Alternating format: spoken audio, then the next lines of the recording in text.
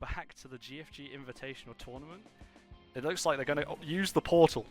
They're going bottom with the portal. Going for the track, it seems. But I think the Oh, X mark is out, and the boat. They bring him back into the boat. Lovely. The Treant unfortunately walks into the boat as well, and this will be a double kill. 2 kills for GFG. Ob not getting one, and Churubong with the Macropie getting the other. Going in, he does have his ultimate. He Oh. purges it, or just about gets it off.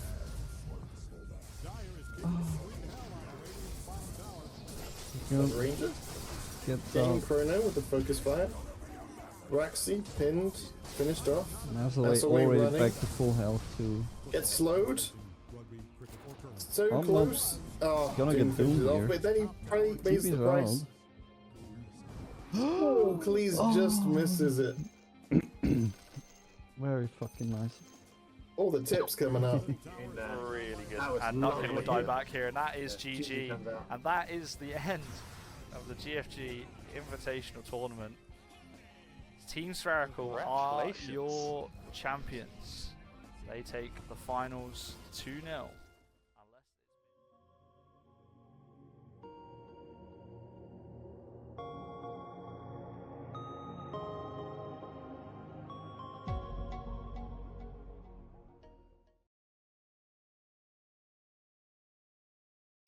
This is the wrong logos, but hello everybody and welcome back to the GFG Invitational 2025. We are fresh out of a Top Goon and here to cast the grand finals of the GFG Invitational with not these two teams. Let me just switch this out. There's Sitout's logo and here is Spherical's, which is behind them. Great news, always good to see. Got to try and move that over. Lovely work. Okay, right, we have the players in the lobby and we're basically ready to go, but I'm going to indulge myself with a little introduction beforehand as the organizer, and before I introduce my lovely co-caster as well. Let me just explain a bit of the context of the tournament. I don't know how many people were new or here at the start of the tournament as well, but it's been great to see everybody involved. But just to give you some context, the GFG Invitational has been run 2 years in a row. Last year, it was set up really as a chance for us at GFG to give ourselves a bit more competitive games, play some more tournament Dota. We really enjoyed it after the GTI the year prior to that, and really just trying to, set up a tournament of our own to test our mettle again against some of the teams we maybe didn't get to play. As I get beansed live and direct, thank you very much for the follow. Last year, Team Spherical won, and you will notice once again, Team Spherical are back in the final. Last year we did a little, it was a 6-team tournament, and there was like a group stage and then a longer playoffs. This year it's been shortened, and obviously on Friday we had the playoff game between Sitout and GCDD, which decided Sitout would then face Spherical again in the final. The other thing about this tournament, you probably noticed from the graphics and stuff, this is the 10-year anniversary tournament. We as GFG on 31st of October this year will have been playing, officially set up as a team for 10 years and will have been playing Dota for 10 years as well. I don't know whether you would think that from watching some of our plays, but at least we have had fun with this game for that length of time. And it's kind of one of the things that drives me to create this tournament. I am personally a strong believer that players of all skill levels should be able to play amateur competitive Dota if they want to. It's different to pubs, it develops different skills, but to do that, you do need to have fair games. And I think this year, that's what we've achieved. When we were looking at the stats earlier with Falcus, that's the kind of thing we've managed to get a lot of this year. And there's been lots of drawn series and really, really good close games, interesting drafts, and the like. And so all of the group stage is now done. We've had the playoff round. So this is really it. It's all culminated in this moment. So all that I have left to do now is introduce finally my co-caster, Obnot. How are you doing? Let's get into the details of the game and also get it started. And how excited are you for this game? Because I'm very.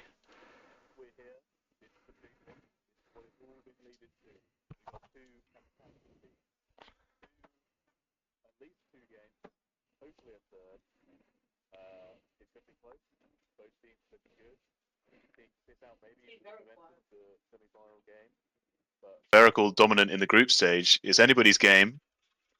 You're Moist coming through. Goblin did just beat Lulu in a 1v1. Yeah. So there's that. They're coming off the back of that. But yeah, I'm so pumped. This is gonna be a hype game. Yeah, I'm really excited also. We had a bit of an audio issue at the start of what you were saying there, so apologies for that. Seems No like worries. my Carnage my Carnage like rejig of my stream has had a bit of an impact, but I think we are ready to go. The two teams have had a lot of time to just chat while Top Goon has been wrapping up, so uh, let's get started. Yeah, it turns out two enlightening things. Team Spherical, obviously German based, but apparently in their comms they speak in German, Yeah, okay. which is interesting. I guess obviously if you're a German native speaker, then that makes sense. But to me, it seems weird. Maybe that's where we've been going wrong. Maybe we should be I doing our game comms in German as well. And by that I I would mean argue we would play just as well if we spoke in German. maybe maybe it's that we um maybe it will make us better because we'll just be silent because I don't think anybody speaks German as far as I'm aware. So there you go. 9. Okay, so the coin toss was won by Team Sitout. They are winning it again. I think they've won like 4 in a row now, including 2 on Friday in the playoff. So it looks like Sitout will be taking first pick for this game, and then the Radiant was chosen by Spherical. So that means once again we have a first pick and Dire. Seems to be happening a lot in this tournament. And Spherical second pick Radiant. Just writing that down so I know what I'm doing when we come to the lobby next time as well. You can't be making mistakes. It's the final. Exactly. The big one. The ticket is on, so we're all good to go. Let's have fun and enjoy it. We will get the draft in good. Quantum Dad, what did you miss? Well, assuming you've just joined and this is the first thing you're watching, you've missed an entire group stage in which Spherical took the top spot. Sitout coming in third, I think, but winning the semi-final against GCDD, and now in the final against Spherical, in a best of 3 to decide who is going to be crowned the GFG Invitational 2025 10th Anniversary Edition champion. Straight into the draft, straight in with 2 bands. It's the Pango, the Tinker ban, and the Verno ban. All classic bands that we're kind of expecting to see. Obs' Pango is to be feared, as is Lulu's Tinker. Yeah, all looking pretty standard stuff so far. Sorry, I'm just trying to figure out this audio, so if you want to continue, they may stop being able to hear you at a certain point. We're going to try and fix it so that it's not, because it might echo later, so I'm just going to check that. Oh dear. Well, the last thing you want is a double ob. Oh, there we go. You had it for a brief moment, but I fixed it, so you should be good now if you want to I speak think and I think confirm with the chat. 1 ob is plenty enough. In fact, if not more than enough. But to answer whoever Josie's question is, I'm definitely still in my suit. I don't know if you are. And Falcus bringing in the copy pasta, the Sitout, or who I think the fans of Sitout are now called sitters. I think that's what we decided in Top Goon today. So a secret sitter is Falcus, with the copy pasta is straight in. So yeah, honestly, this is exactly what I was expecting as a first pick. Sitout obviously secured the first pick, and they take the Kunkka. That will be Seething's hero, locking it in nice and early. We've seen a lot of Kunkka in this tournament so far, and it's been very effective. Seething plays it incredibly well, so a nice comfort pick. Yeah. Shadow Demon also pretty good, although we haven't seen as much Shadow Demon, I don't feel. No, I think sometimes been banned out. The few games, I think it has quite a good win rate. Won quite a few of the games that it's been in. Very strong support, and does quite a lot of damage, which is real nice from the old support role. Good saves. So, yeah. Yeah, like I say, good. Yeah, very nice saves. I don't know what the interaction with X mark is like, but maybe a way of stopping someone from being taken back. Could be a thought there as well. I think that does. I would say that works. Yeah. So I'll go out on a limb and say it works. Let's see. Yeah, I think Yeah, they've respect banned Yeah. the Obst Omni Knight as well. Get a few bands out. Yeah. If you're in the chat, let's hear if you're a sitter or you're a baller. A baller. The balls. The orbs. An Orber just didn't feel right, you know? No, no, I can. Yeah, that makes sense. Radiant's turn to ban. Warlock getting banned out. I've never been so into balls as I am now, says Bird. Well, that's quite the statement. As we have the Warlock 10 ban. seconds remain. So another support, which I think is a spherical favoured one, is the Warlock. Obviously, we've taken out the Jakiro as well, so two, spherical favoured supports. But be interesting to see what they opt for instead. So yeah, let's see. Radiant's turn to pick. Disruptor also being taken out too, so support pool. Yeah, that's a being nasty limited. one. And actually, in this case, I was thinking about Spherical's second support, but Sitout actually haven't even picked one yet. So I guess It would have been nice to see the old back and forth with the X and Glimpse on opposite teams. Yeah. But, Everybody's repositioning everybody. just yo-yoing across the map. Yeah. Could have been fun, but not this game. Dire's turn to pick. Right then, Mars. Mars. Okay, will Was we a good see, hero. Will we see some more optimal ults today? I hope so. I hope so. At risk of flame, I think it'd be difficult to see a less optimal ult. Anything could happen. That's true. 5 seconds remain. Does give a good target for the boat. Yeah. Must The arena is placed down and people congregate inside. Axe. Boat can come out, especially with an axe call. That helps the boat. The land. Hmm. These are beefy lads. Axe, I think, has been one of the more successful heroes in this tournament as well. I believe 10 seconds. pretty good win rate on Axe. Yeah. Does mean Catastrophe will not be given Centaur. No, well, it's it been was banned. banned. Was banned, of course. Yeah, sorry. You'll have to do something else. I like this for Catastrophe though. Looking think forward to that's- some more aggressive links from him as well. Yeah, I'm really looking forward to that. That's okay. he is a man after your own heart. Hmm.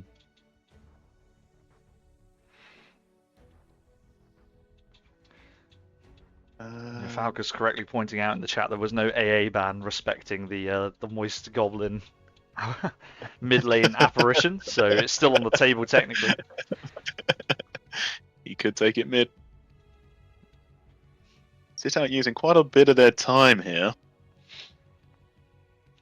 This could He be. did say in the interview, I believe, that if they're using a lot of their reserve time, it's because nobody knows what to pick. But the Lich comes out now. This is also nice for the Mars arena too, if everyone's grouping up around it to try and fight. Yeah, but what else is good Oh, is a Phoenix. back to back, quick picks here. Phoenix is very much in the spherical wheelhouse. They love a bit of that, and that Timbersaw most likely Spherical's be putting the pressure on. Obst hero. Learn how to say the name properly, you know? Obst. I think I don't know if I'm even doing it right. So, Oops. and we did this exact combo, didn't we? The Mars Phoenix, me and Kamaya. Yeah, it's a proven thing. It gave me. Again, the at risk highest of net flame, worth. if you guys can do it, then that'd be a good combo. I had the highest net worth in that game. Yeah, As a consequence. only you'd had a carry. Yeah, someone should have played Hey, carry Lena actually. Radiant's ban. AM coming out. Yeah, He ain't as here as a good farmer. yeah. Yeah, it's Not sure what the AM counters, but I don't see that it.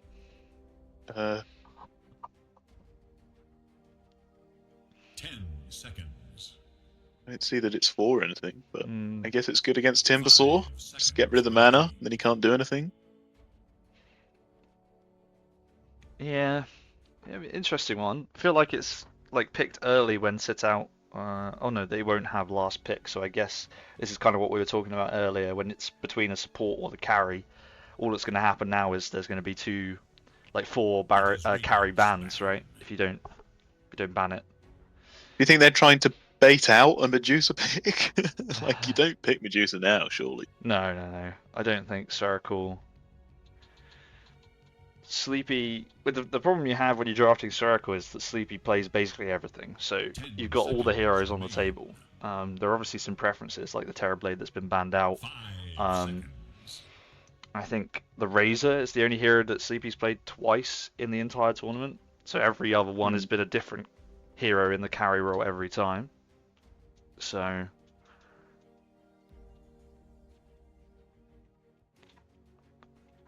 I mean, if you're Shadow Demon, you're liking the AM pick because you get to make AM illusions. It is yeah, true. Dire's ban. And that's pretty nice. Can you blink out of the Mars arena?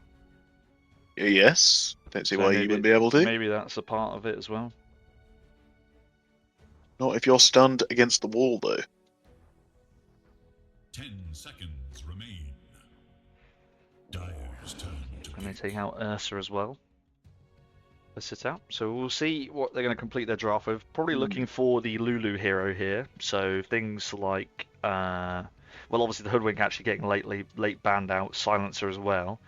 For Sitout, the hero that comes to mind for Lulu at the moment is the Venge. That's one that I've seen them play quite a lot. 5 I don't know how seconds effective it will be in this particular game, but if we're going comfort picks, that might be where they go.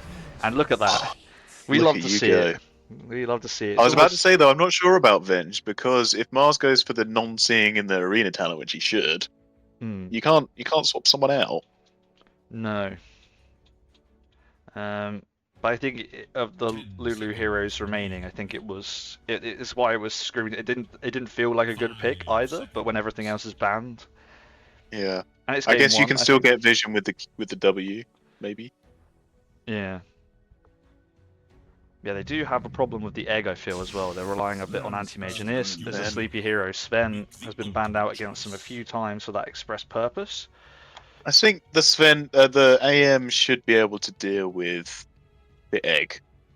If it's going down, he just needs to blink on top of it, and he'll kill it very easily himself.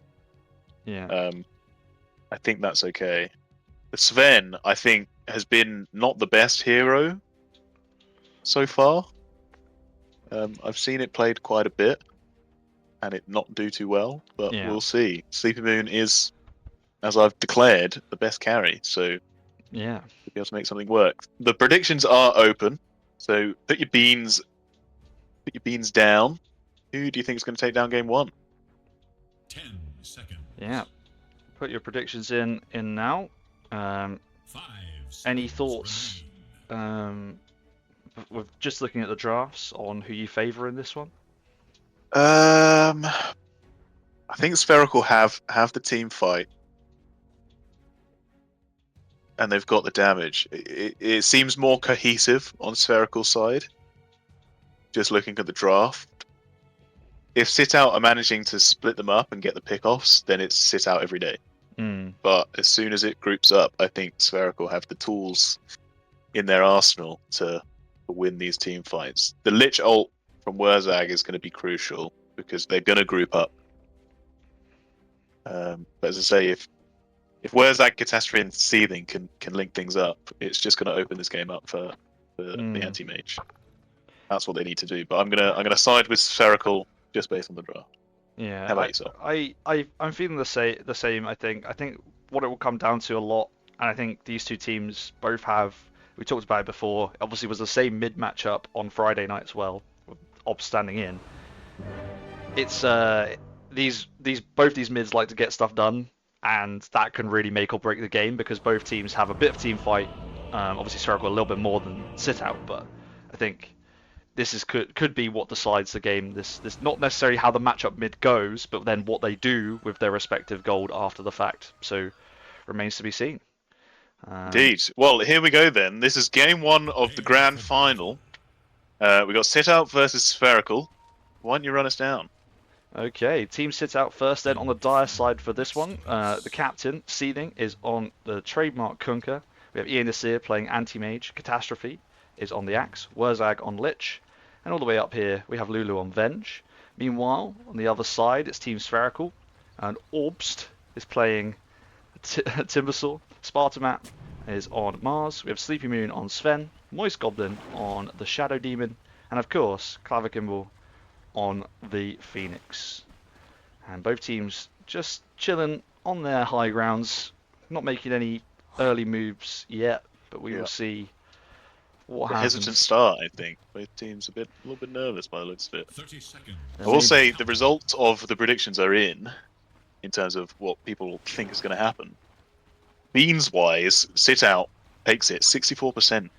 Wow. As we're about to... They are going to engage, so they're going to walk up the high ground. Spartamat's up there first, going to try and get some clicks off onto Ian Nasir. The stun hits 3 from Sven, that's really nice, but now the spear misses the tree and pushes them back, so Ian Nasir should be able to walk away from that one. I don't think there will be a first blood in this engage, which is unfortunate. Mars' spear, although Wurzag stuck around to try and get the rune and now gets banished up. I don't think the spear is... Oh, it is back up now, so if they can, they drop the blood grenade, but it's probably a little late, and Wurzag should be able to just run away. I would imagine we won't be able to go too far. The Phoenix chasing a little bit, but everyone needs to get to lane. Yeah.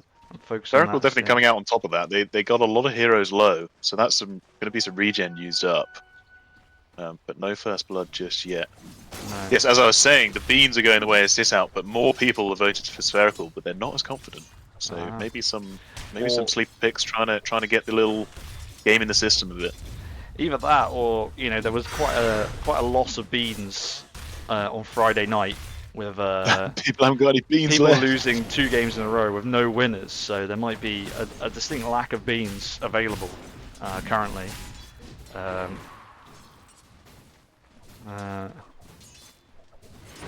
So let's see what happens. Laning wise, it'll be interesting to see how the Sven gets on. Obviously, Sleepy Moon, very good laner, as is the NSR obviously in this top lane too. But up against the Axe, it'll be interesting to see how well the Sven does, because he's going to keep getting stunned up by Lulu and kind of irritated a bit, you would say. Yes. It's not going to be the easiest lane into the Axe you'll ever have, but with the spins, but they will get the stun out onto Catastrophe now. Now it does have to run away. More spins mean that actually it's getting Sven very low, and now Moist Goblin is also in a bit of trouble. Get some clicks from the Venge. Axe still very low, but hanging around. Everybody in this lane is pretty much a few hits away from death, but nothing doing so far. Yeah, Lulu's somehow salvaging some damage onto Moist Goblin there. Meanwhile, clearly upset from their 1v1 earlier. Wants some retribution. Yeah, top lane we had we have Ian Nasir's getting quite low up there as well. So we want to keep an eye on whether they can peg back the anti-mage a bit earlier. Where's like getting speared into the tower? Mid matchup is tough for Seething, I think. Yeah. Timbersaw, obviously, with the whirling death is nasty. Removing the strength of a strength hero is doubly bad, and the reactive armor very difficult to deal any damage to. I think the strength of Kunkka is often the cleave and just like whittling down. Can't do that to a Timber, so yeah, it's very tough very quickly. Yeah, I'm really getting ahead in the last hits as well at the moment.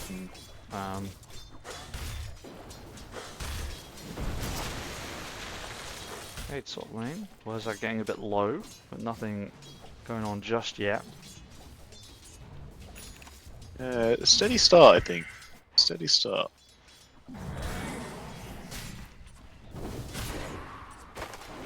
Moist Goblin getting a bit low down here. Yeah, a couple of spins. Yeah, a couple of spins from the Axe as trying to get some stacks out.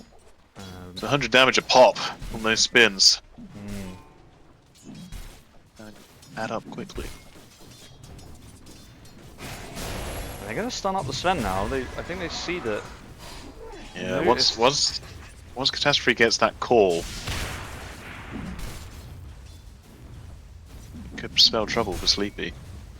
I was walking up looking for it.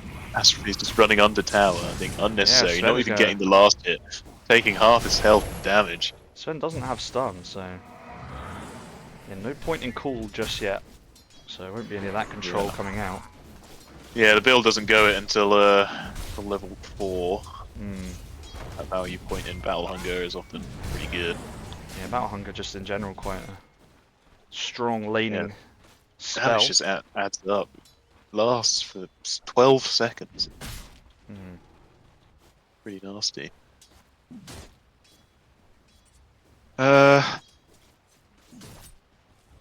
Yeah, so I think Timber winning this mid lane, but the rest of the lanes seem to be going the way of Sitout.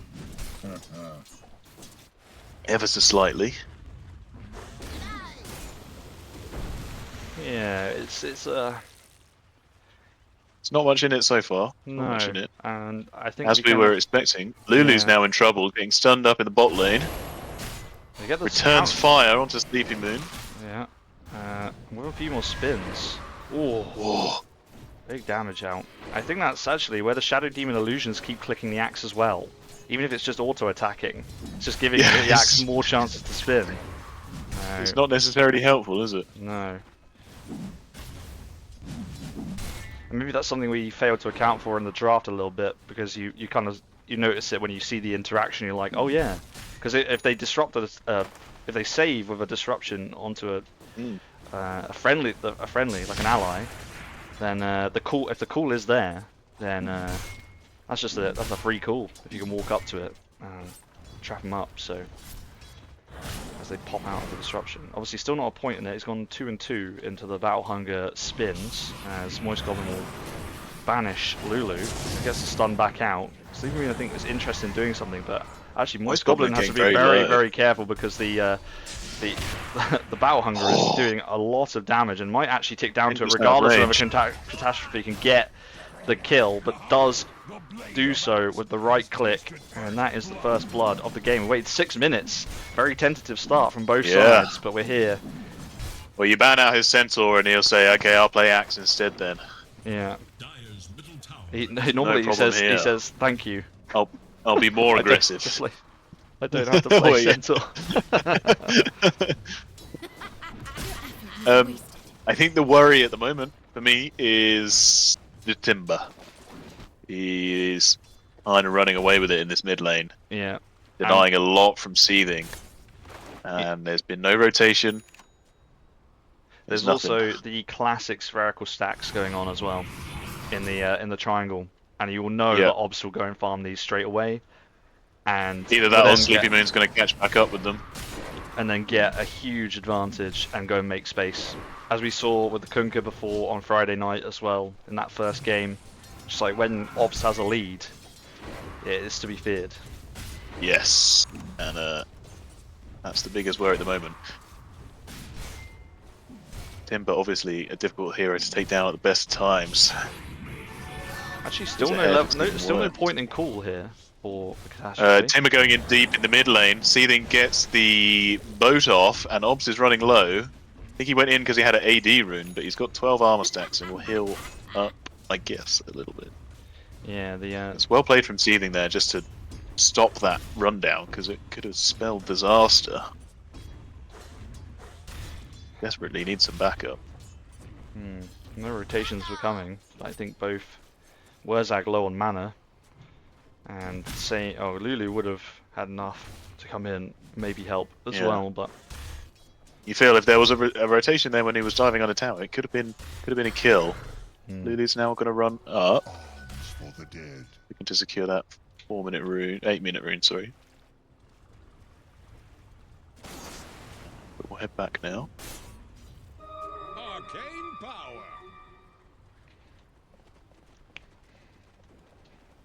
And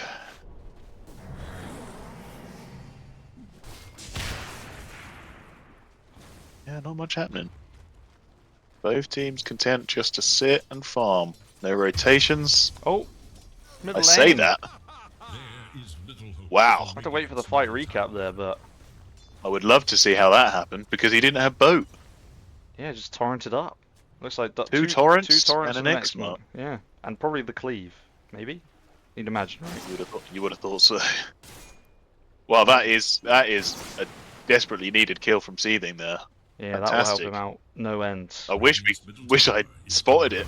Yeah, I just Love did to know not how even I would get that anticipate that down. that was possible, let alone that I should be looking I was in the middle of towards them. saying nothing's going on, and then someone died. It's so embarrassing. It happens. It happens. I didn't catch it on the cams either, so have to watch the replay for that one. Yeah, a lovely kill. Catastrophe much is needed. feeling it here. Wants to go under the tower. Doesn't have the call, but actually will Yeah. just run at Moist Goblin. I don't think. They all not got the call. No, because I think you just run them down. Doesn't need it.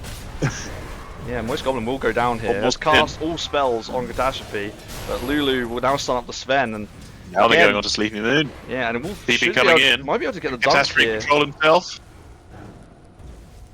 Ooh. No, he cannot. But he manages to run away. He's going to run into the creeps, be spotted out. He does have dunk, and he really wants to dunk this. Really He bad. does, but Symbol is firing out those fire spirits, and now he's very low. Yeah, gonna get blood grenaded as well, runs up to the high ground, but the creeps will give vision to chase. Meanwhile, Sven really low, farming the camp. Oh, disruption, clutch save, but the dunk will be there, run straight into Catastrophe, he's still behind enemy lines, and now they're gonna put poison stacks onto Lulu. Catastrophe is still doing ring a Rosie around this group of trees. He's still alive. He's being chased down to the creeps. He's gonna get 2 bounty runes for his not troubles as giving well. up. Where is he going now? And he's being chased down by this Phoenix. This Phoenix is only level 4. He's gonna take the take the Watcher while he's there. Yep. And then Phoenix will finally give up? No, it's still gonna come back in, give one more click. Catastrophe now use the old river movement to run back down. Moist Goblin. He's been running for so long, he's healed up.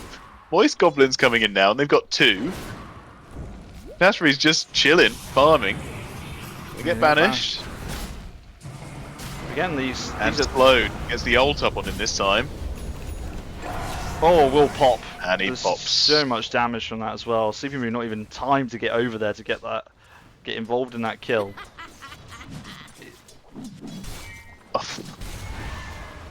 That was a strange series of events. But I think it all results in Sitout gaining a small advantage. Hyena's here doing well in the top lane. Needs to get that Battle Fury timing. Only got the first broadsword so far. Yeah, we do also have the Mars ult online now, so it'll be interesting to see if they can make some moves, maybe grouping up with Obst and the rest. Obst, as predicted, is taking these camps, although he does get bound into the Ancients there and nearly perishes. No, yeah. He's only got the 1 point in reactive armor, so he's not actually that tanky. It should just be able to use the Chakram to farm the remaining creeps. Phoenix will come over and give some assistance too. Yeah, got very low there. I can't get over the balls of Catastrophe, which doesn't farm this camp down here. Yeah. Going in now, they're eyeing up the Sleepy Moon Sven. Yeah, that's who they controlled want. up And and Wurzag stunned has up. come down as well. Still only level 5, so no Lich Ult coming out. Now we'll just get counter stunned and he's getting cleaved down. Wurzag will go down without any reply so far from team. Still no call. Sitout. But now Seething is in with the boat as well, but the Mars ult too and the egg, and this is the combo we're talking about. They're And now he's trapping just keep pushing them away, so they won't be able to get anywhere near the egg because Spartaman is just forcing them back. Catastrophe needs Oh, it's a lovely to stun run from away. Lulu. We'll just 4 pop from stacks. Moist Goblin. Lulu with a nice stun to try and stop the damage, but it wasn't enough. Now Obst will be coming in from the other side. Lulu with the swap swaps him and himself and Obst.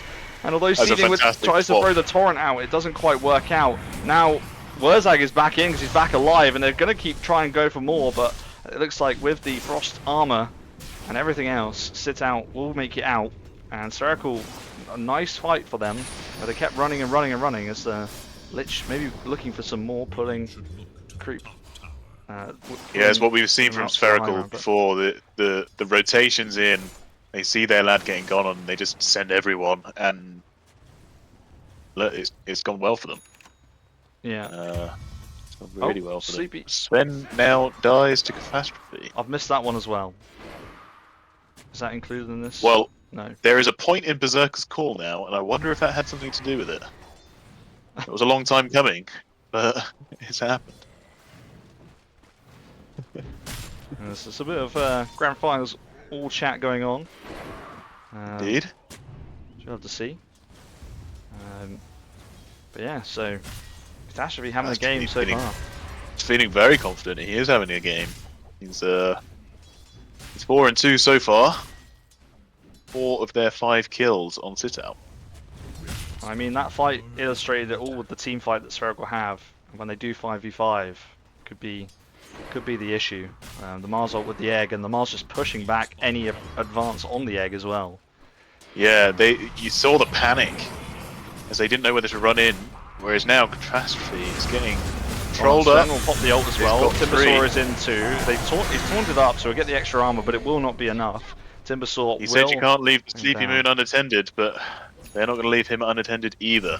Meanwhile, top lane, we've got a Fear coming out onto the Phoenix from Wurzag, and the egg will be popped, and they should be able to take this down. I don't think... Oh, the disruption though! It will actually mean the egg comes off, and now they can drop the Mars ult. There's a huge disruption by Moist Goblin. It's huge. They will get the return kill onto the Mars with the Lich ult, and it turns it back around, and now the Phoenix will be brought back, and you would imagine be controlled up eventually. They do have the swap and the stun, and yeah, what I thought might have turned around in Spherical's favour actually dips back towards Sitout, as not only does Wurzag survive, but they managed to get the Mars and the Phoenix, so the offlane duo going down for Team Spherical.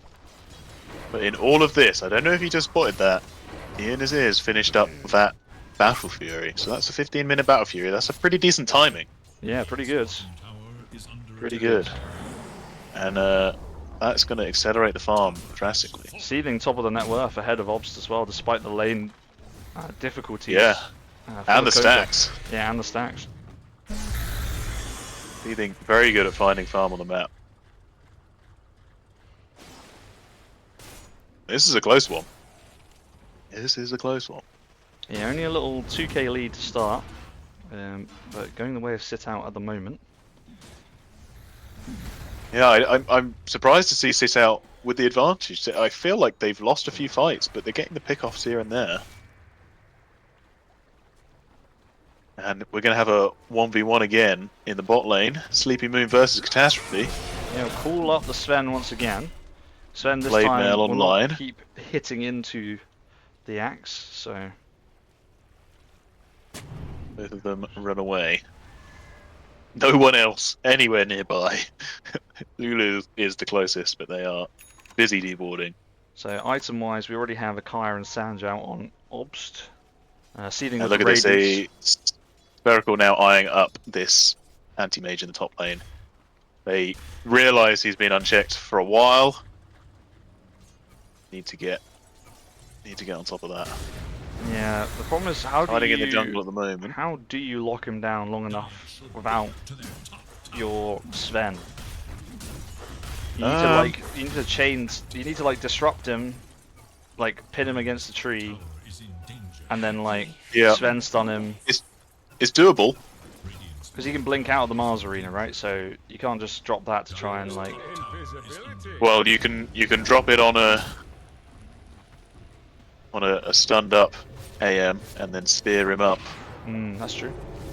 They've rotated loads This here. out with come to Sitout the as well. rescue. Yeah, they've come to the rescue. They're going to find the Phoenix, who Find this Phoenix. does have the egg, but won't have time to pop it, even if they were going to. Found another. Yeah, nice self-destruction, but it will only delay what you'd imagine is the inevitable Seething, cleaving for a double kill there. And Sitout, Making the moves. it's happening. They are... the sitters in the chat will be happy with this one. They are on a roll at the moment. Just out team fighting this Spherical side. So far, so good from them. I am noting that they have got some kills and now are pushing objectives. This is great news. We did see them struggle to get objectives in previous games. See, in the semi-final, that's how they lost their one game.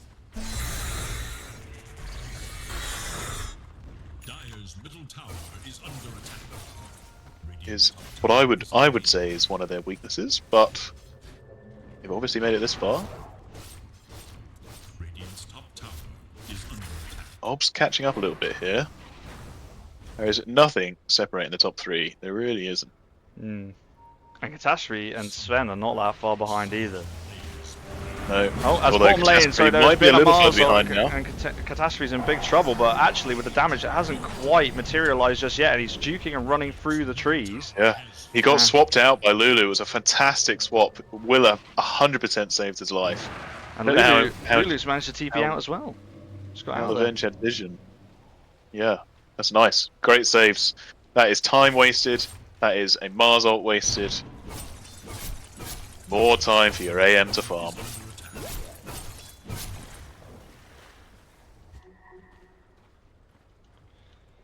Just gonna have a quick sip. Is in danger. Are you on the rum? No, I don't think I can face it. Not currently. Whereas I Bold getting enough gone for on that in the mid lane, Obs will take that kill. Seething has rotated in though, will X mark stun combo. And we do have Lulu as well there. I don't think they want to fight this really. They're just No. just giving him the goose, Wave of telling him terror. it's not for free. We let you have this one. Yeah. Moist Goblin will banish and disrupt the AM here to take some illusions. Which can then use. Yeah, see, things push got this down. Radiance online as well. I'd not noticed Well, that. bottom lane, apologies, missed the kill again. Obst takes down Catastrophe, who looks like was up underneath the tier 2 all alone. And bemoaning the lack of fun in the all chat afterwards. You are a true friend. I Making mistakes is the path. can't imagine Catastrophe dying anywhere else. He's a bold boy. Right. Smoke up now from Sitout.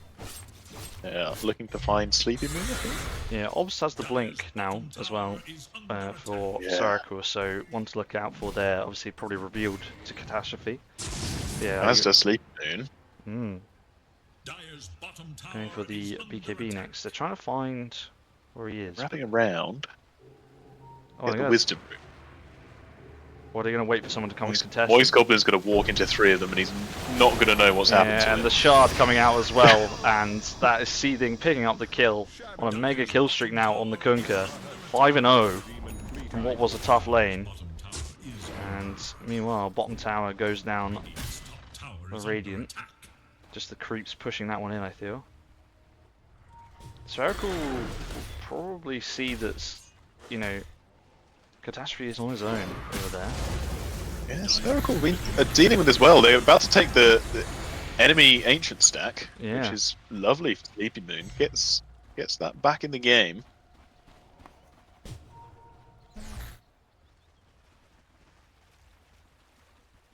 And yeah, Spherical doing well despite being a little bit behind. They are making the most of what they have on the map. Sitout Yeah. not managing to squeeze them out quite enough. We're going to go in now, because they see Ian and Zera's run up with Lulu, and we'll blink up to the high Yeah. ground. Obs tries to chain up to follow, but doesn't hit the optimum tree. Now he's going to get absolutely obliterated, although it's a bit early on the Mana Void, and now there's a lovely egg, but unfortunately the fight had pretty much ended at that point.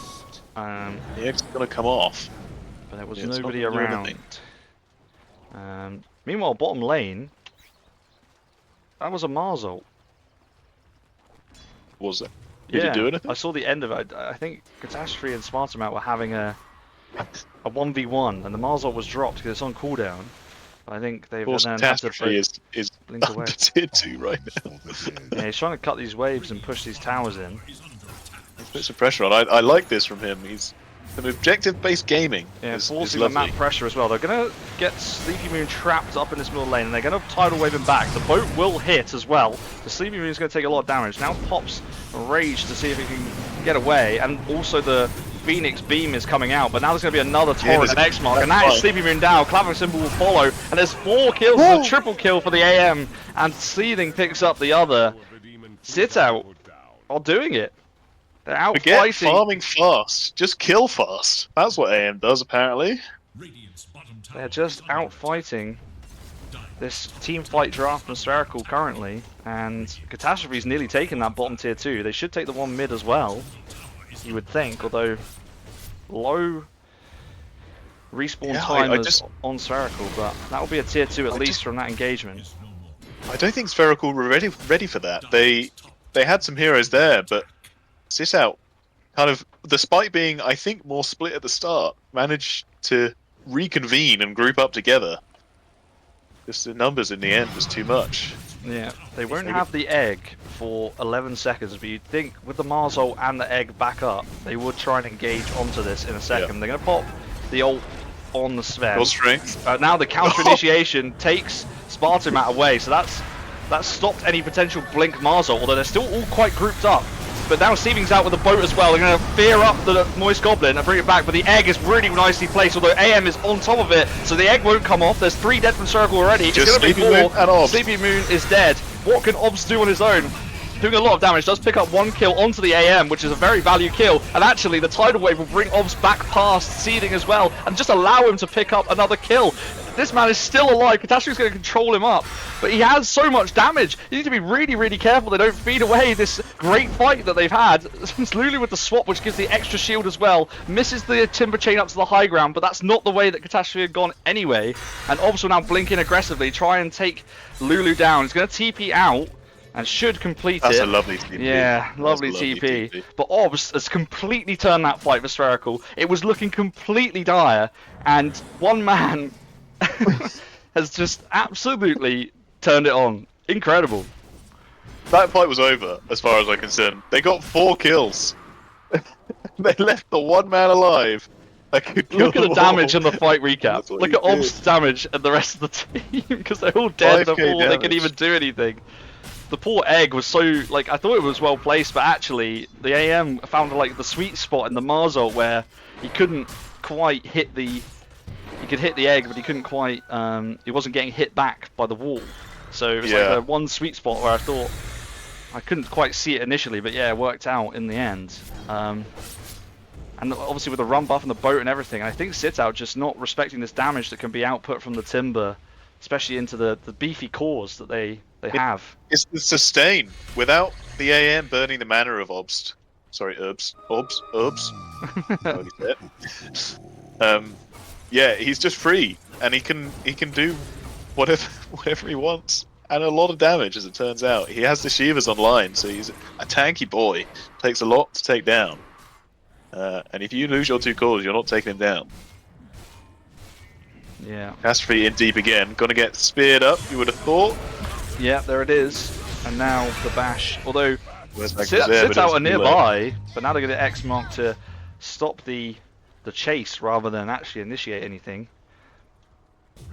And the game is swinging a little bit back, you feel, just in terms of momentum in Spherical's favour. They're going to go in onto the AM in the middle lane. EA Nasir is in big trouble, gets caught out, trapped up and speared against the wall, and will go down as well. Wurzag glimmer caping away. They shouldn't find more from that, and EA Nasir does have buyback, but that is a huge kill, and again another bit of momentum shift in Spherical's favour. And they're going to blink in for more. Lulu's in trouble now as well. And that's no optimal swap targets either. They do get the nice double torrent, but it's not going to be enough. And Spherical are just running at them now and rolling with the punches. Sitout needs to regroup. Spherical do this so well. They let you think you're in it, then they just turn it on. Obs bringing them back into the game in that last fight. Sitout maybe feeling a bit too overconfident. I gotta say, EA Nasir is 39 HP away from getting their tier 2 mid. There you go. Before the glyph came out and he got ganked. He tried to blink away, but yeah, the blink on Sleepy Moon and the stun was enough. Yeah, pointed out in chat as well, Obs is level 23 on the Timber Sword, by the way. He has members of his team who are, his supports are level 11. And I mean, Seething has had a great game, 7-1, level 17. I'm guessing it's those solo kills following the death ray. He got all the XP for the kills in that fight where he turned it around. I'm guessing that's where it's got to be from. Yeah. Bird pointing the same thing out in the chat as well. My goodness.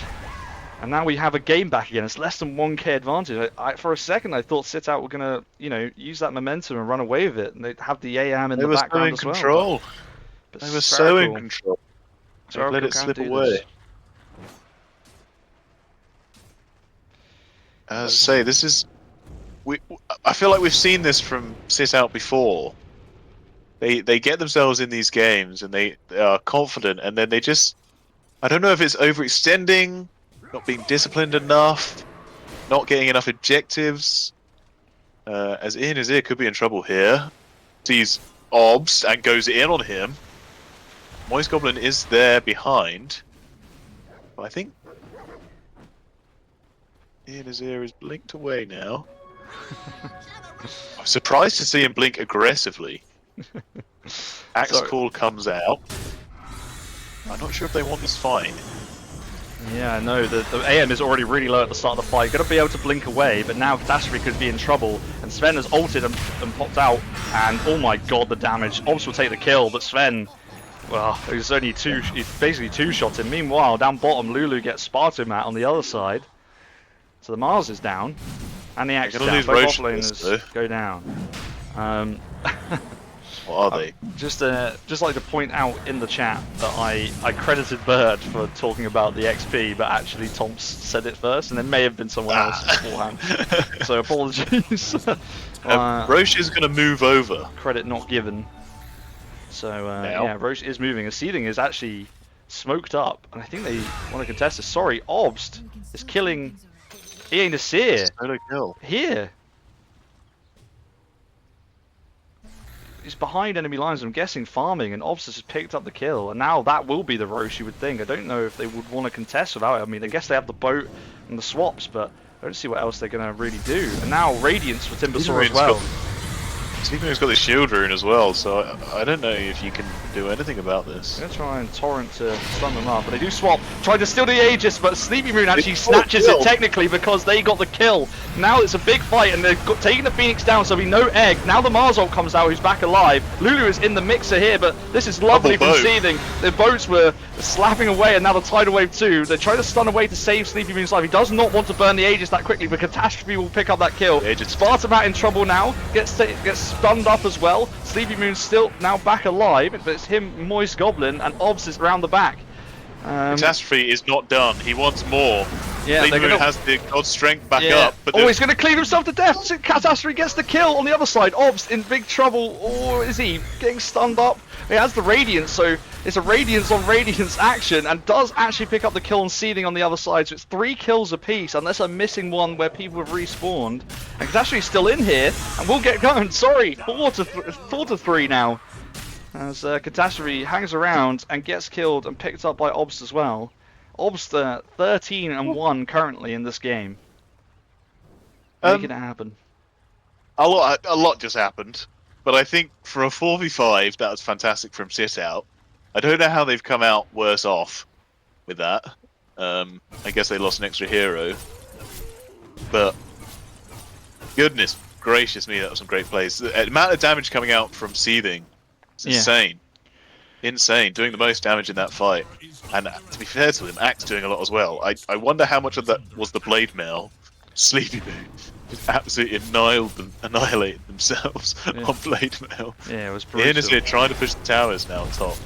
Yeah, important to note that because of the kill, Ianasir was not there. So that was, a contest for the Roche that was done 4v5. So important to note the AM was not present and probably would have been very useful. Obviously, they also technically snatched the Aegis because Lulu and Seething Great got Roche the kill. steal. Great Roche steal. And Lulu was very, very close to stealing the Aegis. I would be interested to see how close it was to the full steal. But, I missed that. Yeah, swapped themselves into the pit. Wave of Terror swapped in, and nice. Yeah, it was very close. Very, very close. That would have been huge. The kill steal and the Aegis steal would have been an incredible start to that fight, and actually would have been much better because they got the Aegis on Sleepy Moon to start with. Could have focused maybe on Obs. Ian is here. Yeah, it's gone bottom lane. They were smoking up to try and find him, but he has gone out of there. He's not home. He has decided to farm half of these creeps and not finish it, but he does now. Spherical grouping up. Spherical with a gold lead for the first time since 5 minutes in, by the way. The graph Yeah, has after dipped all that the way fight, back. they managed to bring it back. But there's nothing in it now. There's nothing in it.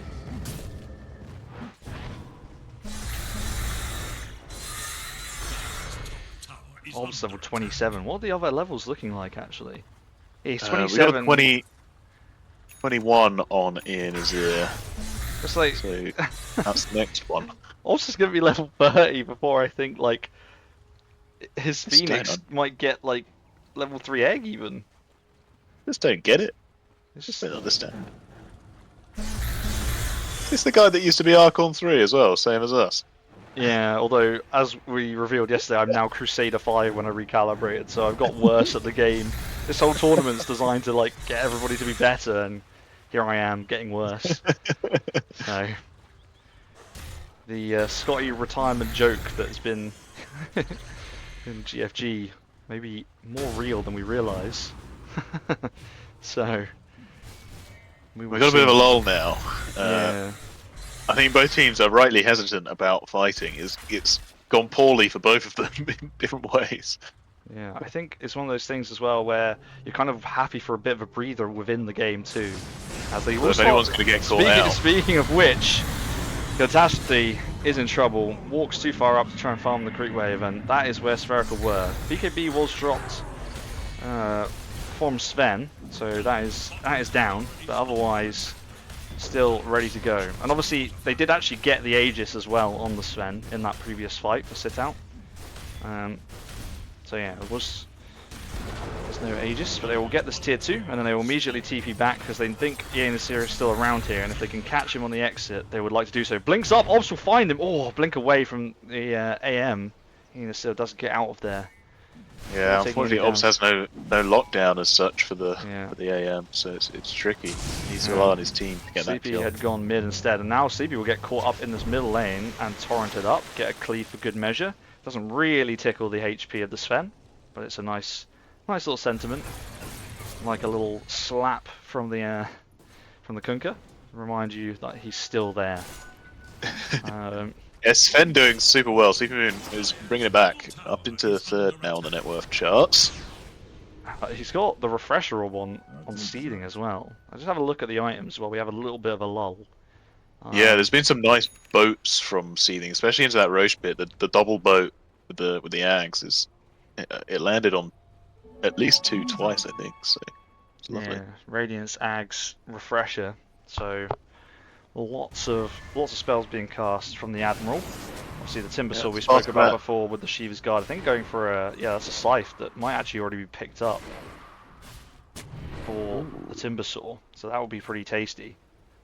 That is the lockdown that he needs for this AM. And that's what kind of crazy about this this game right now is that Obs is like 5k ahead. They're going to see the AM, sorry, as he blinks away. Obs is 5k ahead on the net worth, but the lead is only 1k for Spherical. So Sitout doing really well on the other cores to be involved, as they're going to find... Catastrophe's gone in. Yeah, it has gone in as a lovely torrent and boat as well. And the Marzot will come out, but everyone's getting stunned by these repeated boats. I think that's a refresher orb boats as well, so there's going to be 6 of them all going in. They do pick up Catastrophe in the end, but it was not for want of consideration. But now Obs has no fear. Yeah, blinks in. He has ironically been feared up, but there's the Mana Void, and that's the big damage, down for 100 seconds, and that's it. No Obs. That was so long. So, and Spartamat's now in trouble. Clavakimble could be in trouble too. 10 kill streak, and that went to who picked up that? Lulu takes the 10 kill streak. But meanwhile, in the current fight, Phoenix controlled up by the X mark and brought down as well. Sitout returning to what we saw earlier in the game and doing some serious damage. Obs blinking in aggressively, like we said, no fear, but actually got feared up by Wurzag. As we should have had some fear. And should have had some fear. That was enough lockdown for the AM to drop the Mana Void, and bam, there he goes, just like that. Yeah, that 27k net worth, it's all gone. The problem with this Hex and the Kaya and Sanj is that actually the mana pool is nearly 2,000, and you know how much damage? 1.3 damage per point of missing mana. That's a lot. That's a lot of damage. Yeah. As we've just witnessed. So the AM coming in clutch against. That's your answer to the Timbersaw. Very nice. Yeah, I think the problem in the fights before as well was that the AM was being killed before having that impact, and so then Obs was basically free to Yeah. do as he wanted. Even in the fight where it was a 1v4 or whatever, the AM went down first, and that allowed Obs to then have this free chance to go and kill the remaining cores. So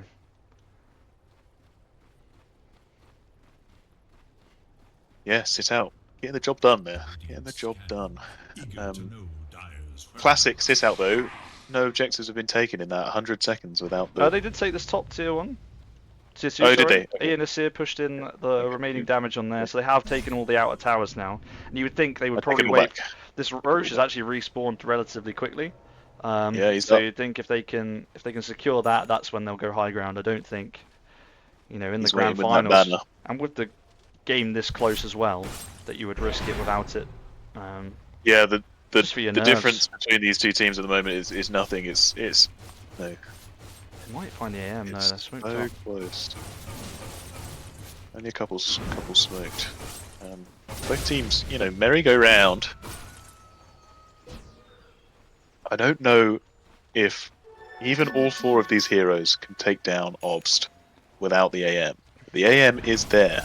Yeah, and he's gone in straight away, and they've got the cool backup as well, so taunted up on Obs as well. It's a lot of damage. It is a lot of damage. He's got no mana left at all, and Ian Asir will pop that again. That's another 100 seconds without Obs. The top net worth hero. Now the AM is catching up as well, and it's a 5k lead for Sitout now. And that's what you get for being level 28.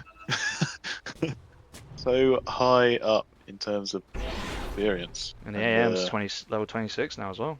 Astrovi sees nothing better to do than to run into the Roche pit. And here we go. Yeah.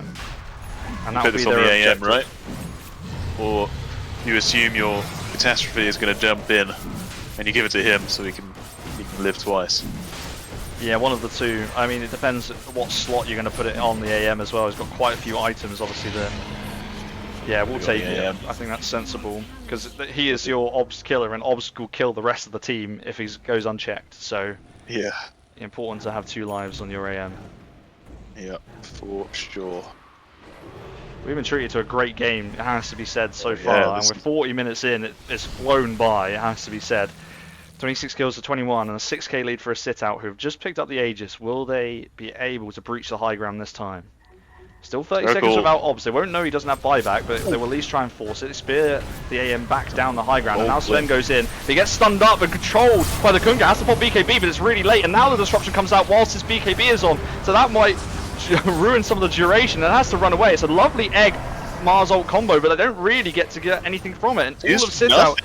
is still on full HP. Will they try and sustain Yeah. this fight? Another torrent hits, and the Battle Hunger is there as well. Lich blinks in with the ult and the double fear, Oh, and he's going to take down both Spartan Mat, and that's your Was off-lane that? hero gone. I mean, their ults are down already, but there's no buybacks on either of those heroes, and so with Obs back, what can Spherical now do? Yeah, getting those ults down and not getting anything from it is just green light go to Sitout. They're free now. They can do what they like. They're not going to get caught out. Ian has Right. still got 2 lives. Oh, the counter Doesn't care. spell! Minko, The Sleepy they Moon got has stunned spells to deal himself! with it. Counter spell from the AM! He's made him stun himself, and now Sleepy Moon is down for 90 seconds. And now Moist Goblin will follow, and Obs almost certainly will go down as well, without the AM dead, and with a second life Well, anyway. the I AM needs to help out here. don't know what is going to happen. Sleepy Moon They need the asking AM how. Oh, Seething will actually get himself killed by bringing him back, but there goes Obst as well. And this is looking particularly difficult now for Spherical, as the carries exchange a few words about how that counter spell came off. Unbelievably clutch. Sven stunned himself before getting feared up then by the Lich, I believe, and they managed to Yeah, just control him up, and that was it. You'd have thought this was the game, but Spherical not going to go down without a fight. I guess swap the Symbol is in deep and just dead. yeah, no It's egg just either, dead. so it's very, very difficult, and it looks like it will be mega creeps for Team Sitout. They got a 17k lead now, and it's just getting out of Yeah, hand. it- Spartamat is getting Boom. blinked in on. Ian is here, is feeling it. Confident. Still has 2 minutes 30 on the Aegis, and will take it down. Moist Goblin will put the poisons down as much as possible, just to try and burn the Aegis, but actually won't probably be enough damage just about with the Manta to purge off that extra damage. Obviously, Cloud with the buyback as well. Sleepy Moon will be back in 7. You could contest with those if you wanted to with a last stand, but it's going to be very, very difficult. But no GG yet, so Spherical obviously interested in maybe contesting one more fight. Inazir is low, but he does have Aegis. Yeah. Obviously, Lulu's back now as well in full force. Yes. Catastrophe's there. Gonna smoke up. So they do have the egg online, so Sven is going to go in. Lulu gets stunned up, and Sven's going to try and cleave her down, but now the taunt is huge, actually. Yeah, this is a really nice egg, because Ian Asir is actually in the Aegis animation, so the egg will come off. Clavicimble will probably die immediately after, but now it's a double fear again with the Lich Hole, and Wurzag will eventually go down. Lulu also went down beforehand, but has the Ags, and so is still alive. Actually, Spherical kind of holding. Ult is just bouncing. Yeah, Ian is here, managed to get the blink out. It was a nice Mars ult from Spartamat, but the spear just, I mean, it's so hard, but it's just like. Oh, they're going to find Ian Asir. They're going to try and Ops is trying to clear up. And if they can get Ian Asir, this will be huge. Manta pop to try and dodge some of the damage. Seething is making his way over. Oh, there's an 8 kill streak. Obs does get the kill, and Seething was a bit too late, so you can't control him up. Level 30 on Obs now, by the way, and that's an 8 kill streak going to the mid laner. And yeah, the counter spell not coming out for that one. That is a huge kill. Obs showing us that this is far from over. It's going to be tough. It's going to be an uphill battle. But there's still only 8k, and at 45 minutes into the game, 8k is nothing. It's much more about the buybacks. They're pretty much all up on buybacks. They're still all available, so it's all to play for. Yeah, the problem I think is the Miracle are worried about pushing the waves. They've got obviously Sven, and Obs has no problem clearing the waves. Whether they can push at all now is the tricky thing. Yeah, managed to take a tier 2. And they're pushing out the side lanes quite nicely, actually, with the old Shadow Demon and it's Clavicimble in the mid lane, who's taking quite a bit of damage in the base here from the Mega Creeps. But will fly away from that. Looks like they'll be the one sitting back. They steal the Wisdom Rune as well and take the Vision. Obs might find something here. Sees Catastrophe. And they're going to walk past each other. Spartamat and Lulu just walk past each other. A little stun for fun, but otherwise nothing doing. Sleeping Moon is also there. And yeah, these waves, apart from top lane, these waves are nicely pushed up. And yeah, everything's back online all round. And Ian Asir will be up in 3 seconds time as well. Obs is going to get controlled up here, not just by the stun, but also by the axe call, and the boats are now coming in. Oh, that is a huge Ian Asir. Wurzag once again playing out of his skin, and now the Mana Void did so much damage to shred their heroes, but now Sleepy Moon's in the cleaves! That's so much damage! Obs is still alive somehow in the middle of all of that. He survived all those boats and all that control, and is still living, and Sleepy Moon just cleaved those 2 heroes down. The damage from the Sven is outrageous. 8,000 damage, 8,500 damage from the Sven cleave. And it's a 4v5 as well, because the Clavicimble was just stuck in the base, pushing out this top lane. Yeah, he can't go anywhere. This is actually a pretty hard job from Clavicimble. Oh, how do you break down that fight? Wurzag, the perfect initiation, the perfect support there. I'm guessing he's got the Ags. Yeah, he's got the Ags on the Sinister Gaze. They're going to go in. Ian Asir's going in onto Obs, and now with the chains, yeah, Obs is down. Does have buyback, but will go down as well. And yeah, Sleepy Moon quite rightly that is your cue to get out of there. That's a bad news bears for Spherical. Yeah, sorry, let me go back because this needs to be mentioned again.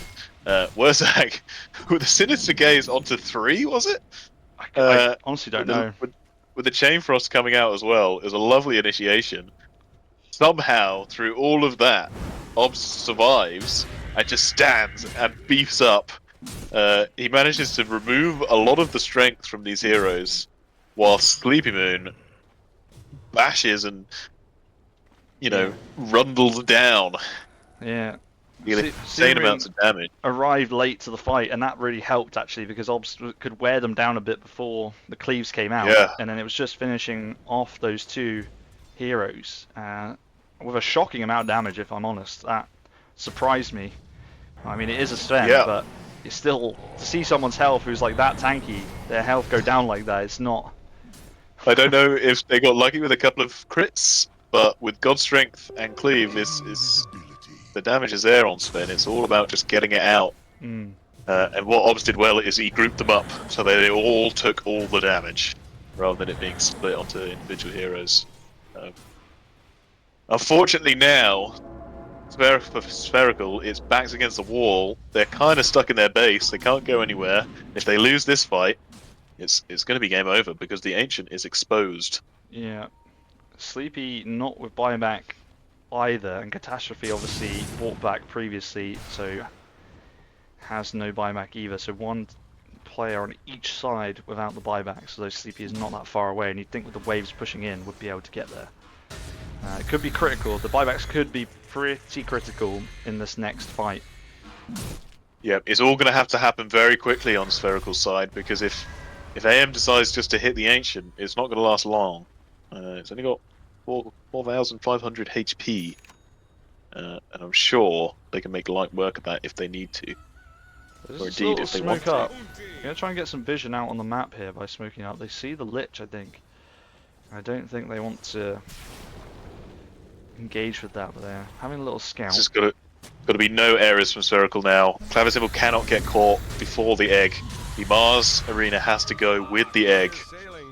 It's got to be perfect. It's got to be executed to a T. Yeah, and Sitout quite Sitout might- understandably moving for the other objective available on the map while they have control. And that is Roshan. Give them everything they can, all the tools in their playbook to make this fight go their way. Not to mention the banner. Yeah, and the banner, and the cheese, and the refresher. Big Roche. So could we see 6 boats? Lord. Lulu's picked up the refresher for now. Yeah, I don't know if the It's cooldown got a Wurzag. Oh, love it. yeah, that's nice. That is huge. These Chain Frost has been doing a lot of damage, and it's keeping them grouped up as well, which is kind of what they want. They want them huddled around their obs so that Ian Azir's Mana Void just pops the ball, because it's a lot of damage.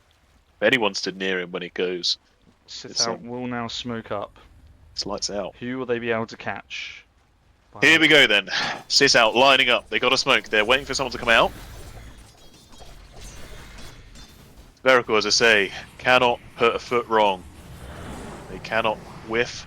Sitout, I think, only have. And here we go, it's going to happen. Catastrophe is blinked in, and now they've got the double stun and fear again. And Moist Goblin will not be long for this well. And now here comes the boats, but the counter damage has come out. The Aegis is already down. AM is gone, and there's an instant buybacks from Spherical as well, who's getting beard up on both the cores. Wurzag doing God's work there, but they're still like full HP, and AM without the Aegis does not feel as strong. So Sitout will actually back up and say, well, we forced 2 buybacks, we lost the Aegis. But we'll take it. We'll chill out for now and be back in a moment. Yeah, let's not compound on the losses. We didn't execute the fight too well. Getting caught out. No BKB for Sven for another minute as well, so good time to fight. The good news is Mars and Egg did not use their ults.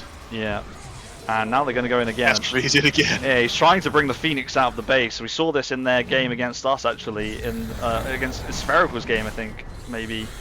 Their game against us, I think they did a similar thing, as they're going to go on to Obs now in the mid lane, Ian is low. Yeah, Ian Azir was cleaving, was hitting himself, I think, with the blade mail on something reflected damage, maybe the Pyrrhic Cloak. Now Wurzag with the bouncing ult is going to take a lot of damage and get locked down. Marzov's only onto 1. Yeah, it is only onto him, and they still haven't got the kill. He's juking out through the invis, and now the swap will come out to get the final damage onto the Spartan Matters. Die back on the Mars, but now they're still fighting, and Obs is still on like half HP. Ian is needs to be very careful. Almost got blown up by by Obs damage, but yeah, Obs is out of mana and very, very low. Manages to get the blink away out of the disruption, so the disruption save keeps Obs alive on like no HP. Phoenix Egg will come up on the other side, but yes, they have problems with the base. Obs has gone back to kind of deal with it, but they are so low. It's on 1,000 HP, but only because it's regenning. Obs needs to also be really careful because he is low. Orbs Oh. blinking out of the disruption. Oh my, I do not Incredible. understand. He's got out of the lockdown. Seething stood on him. Yeah, and he's got a radiance as well, so he had very limited time to get the blink off, but he's done well there. He's done well. Great fight from Spherical. Really great fight. I say they put most of their feet in the right place. There was a couple of missteps. The Mars ult wasn't the best. It's only on the Lich, who almost managed to survive. The shields coming out were huge. But yeah, just getting the damage done, and Ian Azir getting low so many times. I don't think he went down in that fight, did he? In the end, but look at the struggling. graph. Look at the the percentage in the graph. This kind of back and forth on whether Ian Azir or Obst wins the 1v1 against the two of them. You know, Obst was winning early, quite easily. Then Ian Azir decided, well, I can just burn your mana, and then I mana void you and you die. But now Obst is just that little bit more tanky, and he survives all that. It doesn't quite go down, so they need more damage to deal with him. I think that's what is causing the problems with Sitout. This Obst just being an absolute nuisance, as Obst does. Yeah, look at the scoreboard. 21-5 on Obst. Yeah. A great performance. Gaben, still 98% sure that Sitout. He was 99 at one point. And that after all the racks went down, it was 99. They're going to find Obst now, so this could be it. Obst is getting controlled up and stunned up. He is dead. They cast they have cast the double boats, and he will instantly buy back. Coming in left, right, and centre. Yeah, there's the boat from one end and boat from the other end. Boats. So that is the double boat down. But yeah, Obs with the buyback instantly. Now they will smoke up on Spherical as well. Yeah, what needs to happen here now then? For enemies. Yeah, this is such a difficult game for Spherical now. It's twinkle toes from Circle. Yeah, They need Obs has to be incredibly careful because he has to completely avoid. But if he's too careful, his team's going to die. Yeah. So he's still got to go in and be confident. But if he dies, you got to say that that's game over. Needs his team. That's a lot of pressure for one man.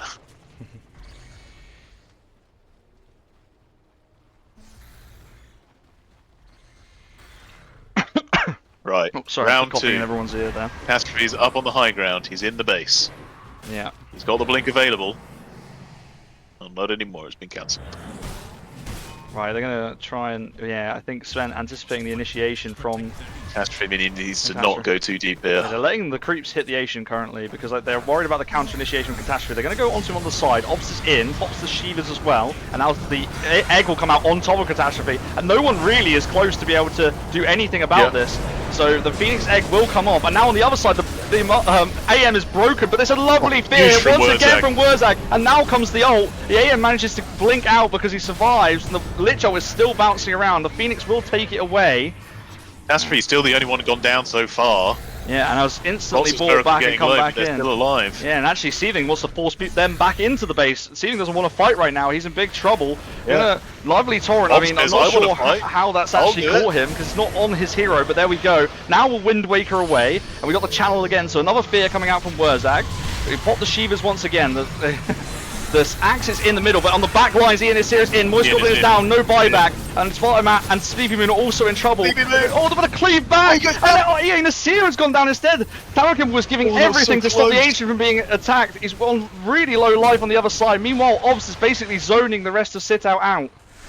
The last hit satanic crit from Sleepy Moon there saved their chances of this game. They kept them in it. Ian Azir was just like a couple of clicks away from getting the kill, and they're gonna have to try again on Sitout. It's not over yet. Spherical, very stubborn. Oh my god. I think we're well and truly into the point in this game where whoever wins this, it affects game 2 hugely. Yeah. Because if you lose a game like this, especially if Sitout lose a game like this now, then that is a tough one to come back from. And even if Sitout win, they know they're going to have to do the same thing again in the next game to win. Yeah. Spherical are not going to let them, walk all over them. They're going to put up a fight, and boy, are we being treated. 58 minutes into this game, nearly 59. I still have no idea who's going to win. The net worth is 7k, it's nothing. Gaben's still pretty sure that Sitout are going to win, but Yeah, Gaben always favours the team with the most buildings, because obviously, as we know, you have to take the buildings to win the game. But Obs is going to need to be careful here. He's going to be caught out. Lulu really wants to swap this, and I think Wurzag and the rest of the team are there. Obs needs to be careful on the way he retreats out of this, because he is on his own. Obs just continuing to go. No fear. Yeah. He does have the Wind Waker. Oh, they're going to see him, and they're going to X-mark him up. This could be big trouble. So the Windmaker comes out.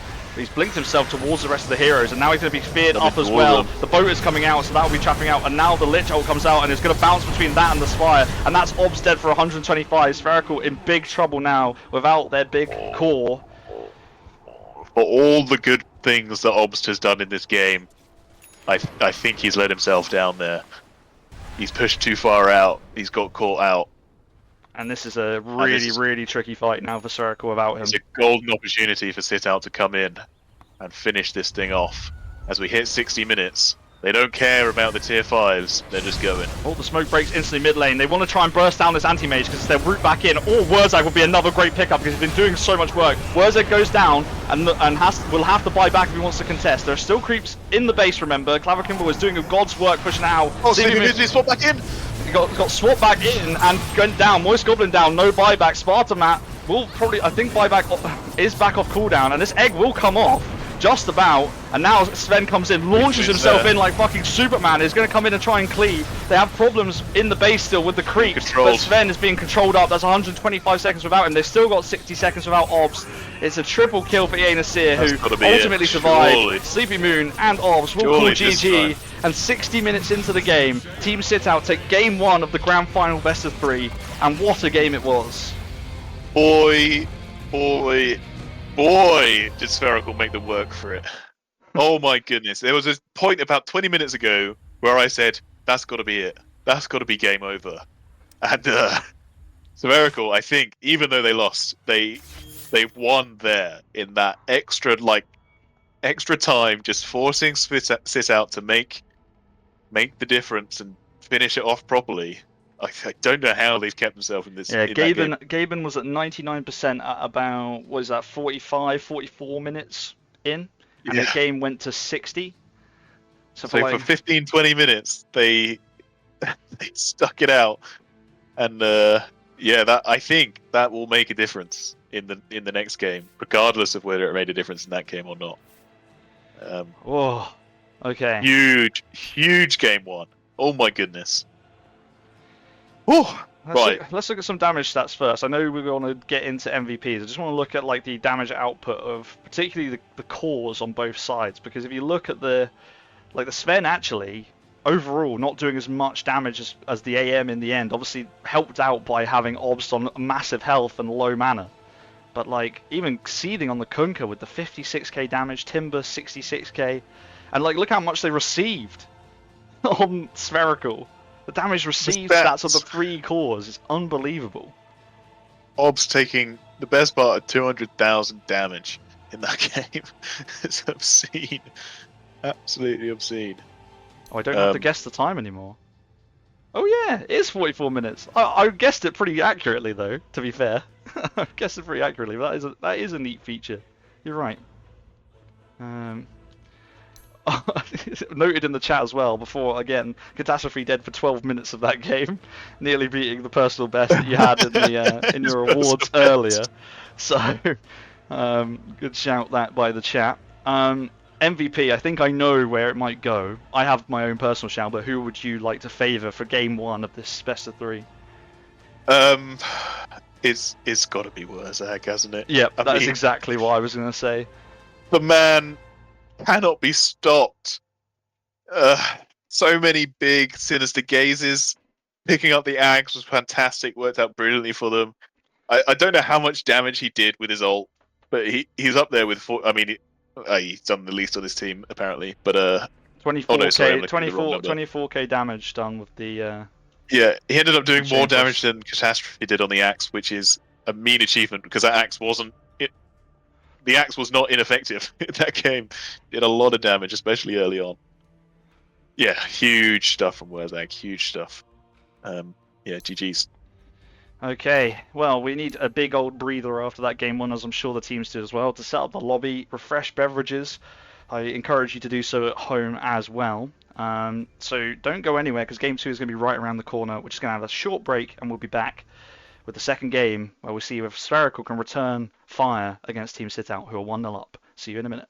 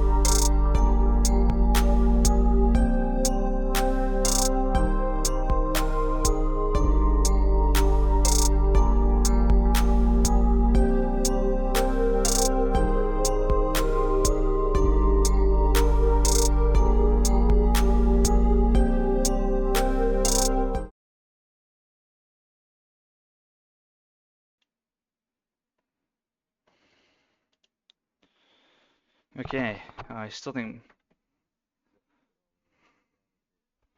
no worries. My co-cast is still getting things sorted, so we're still waiting for one team to jump in all the same. So um, I it's just me for now.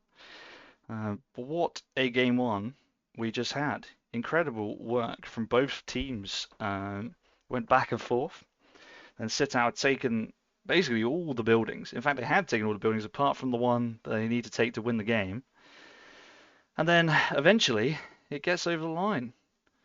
Um, and quite an incredible game, honestly. As we see some beans in the chat, here are more beans. I've got a little beans emote now. Should be free to use, I hope, as well. There are some other nice ones in there as well. If you want to put GFG, you can.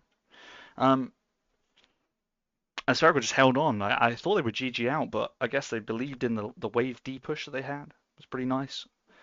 Just like backed themselves. And to be honest, the only thing that was lacking was that win condition. Just didn't see, even for all the team fighting and that ability to basically drag the game out. I just don't know if in the end what their win, how they were going to get over the line, even if they managed to wipe the other team Sitout. I just don't know what would have possibly what the outcome could have been there, because they have to de-push all the waves. But a valiant effort all the same, and we were treated some incredible plays across the board. All round good stuff. As Sitout come in as well. Still waiting for my wonderful co-caster, who I hope is still suited up as well as I am. Although, whether you can call my wonderful shirt suited up is up to interpretation. When do you get to see me play Harry Potter Quidditch? Well, listen, I haven't done a speed run of them in a while. It may be something to do with like me doing so many runs when I first got it or first played it that I gave myself a bit of a wrist injury from repetitive strain. So it's been on the back burner for a while, but I could bring it back. I think I'm fifth now on the leaderboard. It used to be third or joint third, but I've been pushed back. So yeah. And then there was that new game that came out as well, which I played a bit of, but I haven't really picked up since. So. So originally I speedrun the original one, which is like on like obviously on like PS2 and PC and stuff. And so yeah, speedrun that. Basically, you've got to like win the House Cup or whatever, or the World Cup, depending on which run you're doing, in the quickest amount of time. Yeah, Quidditch World Cup, that's the one. Great game. My love for it has now waned a little, just because I've played like so many runs of it, doing speed runs of this. Yeah, the old one did give me RSI, unfortunately, which is why we haven't seen it for a while. And yeah, the new one is like, I didn't mind the new one. I quite liked bits of it, but I haven't picked it up for ages now, so I guess that tells you everything you need to know. And like you say, Falcus, if you refunded it, then it makes sense as well. I even actually participated in a Potathon speedrunning, and I won the speedrun race for the World Cup against two other lads. So that's my claim to fame there as well. Have speedrun some other stuff, but less effectively. Star Wars Battlefront 2. Basically, all the games I liked from my childhood, I decided to ruin in my adulthood by speedrunning them and being bad at speedrunning. So, but yeah, maybe we'll bring it back at some point. Who knows? Obnot, are you back? He's typing in the lobby, but I cannot yet hear him. So maybe not yet back. I think we can get started anyway. I think everything is ready. So dire side, which is Spherical, will have first pick this time.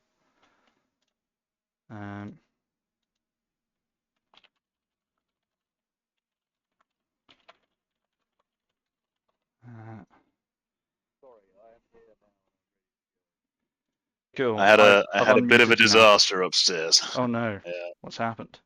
I may have spilt my drink everywhere, but it's cleared Oh up. fuck. Good to hear. It's Let's clear it up. it's all good now. The last thing you want is sticky floors from lemonade all over the floor. So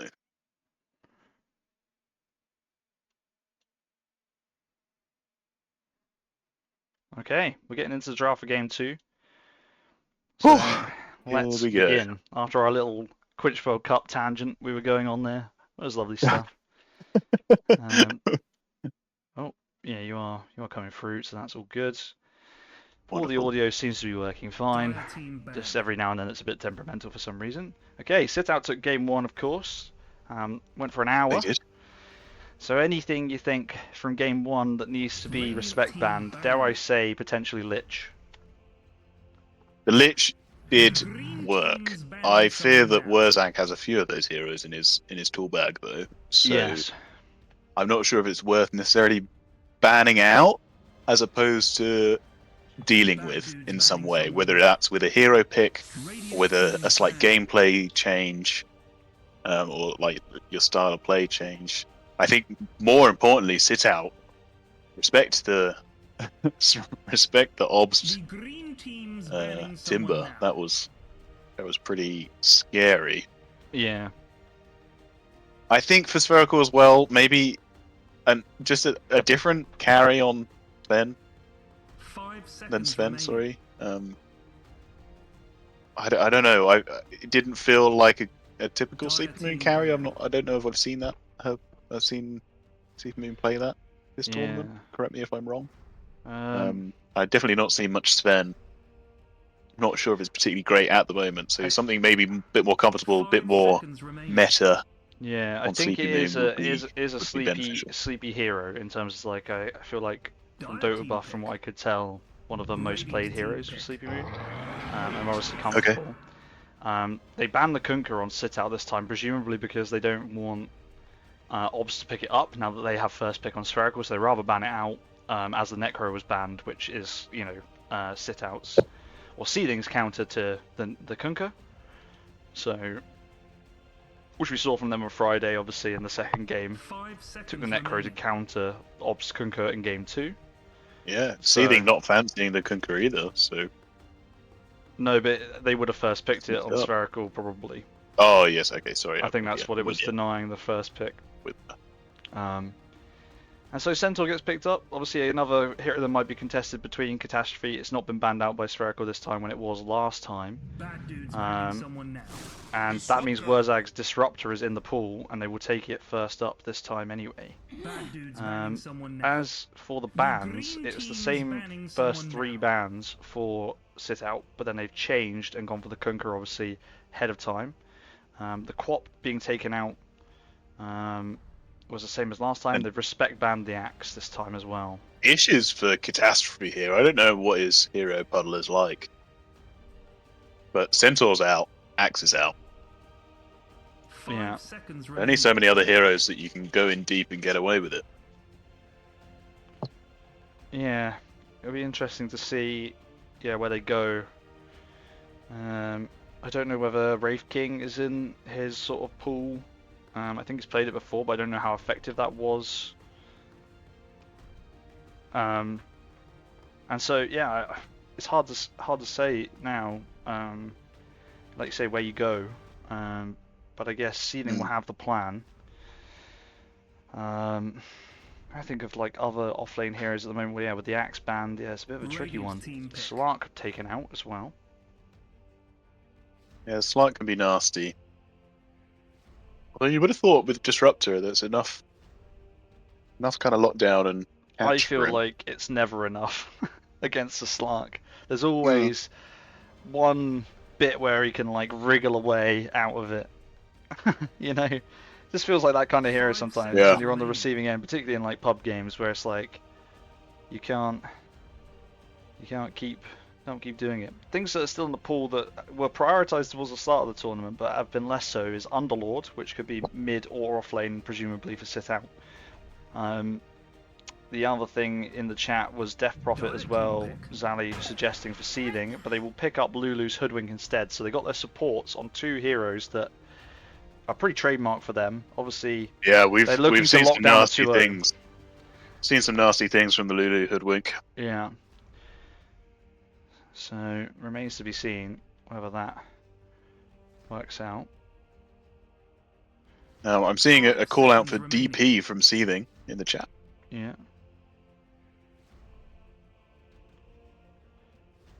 Would be good. Would be good. Yeah, I think that Underlord was in the previous patch, right? Yeah. And it also didn't I have a think great win since- rate in the tournament even then. Yeah. Trying to float it, we kind of floated it around and had that really good game, I think against FGF, our first game, where we played it, and it seemed to do quite well. And then we tried it a couple of times after, and to less effect. I think we did kind of start the roll on that one. We had a good game with it, and people thought, oh, maybe if they could do it well, then maybe we could do it well. It turns out it's actually not that great, and it's probably more about the other heroes. Yeah. Shadow Shaman, Shaman. Esther at the moment, Yeah. really good. Lots of control. This hero has control up the wazoo. And Warlock as well. Now this is a Spherical classic. They love a bit of Warlock too. And this is a good little support duo actually. Quite a lot going on between the two of them. But the Tide picked up, so that's the Catastrophe hero. I don't know if I've seen him play Tide, but I like it in this game so far. I like it. I hope he knows to get the shard. Yeah. The shard is going to be crucial for whatever I think is coming from either Obst or Sleepy Moon. 5 Yeah. seconds remaining. Already good against the Centaur as well, and they go straight for the Ursa as well. So Ursa into the obviously a decent matchup with the Ursa into the Centaur. Relatively. Not sure how I feel about the Ursa. But you also have the Disruptor to trap people in, so Ursa has a good time when they get repositioned and trapped. Ursa can wail on them because they can't get out, they have no escape. Yeah. And it feels like a very strong lane combo, those two.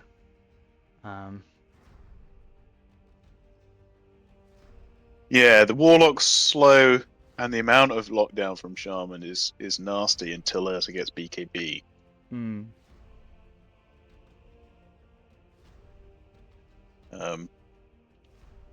But Warlock is good. It's spreading the damage. Spherical do like a bit of team fight, so Bond's going to be lovely. Take some time over their next pick.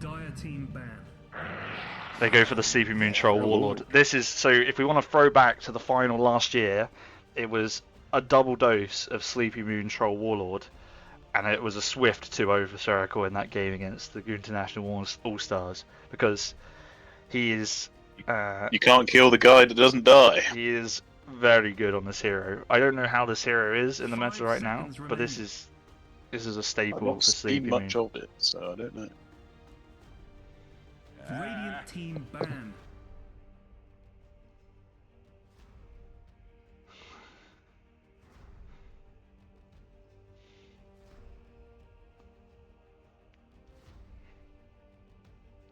So Um, we now get some bans. Mids will be banned here.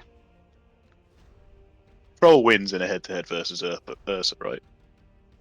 I feel like that's how it should work, but I don't know. If that's helpful at Because all Ursa for you. should win, but then you have the Troll ult. Hmm. I'm not sure if Ursa can survive that. But with the, I don't know. Be close. Yeah, we'll see what comes out last. Nutkin in the chat is not happy about the troll. Says it's never a free troll game.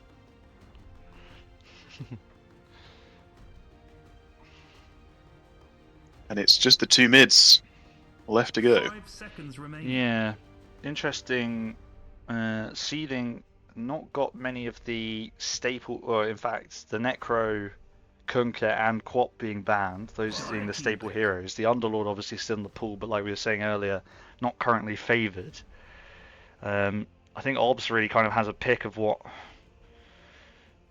I mean, although his Pango, Earthshaker, and Kunkka are also banned, along with the Omni Knight and the Timber from last game, so the mid pool is pretty squeezed right now. So let's see what he goes for himself. Well, plenty of reserve time, and obviously they will have the reply on Sitout. Not much in the way of range coming out so far. No. On either side. Obviously, you have the troll, which you can switch between, but even when in range form, it's not particularly effective.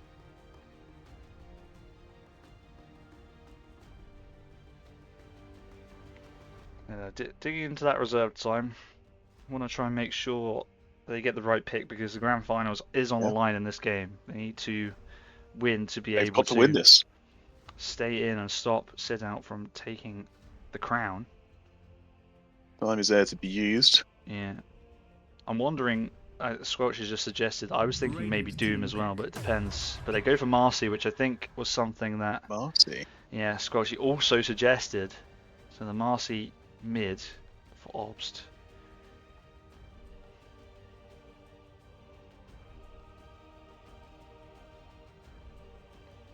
Squelch getting quite rightly some credit from the other chatters there for predicting that one too. We'd love to see that. So now the reply from Sitout. Seeding sees all the heroes and the matchup, and he'll go for the Shrek, which actually is one that slipped my net of the seeding heroes. So some magic damage to be added in. So let's see what happens. What are your thoughts just after the draft on what we have here between these two teams? I don't know. I don't know. I don't think I'm a troll believer. So I'm not sure about Spherical's draft. I don't know the hero Marcy well enough to know whether that's a good pick or not. I see there's been some call-outs in the chat for it, so maybe it is, but I don't have that knowledge. What I do have knowledge of is Ursa and Leshrac, both of which I've been absolutely bodied by many times, and it's horrible.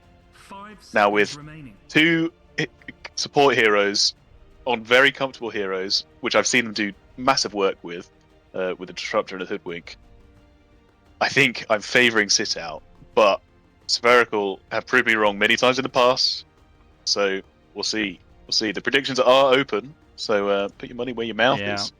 So far, Spherical is being favoured by the chat. Interesting.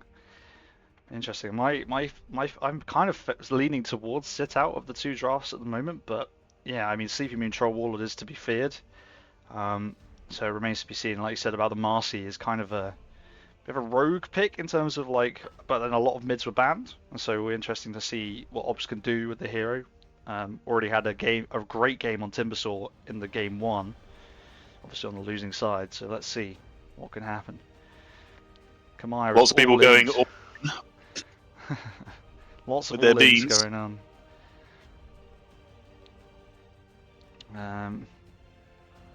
So let's see. As I say, I think with Spherical, it's the fear of the unknown for me. I'm not quite sure how that draft works together, but that in itself might play into their advantage if Sitout are thinking the same thing. But here we go then. This is potentially the last game of what is this? The GFG. GFG International 2025. But it's game 2. Sitout took down game 1. Can they do it again? Let's roll it down. Okay, well, let's start with Team Spherical, who are on the dire side this time. We have the captain, Obst, is on the mid Marcy. We have Spartamat playing Centaur this time. Moist Goblin picks up the Shadow Shaman, Clavakimble on the Warlock, and Sleepy Moon on the Troll Warlord. For the side of Sitout, we have Ian Nasir running the Ursa, Catastrophe on Tide this time. Seething will be playing Leshrac, Lulu, Hoodwink, and Wurzag Disruptor as we get an initiation here from Obs, who leaps up to a nice pushback to pin 2 to the trees. There will be some blood grenades thrown down as well, and they're going to try and take this Tide down. Catastrophe could be in big trouble, and the bombs actually doing huge damage across the board when they split the attacks. And so first blood going to the Warlock of all people, I think because of that bomb damage. So a nice early maneuver from Still have time to Spherical. make a cup of tea. So we're obviously trying to get some early momentum with Spherical not from messing game around. one. They are in this to win this. It's just not cricket. There's Catastrophe. That's a good observation from Catastrophe. He knows he's not in a cricket game. Yeah.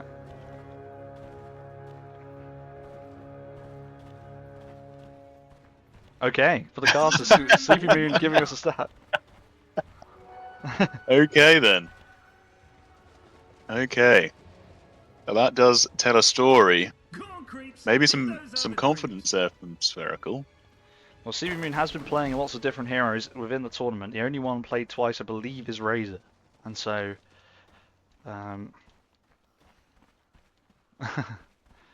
very nice to see some more heroes being picked up and played.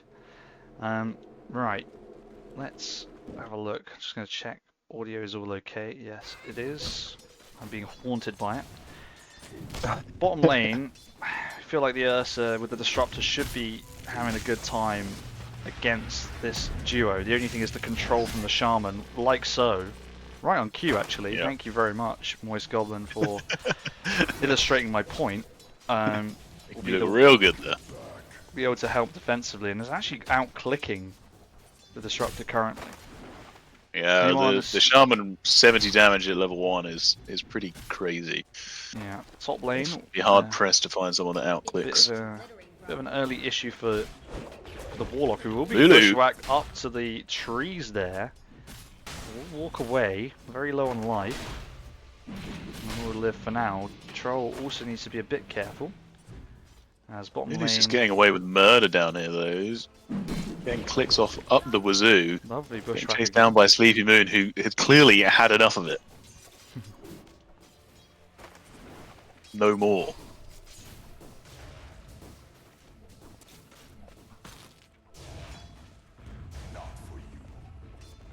Even Stevens mid so far.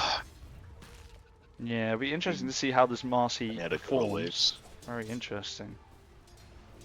Pick Yeah, I up. don't know if I've seen a Marcy mid. Is that a normal thing, or is that just an obs? I know it's been mentioned Of before special. when we've been casting. It was mentioned on Friday, I think, in the GCDD game, that it was a potential option when so many of the other heroes are being banned out. But yeah, don't know how effective it is. As top lane, Spherical getting very low. So even actually just being run down with the clicks from Catastrophe and Lulu, we'll get some damage back. And now the link from the Bonds is up. Or Lulu wants it. Seemingly was Ooh. one click away, but unfortunately not quite enough. And now they are linked up and quite low. So Yeah, the bonds is crucial in this lane for Spherical here. If you can get the bonds on Tide and somebody else, it's just so much damage.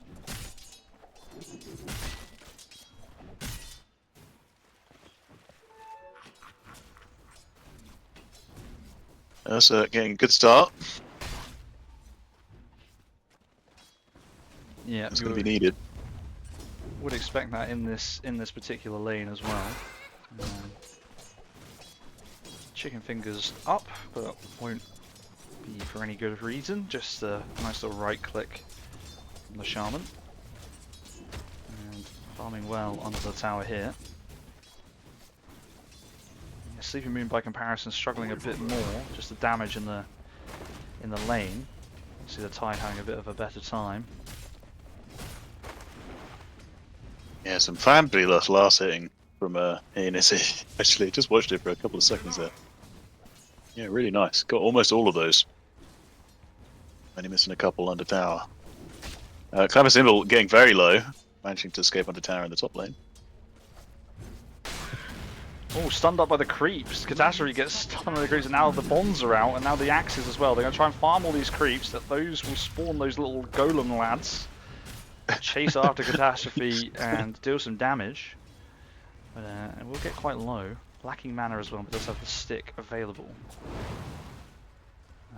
Sleepy Moon back up to full. ENSD That going was back the going in lane. going in a bit deep here. Yeah, they're not particularly low on the side of Spherical either, so not much to...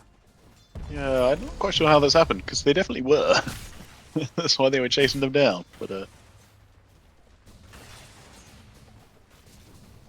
both sides back up. Gonna get the chicken fingers out again onto the Ursa, but is there a specific name for these? The lads that spawn? What are you talking about? The lads that spawn from the fatal bonds or whatever it is when a creep dies with it. I don't know. It's not in like the tooltip. I don't know what they're called. A minor imp. Imp. There we go. Yes. Yes. Little chads, says Bird. Little chads. They are little chads. Those little chads do a lot of damage. They do. If you're a squishy support like Lulu is.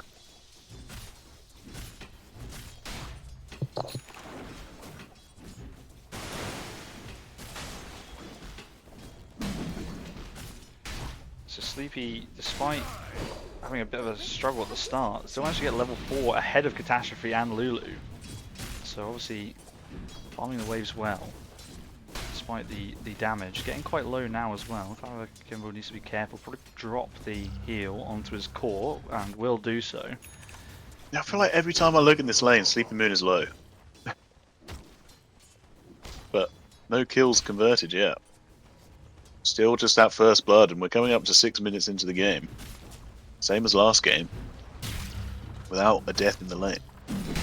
Yeah, we obviously had that pre-horn first blood. As There it is. I'll have to say I Miss missed it that again. one, but Obs has got that kill onto the Shrek, and we'll pick up the rune as a consequence. Radiant's middle tower is under attack. Has just managed to hit level 6 first, I guess. Yeah. And just dropped it. Yeah, Seething's Yeah, still Seething level 5. Not level 6 yet. But Obs needs to be careful now, because Seething will get this after a couple of creeps.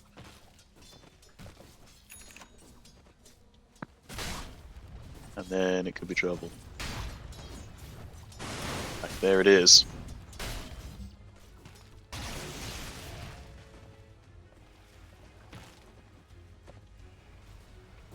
Okay.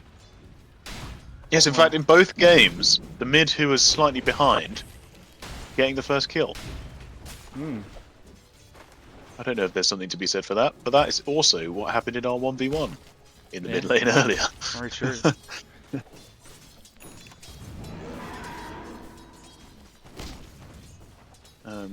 Wisdom runes being picked up on either side as well. Sleeping on level 5 on the troll too.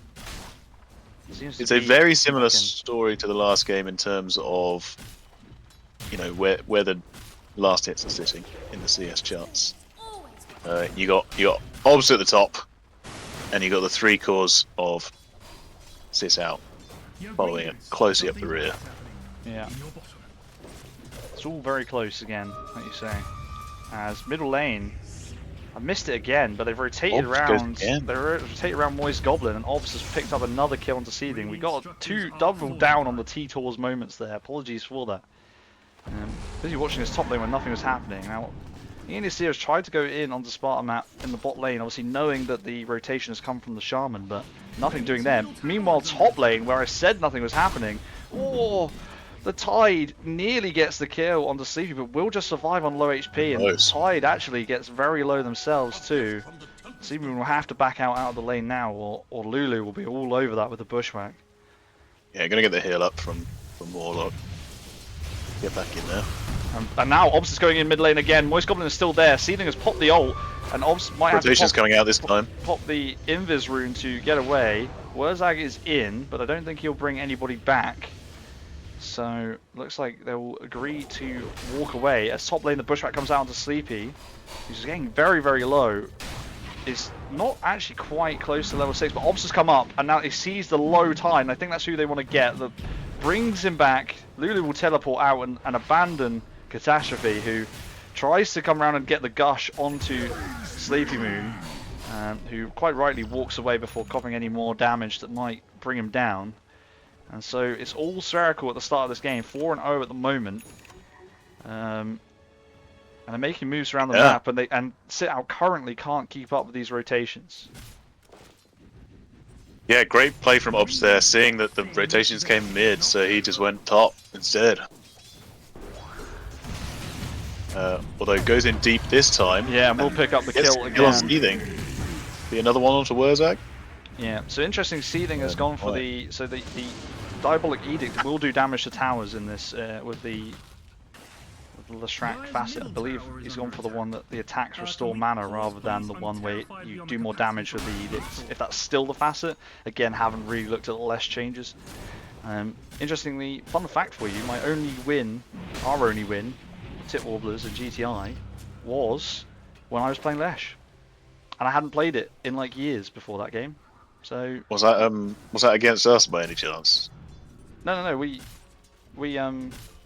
were playing for Tit Warblers together. Do you remember? Oh, sorry. Yes. Yeah. And We got a win. We got a win. We did get a win in that game where we decided to play ignored heroes, and Lesh was one of them. And Simeon has just got level 6, and Obs is in with the AD rune. Sorry, top lane. No more reminiscing. He's got a bloody diffusal blade already. The Tide will pop the ult. It just so that people can rotate in. Wurzag is in as well, and Sleepy Moon is trapped up, but he does have the ult ready to pop. He will pop it now, and it looks like Wurzag is going to cop quite a lot of damage between Obs and Sleepy Moon. But now they will run him quite far away and under tower. But once again, the double kill from Obs takes down Catastrophe as well on this Tide Hunter. Lulu is still there and alive, and we'll try and get a return kill onto the Warlock as Catastrophe gives the old credit where it's due for the well played back to Spherical. But they're 7-0 right now, and showing a bit of what they showed towards the end of game 1 and how they stalled out Sitout for quite a while despite the advantage. Radiant's middle tower is under attack. You know what, these guys need to be scared when Lulu gets 6 because they're often running just at low health in all of these fights. Yeah, the disruptor having 6 in that fight would have been huge as well, to be fair. It's really close to it, and they're wrapping around onto Ian is in the bot lane now. Yeah, they want this. He's rightfully running away. Slow it all down. Don't turn around now. You're not welcome anymore. Oh, he's going to go in. He wants to go in onto Moist. No, sorry, that's Spartamat on the Centaur this game. Did quite a bit of damage with the burst, but they still had the they did have the backup. The rest of the lads. But Warlock will now go top. Let's see if there's anything doing up here. See whether something happens in this bot lane, because they do have the control from the Shaman as well down here. Top lane Sleepy Moon's back into the lane, and now Warlock comes out as well. The Gush will come out onto him, and now we'll put him back up against the tree. He'll pop the Troll ult, and this could be trouble for Catastrophe here. The Sharpshooter's queued up, but with the heal as well from... Too late. From, I think that's the Warlock, yeah. The Warlock heal coming out was nice. Lovely bushback from Lulu once again. The Axes just missed the Tide, so he will get away on very low HP, but... They thought they had something to set up onto Sleepy, but obviously with Warlock coming through the portal, and with the heals and the Troll ult, there's just nothing they could do to take him down. Sleepy was so low, I would have liked to see Lulu just go for the ult a bit quicker before the what's that called? Battle Trance comes out. Yeah. It would have been close and probably not realistic, but you know, it's your best chance because he's just going to heal up with the lifesteal on that. Plain and simple, being bold, wanting this flipping Lotus, and it's going to cost him his life. Yeah, it goes down. That's their first kill for Sitout. Yeah. And it's been picked up. I mean, Gaben is already favouring Spherical by 60-70%. And it's 13%. I mean, they're controlling the game. Sitout haven't had really any foothold in this. Their lasting hope was Ian is Ears, great lane, farming up well. I think maybe has finished up the Battle Fury. Yes, got the Battle Fury. Oh. And gets a kill. Somehow. They have stunned up the Ursa and now pop the ult, and Troll Warlock's in and wants to come and fight, and he will just get caught. Oh, he gets caught inside the trap, but now the Ravage is out as well, and this could be a nice turn for Sitout. But Sleepy Moon is in big trouble, gets pulled back as well, and has already used the ult, but couldn't get out of that disruptor kinetic field, and so now a bold TP, but the bushwhack comes out, and Spartamat will also go down, gets broken, and Ian Nasir completes the job there by taking down Just like that. That's what they needed. They needed a few kills and a good fight. All the ults coming up. Lovely. The control from Disruptor and a great ult. Managed to get the kinetic field off onto 2. Ursa does the damage, as it turns out. Does the damage, Yeah. forcing the TP cancel on a Shaman there. And we'll pick up the Wisdom Shrine. I'm going to have to figure out what this thing is actually called one day. Keep calling it the Wisdom Rune, but that's long. It's the Shrine of Long Wisdom. It is a Wisdom Shrine. Mad dudes, middle tower, everyone, There we go, go. now. Seething trying to get some pressure on the mid tower, but it's going to get glyphed up. Gonna have to run away. Seething falling a bit behind. Dire's bottom tower is under attack. Yeah, Obs once again getting that early advantage out of the lane. Yeah, Obs is cooking, but right there with him is the Ursa. Yeah. Pretty much nothing in it. Bottom lane though, Catastrophe. The reason I Until was now. not paying attention, I could not see on the minimap that he was there, and I don't know how he was so far up. But he's gone down, naturally being punished for being so far ahead. And he's queued up the Heaven's Halberd first item, so we'll be using that to disarm the troll at every opportunity, I would imagine. I would argue at a certain point that death is part of Sitout's game plan. They know that's going to happen. Yeah. It's a catastrophe special. And they will take tier 1 bot for it. Snakes dropped to secure that one. Catastrophe now ganging up on Climber Symbol, but it runs away. Yeah, bottom lane they managed to drop the snakes to get that tier 1 tower on Spherical as well, so that will start to squeeze this bottom side of the map where Ian to see it is. Obs actually wants to go in, but I don't think he saw the Ursa, so it was more a leap to clear the wave. There's nothing doing. Both will be happy to just walk away. Ian to see did not have any backup. Yeah, Ursa is scary. The damage output is just so rapid. So rapid. Let's smoke up. I'm just reading up on what Marcy does with the axe that she's got queued up and nearly finished.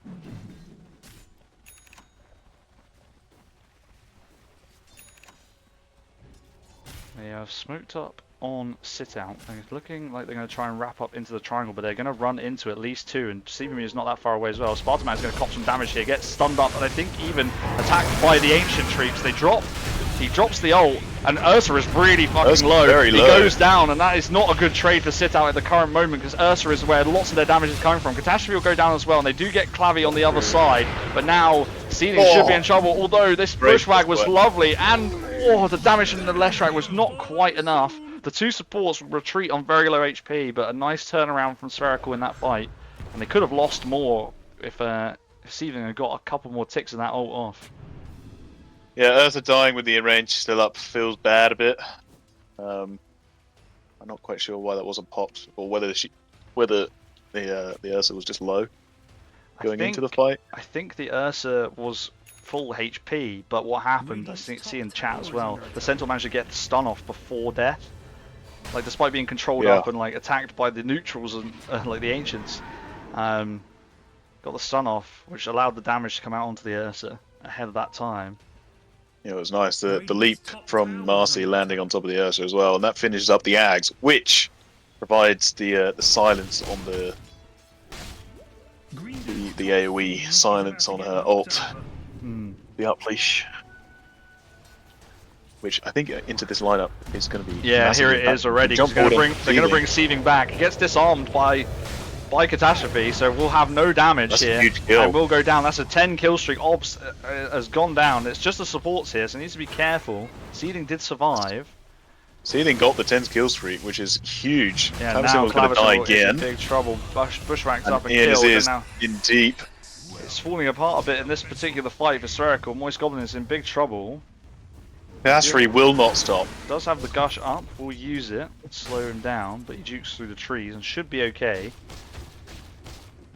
Yeah, the early disarm from the Tide, huge. Yeah, it's nice.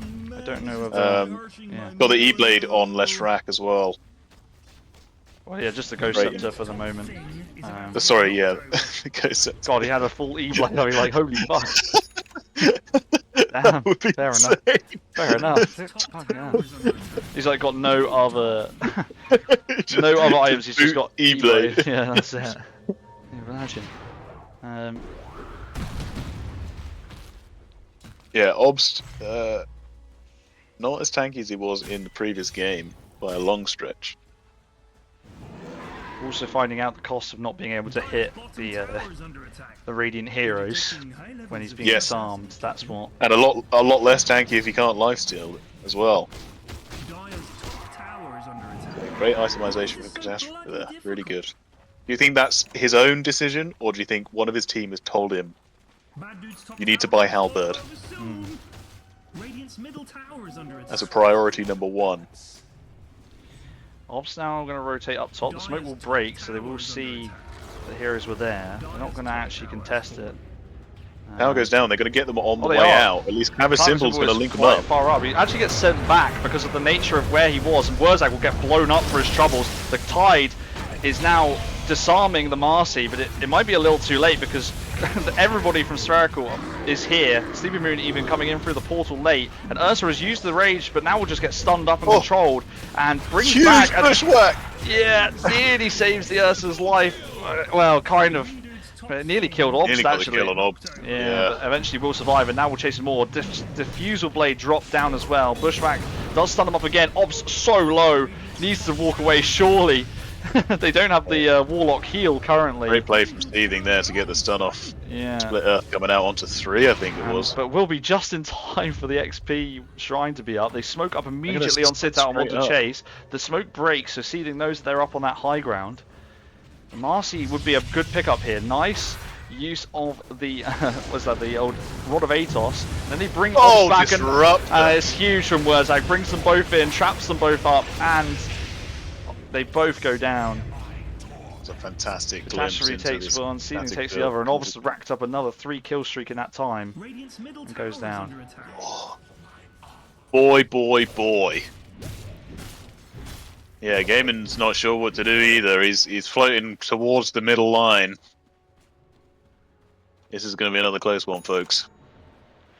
Yeah, 20 minutes in, 22 minutes coming up for now, 15 to 12 in this kills, but it's very, very close in the old net worth. Even the XP actually as well. Spherical still being favoured by Gaben, as you say. Yeah, it's still creeping up here. Yo, green dudes, something bad is happening. They do still have the tower advantage, very slightly. But net worth advantages come crashing back down to basically naught. Once again, they seem to grow a lead on Spherical and then lose it in a team fight. Has been the trend. AD on the Ursa, he's going to wait for somebody to come out, and it's going to be Obst who comes in to farm the wave, and you would think he would blink immediately onto him. Does some damage, but not as much as I think he was hoping from that AD rune, which will doesn't be have wearing any out shortly. They smoke up on Spherical as well. They don't have any form of lockdown on the Ursa yet, no bash or anything. So, yeah, not able to. The line has been drawn by Spherical as well, and it's going to lead them right to the Ursa on the back lines. But they will. Well, it would have done, but Yeah, as he's retreats back moved to on. the enemy jungle. They're putting pressure on that tower. They know that camp was farmed, so he's been in the area. Who will they catch out? If they see the Ursa here, they do. They see that through that vision that they've got up there, and it will be instant stun, instant hex as well. And EA Nasir will go down. Sleepy Moon picking up that huge kill, and now Wurzag quite rightly TPing out. Lulu should follow suit and do the same. Will hide behind the trees and should not be found.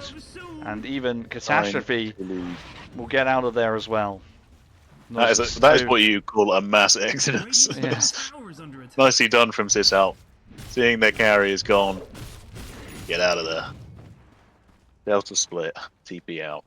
Yeah, can't but in kill doing you, so, not you've there. given quite a lot of the map. I mean, Sleepy was already like farming this bottom part, and you've basically given up like the rest of your jungle, their jungle, which you were controlling for the moment, but also a good portion of your jungle where Sleepy was just farming as the retreat came out. So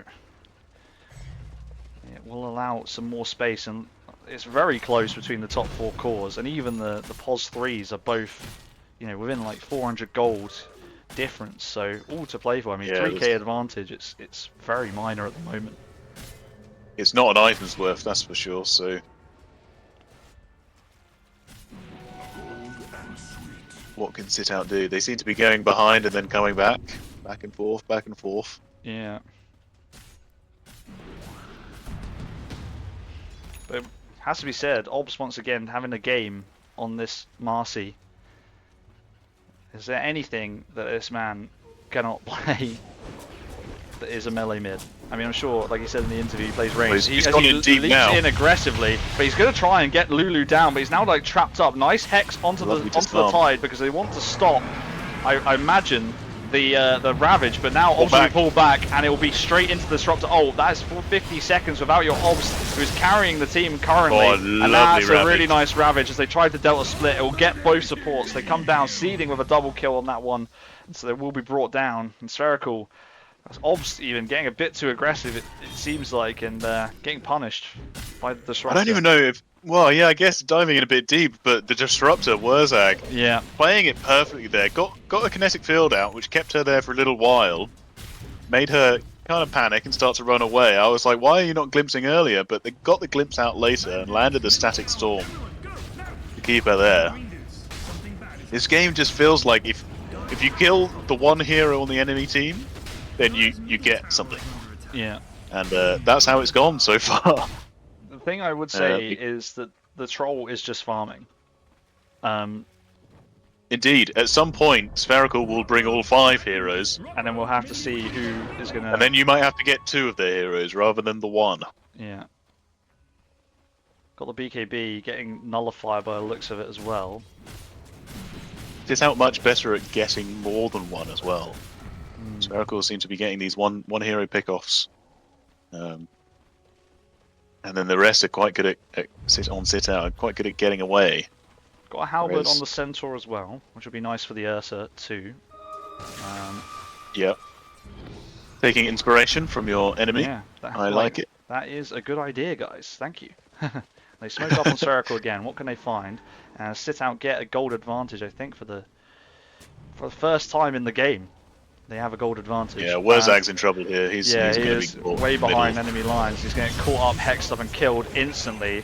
Catastrophe's on the side, in. and he's actually used the anchor on an illusion, which is unfortunate. And now on the other side, Lulu will go down, and yeah, Catastrophe is in big trouble. He's just going to get absolutely slapped down by the Marcy, and the Troll comes in as well.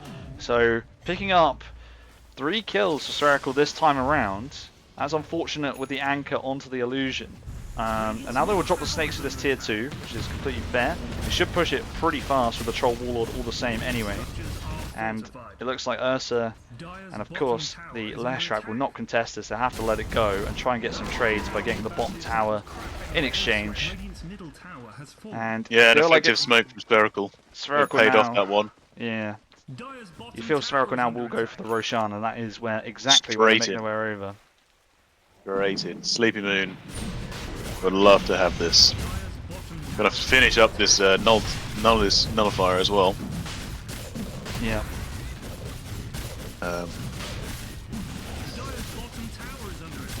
Yeah, it's gonna be brutal into Leshrac, who has the nihilism on the Ags online. Assuming that works on that. Yes, can be dispelled. Yeah. Yeah, Sleepy Moon picks up the Aegis, and they Smoke will again. TP bottom from Obs immediately, because I think if they can find Ian to see who's out here on his own, but no, nothing doing. But yeah, the instant smoke, and then they have gone to separate lanes all the same, so they do need to deep push the waves. Sitout in that regard doing a good job when they probably knew the Aegis was going on after that 3-man pickoff. Push out the waves so that they have to go back and deal with that while we try to gain some more farm. See if we can get another item on Ursa, who is going for the Axe Shard next. Basher, I think, is crucial for him. Just provides that little bit of lockdown on these slipperier heroes. Really nice into Troll. Just becomes a game of who can get luckier. And Catastrophe is hiding in the trees up this top lane, and actually, oh no, won't quite walk into Moist Goblin, who's just going to go and check the shrine by the looks of it. who is going to walk into Moist Goblin is Seething. Yeah, although I don't think they saw each other, and Tide has actually made his way out. Do you know what I'd actually like to see Ian pick up is the Ags? Yeah. Being able to cast in range whilst disabled, I think, is pivotal to them winning a fight because, given everything, shackles are going to come out on you. Like all the stuns are going to come out on you, so you get caught. It's tough. Both teams kind of grouping up into this top lane. Let's see what happens with the Aegis push from Spherical. Yeah. And the Troll Warlord should do Catastrophe major damage. is in- Catastrophe is up in a there. They will drop the touch snakes, but it will be for the tower rather than any desire to chase down Catastrophe. And Yeah. now Sitout Ian up is aside. not home. He's just decided to go push high ground instead. Tower has fallen. Yeah, they will rotate. Gonna Ops force a will- TP back from the Marcy. and would then dip in and take this ancient camp in exchange. I think Spherical, a little bit like Sitout against GCDD, getting caught up in chasing people down, and they know they're missing some of the cores. Now the Leash and the Ravage out pick up both supports just on the edge. So they The will glimpse get, into the Ravage was nice. they will get both the supports on the side of Spherical. Lulu picking meanwhile, up both kills. What's Bottom gonna lane. get? Ooh, Nullifier onto the Ursa, so now Sleepy Moon will wail on him. He pops the Rage and the BKB, but there is all three cores are still there. Oh, the stun onto the Tide who just Catastrophe's blinked there as in. well. And so now Catastrophe is just dead as well. And now Seeding's going to go in, but needs to be really, really careful. He gets nullified up, brought back by Obs, and that's huge damage as well. They have buybacks on the two cores, but that's 60 seconds with the buybacks to for your two biggest cores in this game. Not to mention the Tide down as well with the Ravage on cooldown. And Spherical might have lost their supports in that top lane engagement, but do take down all three cores of Sitout, and I know which one I would rather have. Yeah, Sitout just a little bit late to that fight. Ursa getting picked off on his own was not an ideal start, and then they just they did the old 1-by-1 thing a little bit.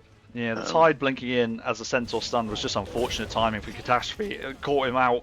I don't know. It obviously, I don't think it had the Ravage because he popped it top anyway. But it's one of those things where it's just a unfortunate moment. And then These nullifiers are great itemization as well from Sleepy Moon. He still has the Aegis, remember, so they will go in onto him, but honestly, he needs to be really, really careful on Catastrophe because his cores are still not alive and they will not want to buy back here. And I don't think he had buyback. He will just about get away from the Glimmer, and Obs actually runs too far up, and now the Ursa has put him in big, big trouble. Obs will go down, 3 kill streak, and they use the Centaur ult, but that's the Aegis down. And now Ian Asir is going to go in, and that will be the Disruptor ult too. So Troll just trying to get out of it so he can pop the ult. He does get it off, but he's stunned up for like a good portion of the duration. Will wail in onto Seeding, but will go down. 4 kill streak goes back towards Sitout. So a successful high ground defense when it looked at the start of that fight like Catastrophe would go down and they would get nothing. They got the two big cores on Spherical. These teams are putting on a show for us.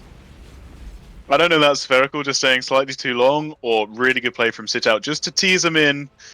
Catastrophe, almost certainly not deliberately, getting quite low and baiting them to stay in the base. Lovely Glimmer again. I'm not sure who. Yes, can come in. Yeah, Glimmer from Wurzag again. Yeah, it must have been Wurzag. Was huge. Yeah, saved his life. He owes him his life. Yeah, Ob's just getting a bit too far up, I think, as well. Yeah, and once again, we're back to basically a null difference in the net worth.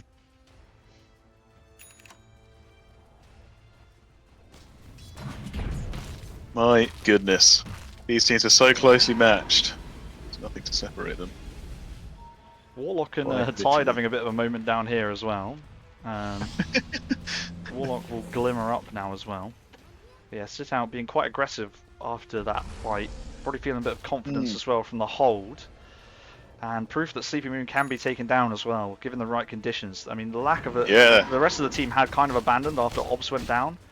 Into the Aegis as well. Yeah, so it was a nice fight. Dire's top tower is under Yeah, Obs getting caught in deep was nice. And I guess their BKBs were down from the fight previously, so played into the hands of Sitout. Bad dude's top tower gonna fall over. Now they're going to smoke up on Spherical as well, although Obs will pop his immediately by using spells.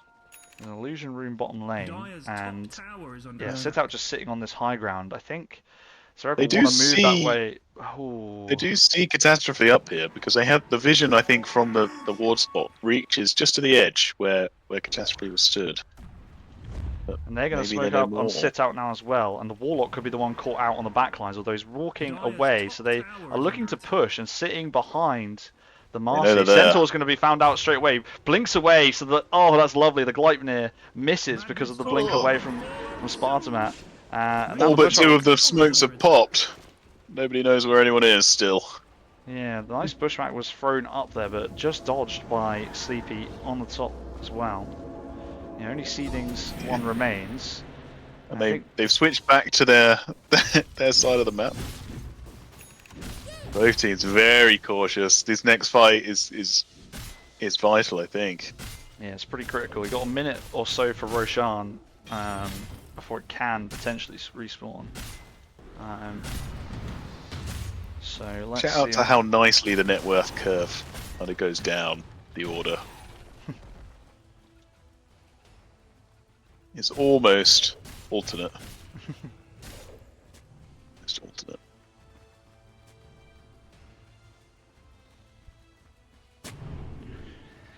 Okay. Troll has a butterfly. Oh, it does have a butterfly. I just saw that as well.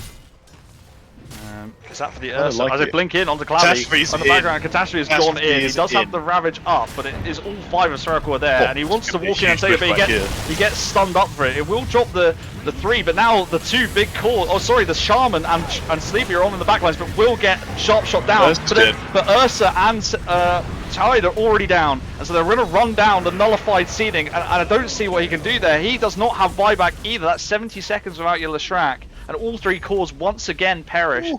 And this is the problem, is every single trade, it's always a support for cores here. Obs will leap in aggressively again, but get rooted up by Lulu. They'll ring the Byrax on the Ursa and the Tide, because they want to fight. Remember, there is no Ravage, but at least Ursa does still have his ult if he wants to go in.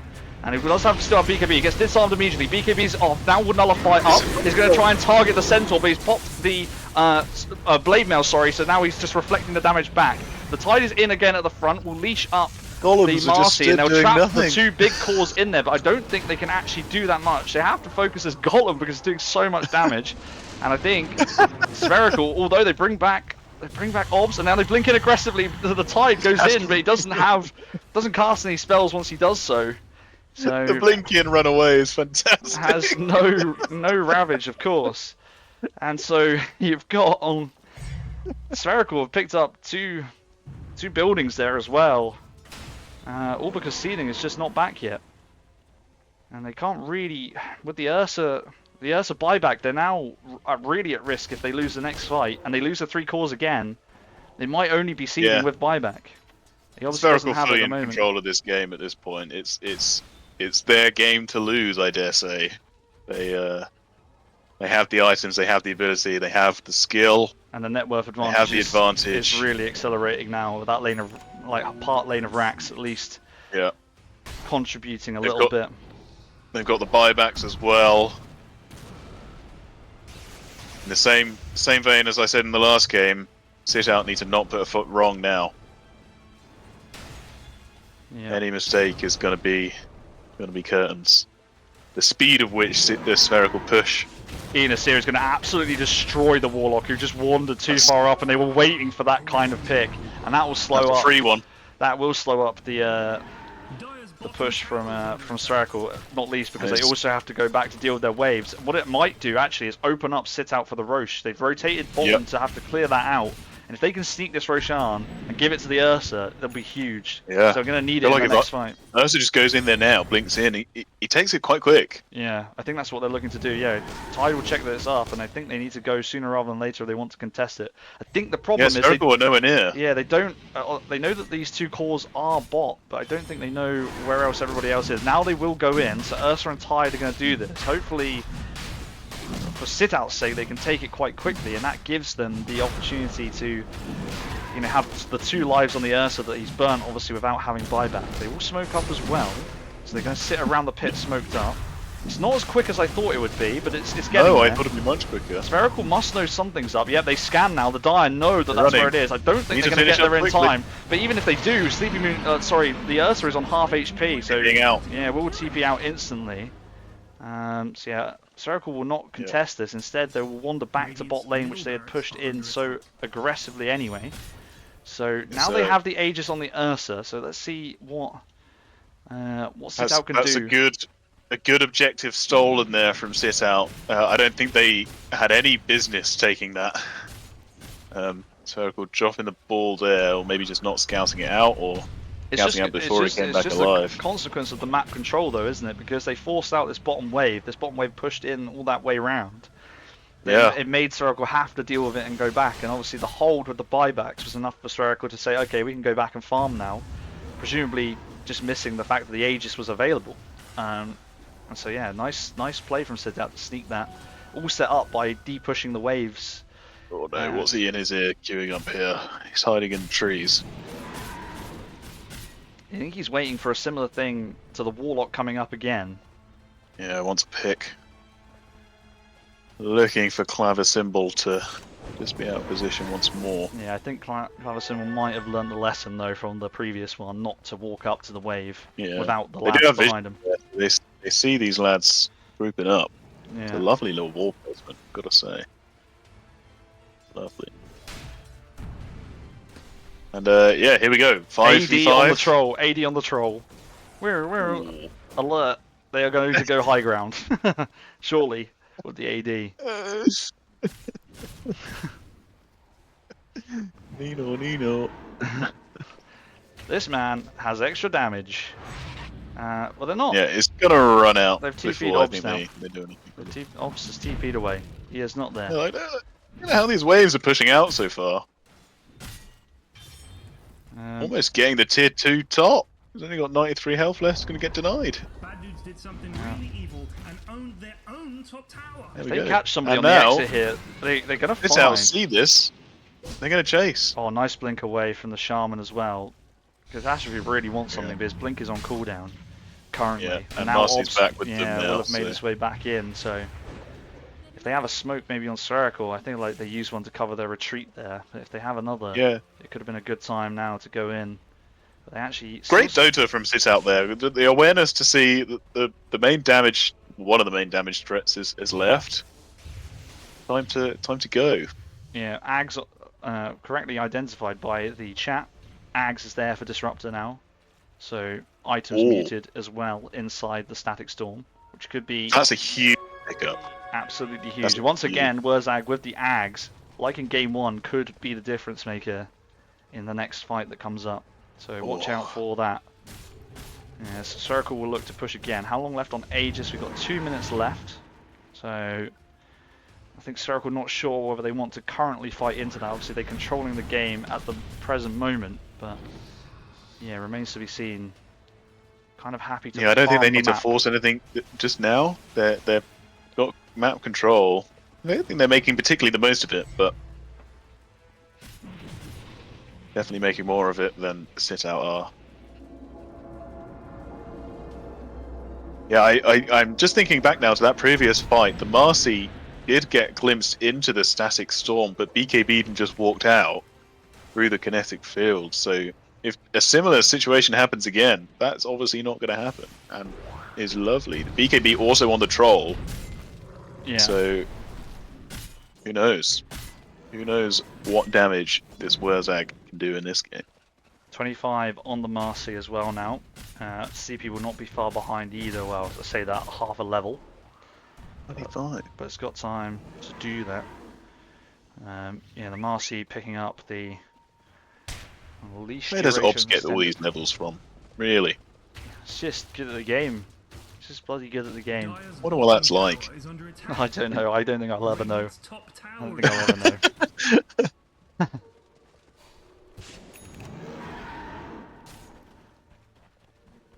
Oh, this is one of those games. It's such a like nobody knows what's going on. I fear. Spherical, just waiting out this Aegis it's not really bought much space for Sitout, apart from they're not getting dived in their base. Yeah. will expire in 10 seconds time. And now Spherical will look to push out this bottom lane once again and move around and see what they can do. Catastrophe, sorry, not Catastrophe, Spartan, sorry, it's because he's playing Centaur. With the Reaver now, has nearly 5,000 HP with the Shiva's Reader. And obviously the Halberd as well for the Ursa is still really nice. Good way of forcing out the Ursa BKB super early too, which in the Blade last Mail fight and helped out. Ferric Cloak Yeah. is a lot of damage going the way of somebody else. Okay. They're going to set up for this bottom lane. They know the Aegis will be down now, and They begin. Sitout will take Oh this my tower goodness, quickly, but they do so glyph immediately, and it rotates Everybody is Catastrophe down. back. Catastrophe has the old Blood Right, so he is going to... And he's got the Refresher as well. So Okay. he's going to deal damage to himself when spells. So... But Ravage is going to be 12% larger, Yeah.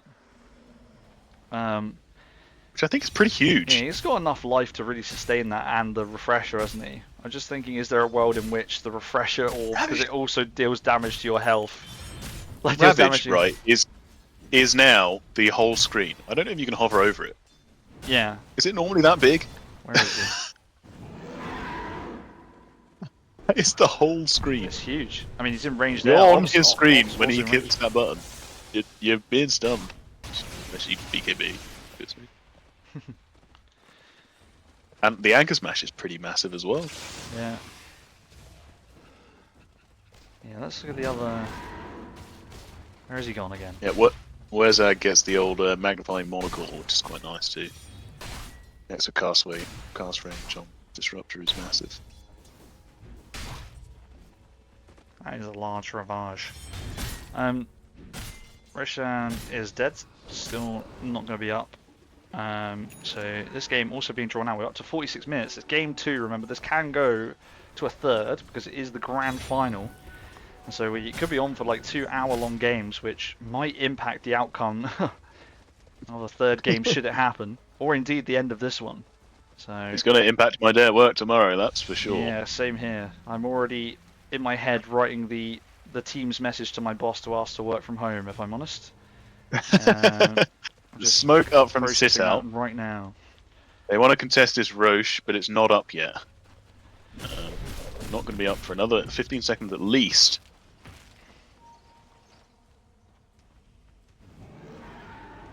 You fear they can't let it go. I would argue a bit hesitant from Spherical not to try and They're smoked up push on that some high more. ground, and they know exactly where Spherical are. So they're going to try and get the jump. Yep. Looks like with Catastrophe if they can. They might find the Warlock out beforehand, but no, he's in and leashed up the Marcy, so they'll get rooted as well. And now nullifies the Tide, who just pops the Ravage instantly and will Refresher Orb and go for it again, most likely. But it's still only going to catch the 2, but it does mean that Clavicle goes Warlock down. dead. Now they're going to come in with the backup. Now they see the Ursa, and that's their target. The primary target is the Ursa. They waited so long for Sleepy Moon and Spartan to come in, and now they're nullified up the Lesh, and they're going to target the second big core. It will go ethereal, but it will not stop the damage. The Gleipnir is nice from Lulu to cover the escape, but that was huge from Spherical to really control that fight and let the Warlock go, but in exchange, trade for the 2 big cores and really wait for that Ursa to come out. And we said about the Disruptor ult, it just really didn't have the impact they were hoping for here, and he might go down. Sleepy Moon in on the backlines. They have the buybacks on Gem as Sitout, well. so they have to be careful. Yeah, we'll have to buy back on the Ursa as well. And Sleepy Moon is quite, Spartan is quite far up on this Centaur. Oh, he's so tanky though. He is so beefy and has the Pyrrhic Cloak as 4,000 well HP as still. the Blade Mail. And the rest of Spherical have kind of abandoned him, but actually coming in here, he's reflecting quite a lot of damage back to the Ursa. Now the Pyrrhic Cloak is out as well, and if 4,000 Spherical HP. was still here, they could probably get some kills off the back of this. He will create a lot of space and eventually go down. They have decided to go, and I think they were looking for the Roche instead, but there was just nothing doing. Yeah, it's a long timer on the Roche, so it's going to be a while. I just want to throw back, right, to that fight up in the top lane before all this happened. Just highlight the fact that Catastrophe blinked away, and clipped himself. Oh no. I was just stood there. He dodged the Marcy, which was kind of good, I guess, but then couldn't help in the fight. I don't know whether he would have just died as well, so maybe it was a good thing in the end, but he wasn't able to help out his team in the way that perhaps he would have liked. Yeah, it was. He just stood on the cliff watching his team die. Oh no. I think Roche is now alive. yeah. Sitout well positioned for this again, but I don't think they can contest it even without the Centaur. But they will be forcing these waves out again. Catastrophe doing a good job of that. Only got on the this tier top lane. 3 again, so no racks down. Yeah. What I would say is I was really impressed in that fight with the control from Spherical to wait for the Ursa. They were waiting for him to blink in. Yeah. They knew he would want to go onto the, I think was it the Centaur? No, or it was Clavy, wasn't it? The Warlock. He wants to blow up the support hero quickly. And it was real nice for Spherical to say, okay, we were happy for you to do that, but we will respond. We're going to take your life as a consequence. And, you know, execute perfectly. yeah, I think the Disruptor was ultimately dropped to try and help secure the Warlock kill, and obviously they blinked into it, but I think they'd already BKB'd from outside of it, so really didn't have the impact that we were looking to. And Centaur doesn't really care if he can't cast his items, to be honest. Yeah. He has 5,500 HP, and they will now take Roche. This is Roche going down. This quick.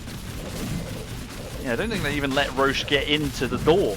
Like, he's halfway out the fucking... He's not even home yet. He's not even gone home. And now they've got Refresher Shard. There's all sorts on the floor. It looks like Ob's taking the Refresher Shard for now, but it'll be interesting to see if they give it elsewhere or he keeps it. Yeah, Looks like he is It's quite keeping good it. on Obs. I think it, at least, yeah, double BKB as well.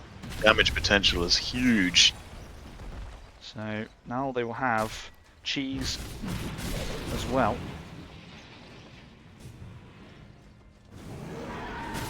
Now Yeah, they tough will from just this walk out. out. They need to do this very carefully and very cleanly. Right. The Super's down, the Roshan's banner is also down, and the Snakes. I don't know how. Well, Catastrophe's gone in and blows the Ravage. It is a huge Ravage. It catches literally everyone. I think Moist Goblin is the only one on the outside. That one will catch everybody. And Obs is in trouble and goes down because he's silenced and can't use the items. They nullify up ceilings, they're going to chase him down. But now, Sleeping Moon actually correctly identifies they need to get some buildings. They need to get something out of this. Spartamat, for all his health, is going down quite quickly and is reflecting a lot of that damage. But still, they will just turn on the Catastrophe. The Troll ult popped, and that will be the tie down. Does have buyback, and now the racks will go down before they can contest anything. It's only Obs down, but they still have the Aegis. Catastrophe is brought back. It's going to die back. And that is, what, is that 90 odd seconds? I mean, the little buyback graphic hasn't even gone away, so I can't even see. Ian is seriously onto the backlines, but that's Golem on death, and that stuns up the Ursa and traps. It's a lovely little bit of trapping by Wurzag on the disruption as well, but he's going to get they're going to get killed, and that is all 3 cores with diebacks, and it's just the 2 supports, and I don't know what Sitout can do in this particular situation. Wurzag in big trouble, does the Glimmer, and so will actually survive. Incredible. And actually bring back Sleeping Moon to take the Aegis. That's a lovely play from Lulu and Wurzag. They secure the kill on the Sleeping Moon, pops the Aegis. But I think it might be game here. I don't see how these two guys, and if they can hold out. Yeah, they go onto the back lines with the blink daggers and everything, and Seething calls it. GG, well played. Spherical have come back with a vengeance in game number 2, and it's 1-1, so our grand finals is going to a game 3. Wow. Wow. This is quite the series it's turning out to be. Spherical securing a 3rd game. A bit more dominant, but by no means a run over. And collect your beans. That's quite a few beans that have been paid out there. Oof. And we get more game. More games. It's gone to a game 3. It's what we wanted. And it's all down to this. That game, though, my goodness. Obst, again, as you said before, what can't he do? I mean, he hasn't had a bad game yet, I don't think. I'm not seeing him falter. Yeah, it's outrageous amounts of damage, the troll and the backlines as well. And I think this is, you know, when I look at like Sleepy Moon's kind of pool of heroes, it's so obviously so broad, but this is one of the ones like I remember distinctly these games last year, a completely different game back then anyway. But you know, like Yeah. the hero fundamentally is the same, and they 2-0'd GA last year with the troll, and it's just brutal. Do you think that maybe that will factor into Game 3? Will they go for troll again? They could, because it seemed to Sitout just didn't feel like they had much of the answer for it. I think they had second. No, they had first pick this time, so they could see the troll was there. I think troll was the 4th pick in that game, so Marcy last pick, and then you know they had right of reply on, and that was deceiving Leshrac, wasn't it? I think it's just I don't think the drafts are bad at all. I just, when you got someone who's so comfortable on a hero like that, but is so comfortable on a wide range, I don't know how you draft into that. I mean, we struggled as well. So Game 3 should be very interesting. The thing with the troll is it just stays alive, and without the, you need those specific spells from like an AA or a axe. Without that, it's just impossible to deal with. The damage is coming out. It's like Wraith King is why that's so good. Is the damage is coming out and it will be there. Can you deal with it? And the answer in this case for Sitout was no. Yeah. MVPs? Any shouts for MVP? Oh, my heart wants to give it to Sparsemat just for that, like, living for like 2 minutes against 5 of the enemy heroes at the end there. But it should probably go to Obs, shouldn't it? We'll give him one. All these brilliant performances, he gets 1 MVP. Yeah. So yeah, okay. Whoa, right. We have a game number 3 coming up in this grand final. It will be for all the beans, the decider between Sitout and Spherical. We're going to take a quick break, refresh drinks, go have a little breather, and we will be right back in a couple of minutes' time to take you through Game 3. Don't go anywhere. We will see you in a moment.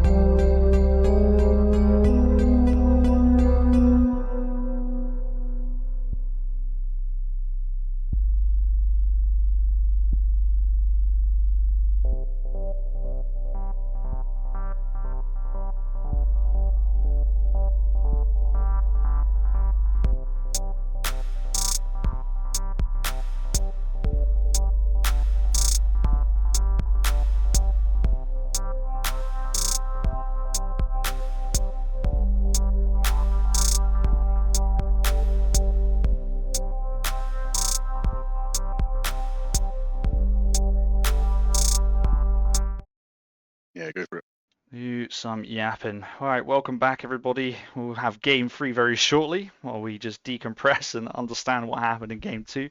Spherical running out pretty big winners in that one in the end, and showing a bit like counter punch against Team Sitout who took game 1. Obviously, momentum-wise and giving how late it is in the day as well.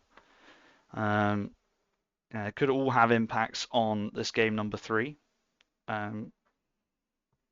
So let's see how it goes. We're just waiting for some players to jump in. I think quite rightly we want to take a bit of a break. We've gone for a 60-minute game and I think a 50-minute game. 52 minutes. 52 minutes. So quite rightly you want to take some time to breathe and process what's happened. And so we will just yap for a bit while we're waiting. We've been going for over 3 hours on the cast, by the way, now. Oh my goodness. Just bear that in mind. Yeah, I think, as you say, in terms of momentum, obviously you'd much rather be sat in the Spherical camp right now, just running off the back of a nice win. And even, as I say, in the first game, making it very difficult for Sitout to secure their win. I think heads might be starting to drop in Sitout. Going to show some real character from them to bring it together, get the team back on board, get hyped up, get the confidence to go into this game. Not that Catastrophe needs any more confidence, but maybe the rest of your team. I think gather together and the good go thing for is it. they've done it on Friday, where they reverse swept. Obviously, a slightly different set of circumstances here, but we're able to bring it back from that game 1. So you need a similar kind of rally in this one to go again for game number 3. Let me just.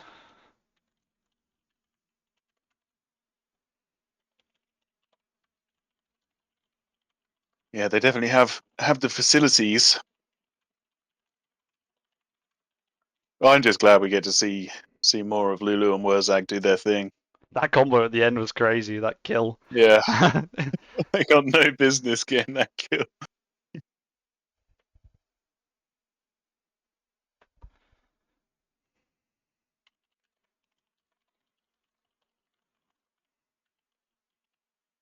Do you think there's any change in the draft into game 3?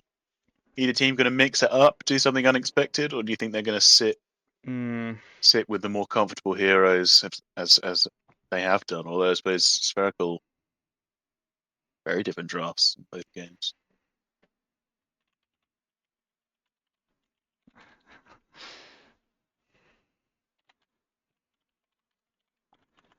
Yeah, I think for Sitout, I said it before on Friday too. I think that game 1, the seeding hero was really critical. Spherical did a really good job of banning out the options. In fact, and Sitout also banned out some of the options.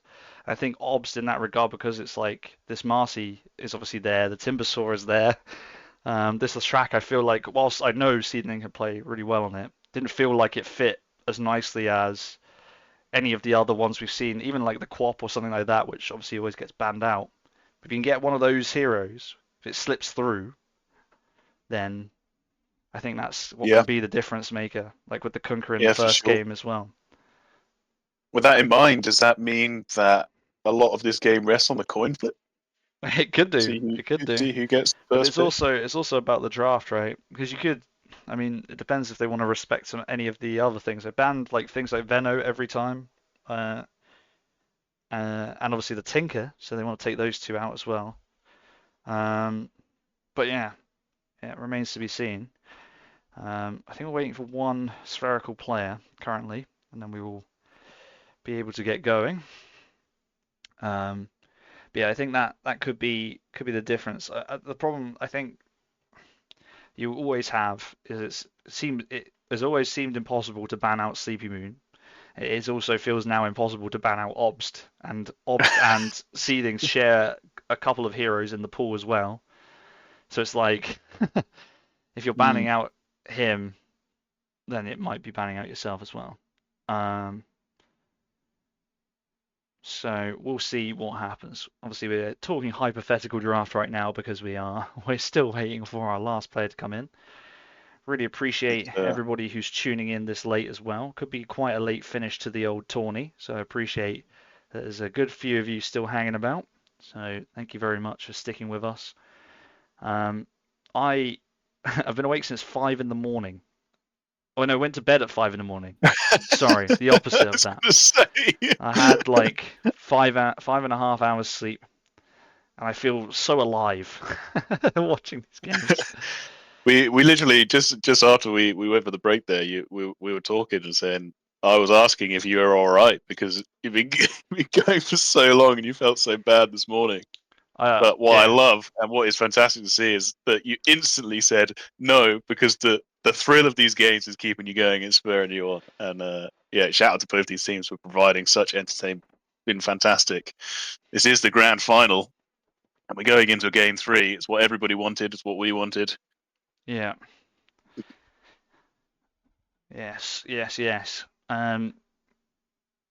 Well, we're still waiting a little bit. I think it's Sparta Matt we're waiting for, so hopefully not too Maybe far it's not away. what Sparta Matt wanted. Maybe he's gone to bed. A 4v5, anyone? late standing, anyone? Or Well, I can always hop in. yeah. So, oof.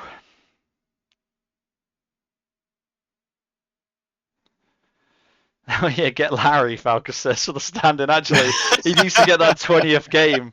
My God. Gotta get the round 20. 20 games Here of he is. Sparta Matt in.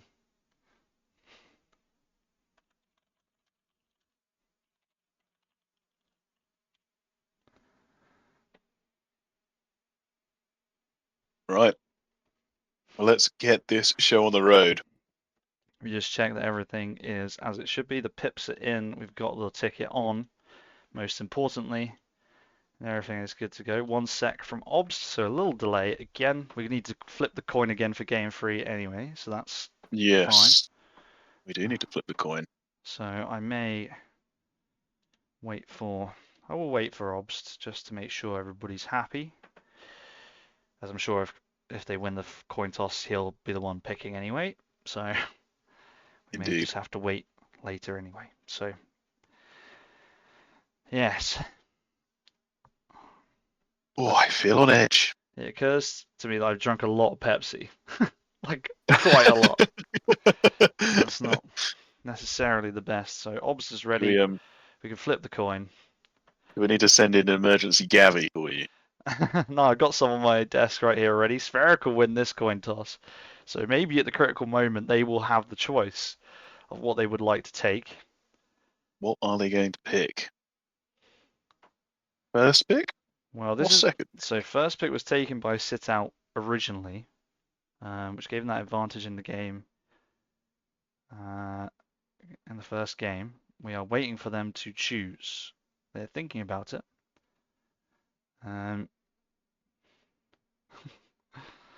They are really thinking about it. Yeah. They take the first pick, which might be critical. Sitout does mean they have the full opportunity to reply with the last pick of the game. And Sitout will choose Radiant. So once again, it's first pick and Dire. So let's see. Just point out that Amos has been in the chat asking if this series is over because he wants Wurzak to come and play Magic. Unfortunately, the series is going to game 3. And all the games have been, been 50 minutes at least so far. So let's see. Right. Draft time. We're back in. 1-1 in the grand finals. Spherical versus Sitout. Spherical with first pick this time by virtue of the coin toss being won that way. And they take Necro out immediately as they did in the last game too. Pango also respect banned. That was the same first ban for Sitout as well. 10 seconds left. Well, 8 now. So let's see. 5 seconds. Yeah, some pretty standard bans. 3, you get it.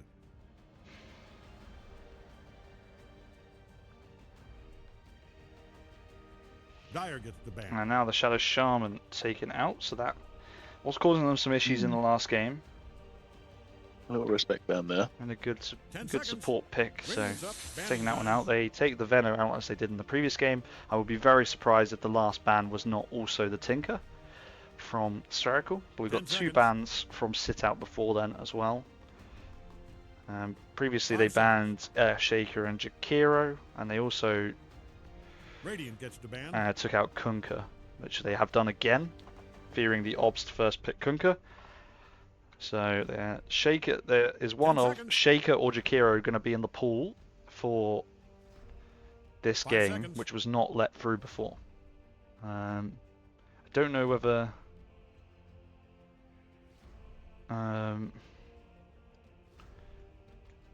they would first pick the Earth Shaker on Spherical, if, you know, I know the mids have been prioritizing their heroes, of course, because it's been a bit of a contested pool, but It is just very good. Like the amount of, again, it's one of those heroes that just has so much control, so much stun and disable. It's be pretty tough to deal with whatever hero you're playing. yeah. So I'm not sure what they want to last ban here. I think they are afraid of the Jakiro because it is one of Circle's best Dire gets heroes, the ban. but they will take out the Earthshaker instead. Interesting to see if first pick Jakiro does go through. I would imagine the Tinker is banned here. I would be very 10 seconds. surprised Dire's turn. if they let it through for a game 3. Radiant's up. And they take Centaur first up again. So same first pick as last game. Spherical will take the Centaur. Which I guess they feel is a contested hero, with Catastrophe obviously being All right. Dire preferred gets on the it, and ban. Spartan did have a great game on it, but Sitout will secure the Quap for seeding, which is what I was suggesting in the interim between the two games, is that seeding needs to get onto one of the heroes that allows him to do what he does best, which is go and disrupt the other lanes. Dire Same with gets the ban. Obst, which he's able to do on the Marcy. Radiant's Just up, didn't feel ban like the time. same impact with the Leshrac compared to something like Quap. But it does mean that you've got the entire rest of the draft to counter Quap if you want to. I feared these two bans are fantastic from Spherical, the Axe and the Lich, kind of forcing Sitout into 10 whether they seconds. pick this seething hero Mhm. or whether they find the Axe for Catastrophe, which he did so We're well on starting in 5 before. seconds, with or Yeah. without. And obviously the Lich for Wurzag too was really, really Yeah. strong in that game 1.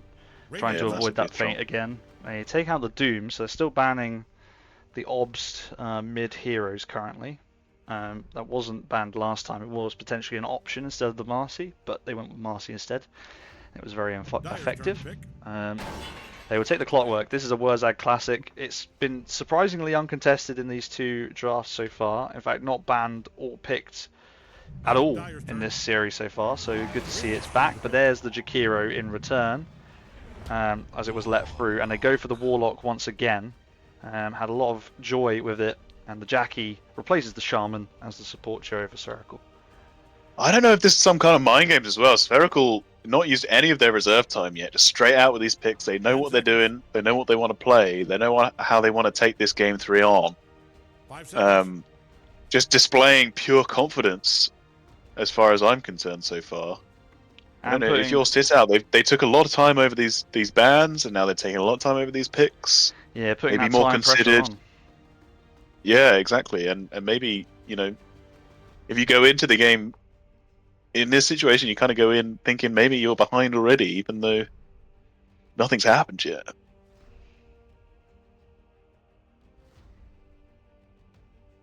And they're already eating And into their again. time now, again, yeah, as you said. Yeah. And they have the next 2 picks too, so maybe just thinking about where they go. Obviously, they've got to pick a lane partner for Clockwork at some point, but they still haven't taken that off laner, and the mid is secure, so they might want to wait for the carry last pick to give EA this year the best matchup possible. I would imagine here is the Radiant's up. other support. They go for Shadow Demon, so that's Lulu's hero. Obviously was ignored, I think, in the second game, but Spherical played it in game 1. And obviously they did lose that game, but they managed to hold on for a very long time with that hero. So Does Lulu play a lot of Shadow Demon? I feel like it's one of 10 those seconds. ones where it's I don't know if they. I feel like Lulu has 5 played a bit of it. But Okay. I'm not sure how much. I guess they could swap things over, but I think Wurzag would definitely be Dyer's wanting the choice. clockwork here. Let's give him a second. And now they take the Tide, so they get that big team fight ult. So second game in a row for Tide Hunter. Yeah, the For Tide did do Catastrophe. well last game. Hmm. As you say, the double Ravage was nice. I just feel like they lacked the damage in the follow-up for it. Yeah. We're 10 What's seconds out. interesting is Plenty of actually they've time to switched tell the an announcer supports you love out. him, Obviously if they've got that's what seeding they the do. hero, like we said, 5 seconds. before the game, but also they've switched these supports out where they were freely available. So they had the Hoodwink and the Disruptor, which are two really good picks, and they had that really good combo, but they've decided we're still going to swap it out and go Yeah. for the Shadow Demon Clockwork instead this time. So Do something different. do something different and see what's happening. Spherical now going to dip into their reserve time because they have the next two picks, so they need to be thinking about who and what order they want to do this in. Bearing in mind a lot of mids have already been banned, you could consider, and you already know what the matchup's going to be. You could potentially go for Ob's hero here, and that way you leave the you have. But the other problem is they also have all these different bans for the carry as well, but the carry pool is probably wider, so remains to be seen. But they also already know what they're laning into for the safe laner too, so there's that element as well. Yeah, it seems already like a bit of a tough. They go Marcy again, so Obs will reprise the role of the Marcy, but pick it beforehand. I think that's probably, from a draft point of view, seems sensible to me. With the amount of heroes that have been banned out, you don't want to give them two more bans to eliminate two more Obs heroes because they're running out of the 10 pool. seconds. Yeah. It worked really well last time, and I think with the 5 Warlock seconds. damage 4, and the 3, heal. you get it. So Yeah, we'll they see do have how a it save now in the Radiant form gets of a banned. Shadow Demon. goes. Yeah, It's quite nice. I'm not sure how that fares into a co-op Radiant's either. up. Banning time. they banned the Troll Warlord this time, so respecting the Sleepy Troll this time around. Yep. Force them to So- do it a different way. The other heroes that are sleepy heroes that are still in are things like Terrorblade is still available. In the first game, we played Sven. Obviously, things like Ursa are still in the pool. Again, this is 10 just me seconds. throwing out Just long names enough rather to than thinking regret whether it every would choice actually be you've good made for their if you draft or hurry. not. But it's like 5 seconds. these things are the kind of heroes that are available. But it depends whether Sleepy wants to play another different hero in the tournament. I mean, if they wanted to do like a Warlock Gyro lane, it would work pretty nicely, but it might be tough into the Tidehunter Shadow Demon. I feel like it's a bit too squishy, and I don't know whether Yeah. Sleepy tends to play a bit more beefy Alright, Dyer gets cores. They banned. ban the AM, which could set up Sitout for a Medusa pick, so they could ban the Juicer here. I think if they are now Spherical are in a bit of a pickle, I think, because they have to ban either Weaver or the Medusa, I think, here. Because Ian Nasir is a big Weaver player. 10 And seconds. I think Or they could pick hit, 5 seconds. ban the Weaver and pick the Juicer. Medusa, yeah, as Bird has also stated in the chat, yeah. So there's a couple of options. It depends if that's what they Dyer's want choice. to do. They ban the Let's give him a Medusa. second. Lot They of could pick the heroes Weaver, I this time. suppose. I don't know if it fits well into their draft, but I would imagine Ian Nasir might be I'm not looking not at that confident hero. on the Weaver for Spherical. It's yeah, it leaves them a bit exposed in terms of survivability. 10 seconds. Just long enough to regret every choice you've made. if Sitout you aren't hurry. going to have much time to think about 5 seconds. how to counter this last pick. They've got Yeah, 19 I seconds think in the reserve. Terrorblade being there as well is still quite large. We'll see what they decide to go for. They've got a whole minute to think about it and what they Yeah, want to problem do. is there's, as you say, there's a great deal of variety available. I don't know whether they still want to play heroes that haven't been played, whether that's something they're factoring in, or do they just want to win and maybe Sleeping Moon will see play a hero for the second time. I mean, which it technically already has with the Razor, but that is the only one. Right. So, so it's still available elsewhere Radiant's as up. well. Let's see what they go for. They take Dawnbreaker last. So is that a switch over then? Is that then Dawnbreaker? Okay. Well, I don't know. I don't assume- know either. Sleepy 10 Dawn. seconds. in the game 3. Okay. We're starting Right. in 5 seconds. We're meant to Spherical make are sense feeling of this. themselves. I feel like this is a, or is this Pos 1 Marcy? Yeah, that's a good question. I thought maybe it switched over the Dawnbreaker to mid and Marcy is 1, but that's, I think, still not ideal. Dave Johnson here. Okay, and Welcome to Sitout will take the Weaver. There's I Weaver. Who's going saw to that one defend coming from a mile those away, ancients? and that will be a Nasir, a very comfortable He's- hero for him as well.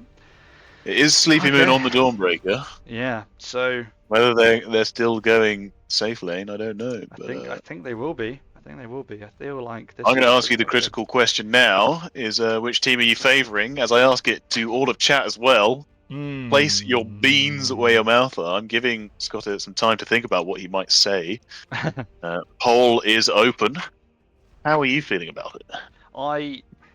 Off the bat, I'm favouring. I'm favouring Sitout. I think just about the Dawnbreaker is weird, but I feel like it'll work. It's just right now in my head, I can't like I'm trying to picture like how the draft. But like if anyone can, then obviously Sleepy can, like top player in the tournament, all this stuff, right? For me, what I'm looking Yeah. at is seeding on a hero where he can get something done after the laning phase. So even if he has a rough lane into the Marcy, he can go and cut and quap ult around the map. And it's the reason it's been banned early in the other 2 games to stop him from getting it. And Ian is here on the Weaver. It's a comfortable pick, and I think that might be the difference. But that's from a purely hero to player matchup rather than whether I know, which I don't, how these 2 teams should face off against each other in the end. Everybody is dropping their beans on this one, by the way. There's 45k beans or something on one side and 19k, sorry, on the other one. Incredible. It was very work. even just a second ago, but yeah, they're siding with Spherical slightly. Braxy's all I in don't know on Sitout. I don't know how Dawnbreaker works as a P1. Yeah. But what I do know is that it does a lot of damage. It heals a lot, so it's very survivable. So it could be. I can see it working, and as you say, if anyone can do it, it's Sleepy Moon. But then Sitout have a much more traditional draft. It seems more normal to me. It seems like it links up better. Weaver has the capability for the damage. But we're about to find out what's going to happen as we go into this game 3 of the very last game, the final of the GFG International 2025 10th anniversary edition. It's going to be a big one. Let's run it down. Okay, we've got on the dire side this time, it is Team Spherical. They have Spartamat on the Centaur. They have Obst, who is on the Marcy. Once again, Moist Goblin back on the Jakiro, Clavicumble on the Warlock, and Sleepy Moon on this carry Dawnbreaker. And on the other side, we have Catastrophe back on the Tidehunter, Ian Nasir on the Weaver, Seething on Quap, Lulu is on the Shadow Demon, and Wurzag on Clockwork. They are going to run past each other, which is great for me because I was trying to rush through all the names as quickly as possible to get that out the way, but it looks like we are good for the time being. They will set Can up on you the high just ground. cue the Benny Hill music? Yeah, they're just wandering straight past. This has happened in all 3 games, I think. Yeah. Just go past each other. Last, well, I would say again, if we thinking about the draft again, I would say that Jakiro for Spherical has been typically a very good pickup. It's one of their most picked heroes, and that's why its pick rate and win rate is so high. As they're going to engage in the river here, the Weaver is going to run through and actually just get to the other side. But the other 2 heroes are trapped. Lulu is stuck over this other side, but I don't think anyone is actually interested in fighting. Moist Goblin will get disrupted. Yeah, disrupted by the Shadow Demon, but there won't be much damage. So everybody walks away. 1 damage was dealt to the tier 1 mid. Oh shit! How will they recover from this? 1. They can't. It's unhealed. Now, Ob's going in again. Interesting to see how this matchup does in the mid lane. Obviously, we slept on it a little bit last time. Just getting hit by Spartamat. Sorry.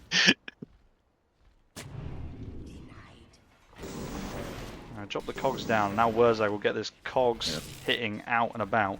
The good thing from the Aim, Jakiro is... aimbot on the cogs. Yeah, the Jakiro with the old double right click means that you do actually one-shot the cogs. Oh yeah, true. Which is pretty nice. That's based. And so we'll see how that factors in as well. Clavikin will getting really gone on top. Was obviously trapped up and is healing himself up, but he's taking quite a bit of damage. A little high five in the middle lane as well. Needs to be on it with the mid lane kills this time, because last time I was not expecting there to be too many, and yet they still managed to catch me out. We could see some more this game, I think. Finding they don't just play safe the whole time. Yeah. But yeah, with this Wurzag clog, I will be impressed if he gets anything done in this lane. It's a real tough one for Clock here. Yeah, will be a tricky one. Gets onto the Jakiro. Yeah, we'll run him down with the old battery assault, but it comes out with the dual breath will hit. A lot of damage. So we'll see whether, yeah, a bit of damage from that as well. Meanwhile, Clavy in the top lane getting run down by the illusions of the Dawnbreaker from the disruption of Lulu, who is now out of mana and will retreat back.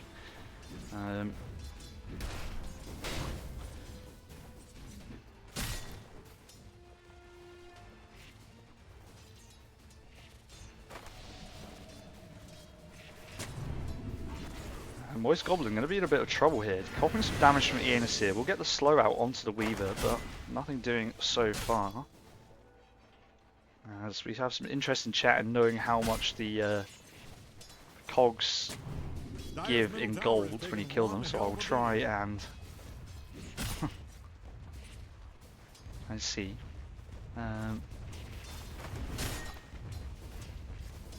I can pick that up. I don't think it tells you on the tooltip. Yeah, they're going in top lane onto Catastrophe, but the damage from the Dawnbreaker and the heal will be required. He is quite low, but can still contest in the lane at this level, just because of the he is quite a beefy lad. 17 gold. 17 gold.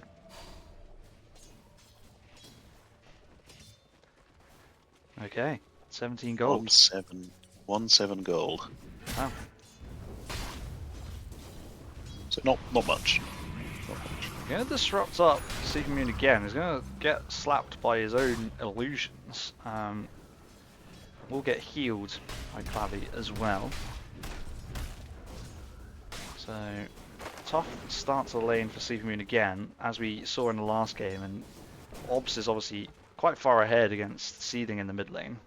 Once more. Yeah, it's sliding away again. But the side lane is a bit more tricky for Spherical currently. Weaver with the 7 denies as well, just such a irritating hero. Although they do manage to get the courier because of the old double attack again. So Aenisir's courier is down. I think it had delivered the items already, but it's now perished. That's another minute without that. Top A level in the swarm coming out from Aenisir will be nice. Is I think the only way they can secure these kills, if they need them. Folks will be a nice setup to land them.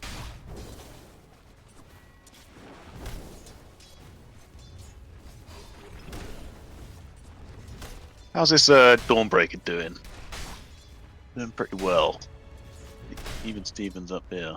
Yeah, not bad. It's got a bit better since they've got a few more levels. I think before they were struggling early doors. Clavy kept getting run down and they were low. As I missed the first blood in the bottom lane, as the Weaver getting the kills, and Spartamat also in trouble.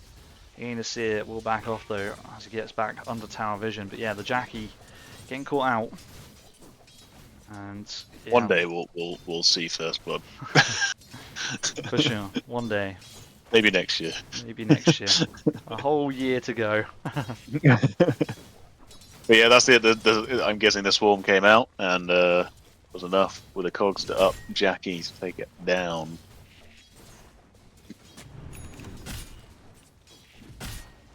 That's what you want as well. First blood on your P1. Yeah. And Wurzag's actually and in they're the on cogs again, Moist Goblin, and now they're going to throw out the Yeah, the bugs, once again, always got him taking so much damage from these. We'll be able to clear them off pretty fast. Again, Jakiro very good for doing that as well with the double attack. Until later in the game when they have like 500. Down here in the top lane in this flipping jungle because Yeah.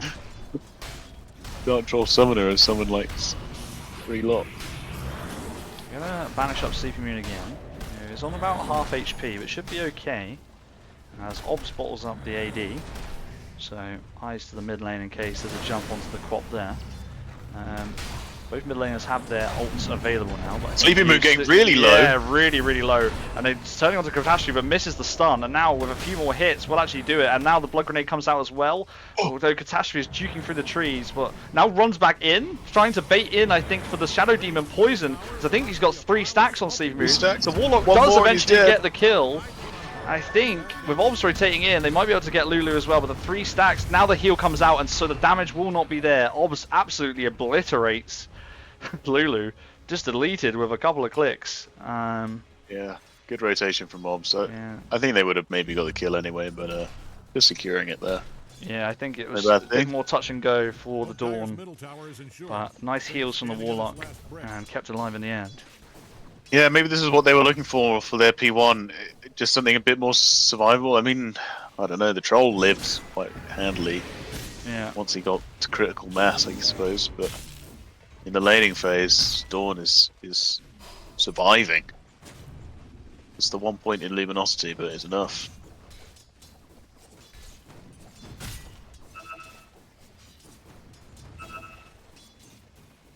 So both off lanes struggling, both safe lanes thriving. By a brick. As Tide's going into Clavy again, they disrupt the Dawnbreaker once more. Yeah, and Obs is coming up the river. Yeah, it's going to start making some things happen. Phase Boots online with the bottle as well. It's good space for Seething. I think Gonna hop Seething in. needs this. He's pulling back the Tide as well, and although there's some damage there in reply from Catastrophe, he will go down. Clockwork is rotated around, but what can he really do? In fact, Marcy will actually turn onto the clock instead. Does get Cogs back, but will eventually have the leap and should be able to take down the Clockwork as well, and Sleepy Moon will secure the kill with that hammer from downtown. And now they're rotating loads of people around, like Quap has come in as well. Seething is going to get Clavy probably on the backlines here, but it's going to be a trade for Lulu, and actually Seething has to pop the ult to secure the kill onto Clavy. Yeah, and he has so much mana left. Needed So I to think get in it the done. end that is a 3-for-1 trade, and Spherical will be very happy with that. Sleepy Moon now up to level 6 already, compared to the Tide, who's only level 4 with those early deaths. And also put some pressure on this mid tower. Seething just struggling for mana at the moment as well. Yeah, it was a shame. I think maybe Lulu, as I say, I'm not sure if this is something that Lulu plays on the Shadow Demon, but if you got the disruption onto your hero rather than onto the Marcy, then maybe it would have been a bit closer of a save there. Force the Marcy to make a decision whether to stay under the tower hits or to run away, A pile of smoking rocks. but end up getting the kill regardless. Radiant's middle tower is hanging on by a brick. If you've always That's a hated mid tower Radiant's down middle for it. tower, I have Yeah. Great pressure from Spherical.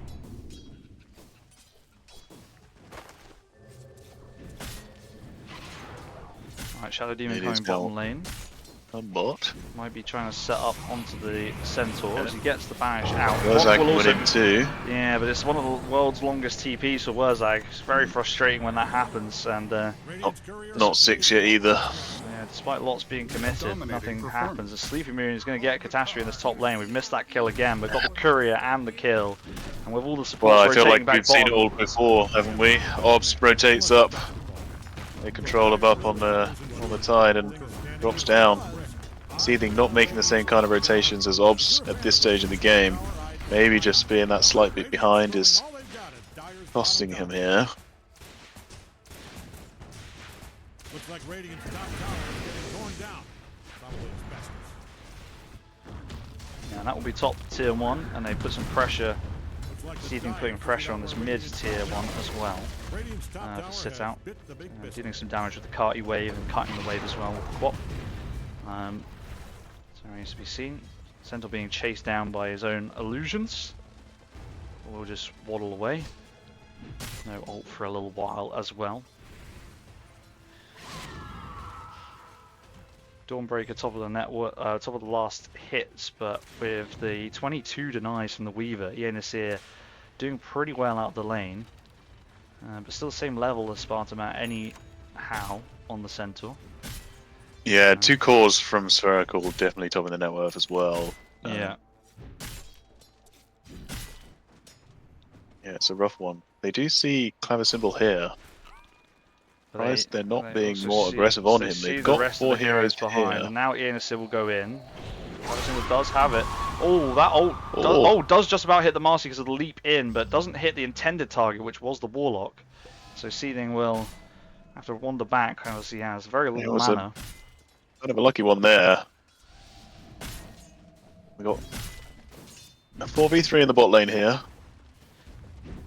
Yeah, Seething has gone back to the mid lane. Sitout know they have quite as many heroes here as they do, because Spherical really want to shut down this Weaver, it feels like, as well, as Spartamat is literally running through the towers. And Lulu will pop the disruption onto the Marcy, so that would be some nice sides on the Marcy. But yeah, sides come in, massive Ravage, the Dual Breath on the backlines, and now the Dawnbreaker comes in, and that's the rotation from this core Dawnbreaker, and the Weaver will absolutely burst from the double edge from the Centaur along with these Marcy punches, who is now just cleaning up the rest of the team bit by bit. Again, this Diffusal Blade slows them down, allows them to catch up to them and pull them back in and take the kill. And bottom lane, tier 1 tower is going down. It's a 5k advantage for Spherical, 9-2 in the score. Now, I know we spoke about it before, about how Spherical speak German in their comms as a German team, but I'd love to be able to understand what is going on, because their team play, the way they group up together and they coordinate themselves, is second to none, and that is why they're doing so well in this tournament.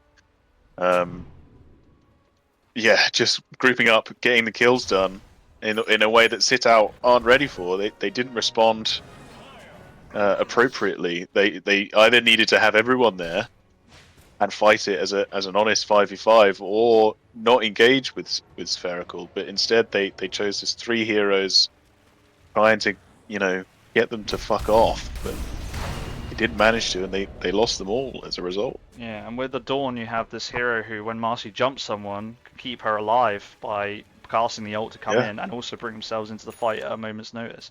Kind of like similar to how a Spectre would, but in this case obviously does the healing as well. Yeah. So very nice from very handy for Spherical. them. And Sigmund, of course, top of the net worth as well. Looks like Sitout in the area in the bottom lane. Weaver just trying to get as much as possible. Don't count out the Yenisir Weaver at all, because this hero player combination is pretty strong. Seen it firsthand. Absolutely whomped by it for GFG Sitout game 2. And top lane Catastrophe's in very big trouble. He's going to get caught out again. And it's a very, by contrast, it is a very difficult game for Tide in this one. Obviously not helped by being so far up, but he's just trying to get what he can off of the map at the moment to try and get that blink and basically get anything he can. He is his scouts out too down here. The problem is the Centaur is a very difficult kill, and the Jakiro can clear the bugs pretty quickly. So you lose a bit of your advantage with the Weaver, as half of it is that they have to stand and clear the bug off. And helplessly clicking on the bugs, and in my case failing to find where your mouse nice is. blink by to click Seeming on to the dodge bug. out of the way of the stun. Jackie will see him here, and the Ice Puff will not Just quick enough. about connect, but Lulu, once he screams, is trying to steal the accidentally stacked them for them. the Ancients, walking away. So yeah, they won't. They don't even die. No. So they will now retake control of this area as well.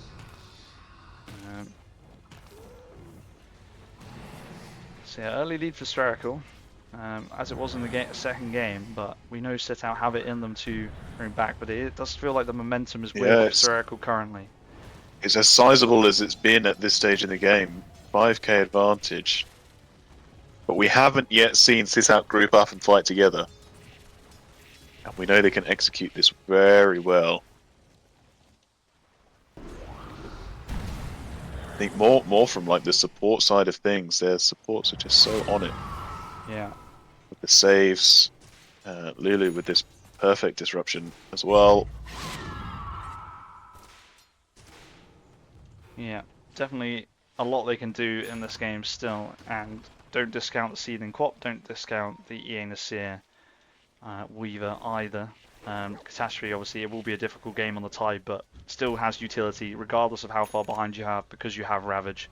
And that's one of the benefits of the hero. He's going to get caught out by Dawn again, harpooned up and slapped by Sleepy Moon. Will now stun him up as well. Backup coming in. Drop it in, yeah. They're going to try and rotate, and now Sleepy might be in trouble because the getting Shadow Demoned a little bit. Being on the Master. Now they use the Centaur ult, and now Dawnbreaker just bonks the head of the tide and he disappears. That is like a true watermelon, and I think the same fate will befall the Clockwork, and that is 2 kills. Ob's picking them up.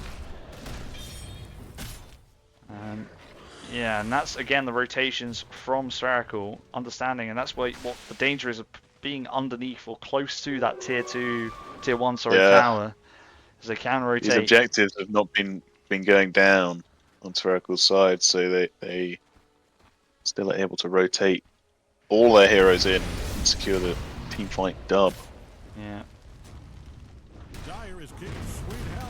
But once again, Weaver wasn't there. I think Seething wasn't there either. If you're a fan of Radiant's top tower, I'd shut It's my just Catastrophe. Being Catastrophe, get caught out. I mean, said in the last game, this is part of Sitout's game plan, I believe, at this point. They know this is going to happen. It's unavoidable. Just play around it. That's what they're doing. They're splitting up, they're farming the map, they're trying to make the most of it. Catastrophe's going to get caught out again here. I don't see how. With the Warlock and the Jakiro, surely they want to... Yes, I think maybe they think that there's someone behind here, and there really isn't, but who knows. I don't know if Ian is here. He's obsed in the bot lane here. I think he will once he comes to the wave. Here he goes, and actually he's there, and he actually gets the stun onto the Weaver, despite being invis. He time-lapses his way out, and the Dawnbreaker is coming in, but Obs might be dead before the healing can even take effect, and now they disrupt. Now the Dawnbreaker's in trouble. But they've rotated Moist Goblin down. He stuns the illusions, and they will center ult to get their carry out. Center Ward's wrapping around from behind. But that is a nice kill onto Obs as well. Stems the tide a little bit for Sitout, who will take that, get Obs off the map for a moment. Dawnbreaker ult 6 kill streak going the way of Lulu though. Gonna help finish up the 8th lens, I think. Yeah. As long as it goes somewhere. Yeah, really nice kill to get, and a few ults down now for Spherical as well, so it buys a bit of time. You know, you can push this top wave because you won't have the Dawnbreaker coming in.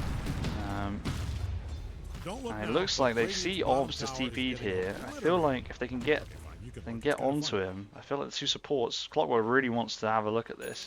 He's going to walk right past him. In fact, I might have seen him in the trees there. Lulu casts some demon stuff is down, and now the Ravage comes out, and they really want to secure the kill onto Obs, and if they can get out now, Wurzag turns to push a cog, but it didn't hit anybody unfortunately, and will perish for it, but if they can get the rest of the heroes out, this is huge. Shadow Demon quite slow, but should be able to disrupt either himself or the Centaur if needed, and obviously no Centaur after it was used bottom lane as well.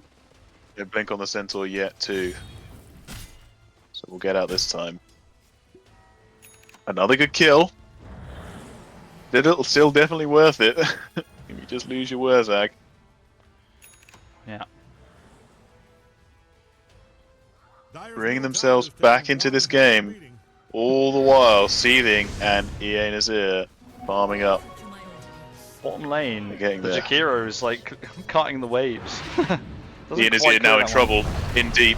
Oh yeah, can he get the big trouble? He needs to get the Timax off. It won't come off. Split second, probably there. And now Seething's in big trouble. The blink up from the Centaur, but now we'll blink away. And nice disruption as well to stop the chase there onto the Dawnbreaker. They want to carry on for more. The Centaur ult is back up, as is the Dawnbreaker one, but for the time being, they will settle for that return kill onto the carry. As bottom lane, Obs picks up Catastrophe in the middle of this creep camp.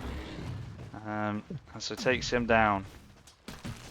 Yeah, that in the mid lane there, Moist Goblin, perfect timing on the ice path. It wasn't like permanent stun, but obviously the time lapse has quite a long cast point, so it actually worked out perfectly to stop the time lapse coming off. Exactly what is needed. Golem getting healed up here. As it was going to die to tower. It does eventually perish to the Shadow Demon poison, I believe, or it has run out of time, one of the two, can't quite tell. And Obs has done well to push this bottom lane in. They know he's not there, so maybe it's time to fight. 25 seconds to Ravage, so they might want to play around that timing. But Obs will be back in the general area of Spherical by that point. Weaver's had to go and try and clear out this wave. Needs to be very careful because Obs is there. I don't know whether they spotted anything out there either, but yeah, this tier 2 will definitely go down, and nothing that Sitout can really do about it either. Stormbreaker. Finish up the diss on Weaver. They will get this tier 1 in exchange, and they've smoked up on the side of Spherical too. Stormbreaker obviously not there because can come in at any point required. So it remains to be seen what they try to do when fighting this, if they can. But it looks like Spherical splitting up and happy to farm some waves. AD now bottled for Ops as well. Lovely little warding session from Moist Goblin there with the smoke. A nice deep ward in this crucial area that once they start forcing the map a bit closer, closing down the map, sorry, that will result in a kill later. This tier 2 does not have much HP, so will most likely go down very quickly. They're rotating heroes in. I think Seething is in the area, but only 2 from Spherical there. Obviously they have the Dawnbreaker. Top lane, Catastrophe is in big trouble once again. It's being chased down by AD Obst. And he gets tossed back. With the river moves. Can he get the blink away? He can. But the defusal came out just before the blink, and so he's going to try and juke into the trees, but Obs is just going to run past and see him, toss him over. That's fine. And he does go down. Meanwhile, in the middle lane, they're going to get a kill in return. Moist Goblin will go down, and now the hook shot is in, and I think Sitout see this as the time to fight because there's no Obs, and Warlock will go down as well. So the 2 supports have been taken, and Clockwork will go down too, but the disarm onto the Weaver was huge. Spartan once again getting that halberd out, but now Sitout, they feel they need to leave. They see the Obst was in the area. I mean, Lulu, that Shadow Demon, if they committed to keep following there, would have probably gone down, but manages to get away. I'm gonna hunt down Ian is here now and up into the top lane. Yeah, the Weaver is no, he's there, running very far away. Now sees that they were there, so. I think if Centaur didn't show there, I don't think Ian is in knew they were there. Yeah. Yeah, so maybe this, as I say, maybe this is part of the game plan. Get Catastrophe on the other side of the map, and then fight the rest of them without one of their key heroes that Catastrophe is trying desperately not to die to and taking as much time as he possibly can to do so. Yeah. The problem is the map is just getting slowly and slowly squeezed by Spherical now with the 9k advantage, the kill lead, and also just the lack of outer towers now means that it's difficult. Sitout need to just make sure they got good vision up and can get out around the map as well. They're going to spot out Clavy here, and this should be a kill. I mean, I'd be very surprised if not. Yeah, the Dagon from Seething secures the kill. And Quap Ult will be back online very soon, so it might be another good time to fight for Sitout. I think they see these 2 heroes in the mid lane, but they're quite tanky, so it's going to be very difficult. And obviously you have to remember every time that the Dawnbreaker can just rotate into any of these fights if they feel like they need to save a hero with the heal. I think this Dawnbreaker is priority number 1 now. They kind of done what they can to Obst, got a couple kills. Catastrophe is in. I think he wants to Ravage here, and as soon as he gets unstunned, he might do so, as Spartan is getting pushed back and forth by the Cogs. This is lovely Cogs work from Wurzag once again. They will pop the Centaur ult, but now it's actually one to leap in. Oh, and it misses because of Shadow Demon, but they might actually be able to pick up Spartan on the side. There's lots of things on the screen, so it's very hard to keep track of. The Quap ult comes out, but there's also the Jackie Macropie shredding the damage, and Seething has gone down. The Weaver, I'm not sure what the Weaver can actually do in this situation. That's a juke back with the Invis. That was real nice. Clockwork is going to hide in the trees and teleport. But no, we'll get lifted up and bonked by Sleepy Moon. And so, yeah, unfortunate 3 dead. timing on the Ravage. Not sure if it would have changed much. So much damage coming out from Dawnbreaker at this point. And a very difficult hero to take down, just living. If you wanted to carry that lived, they have achieved such a thing.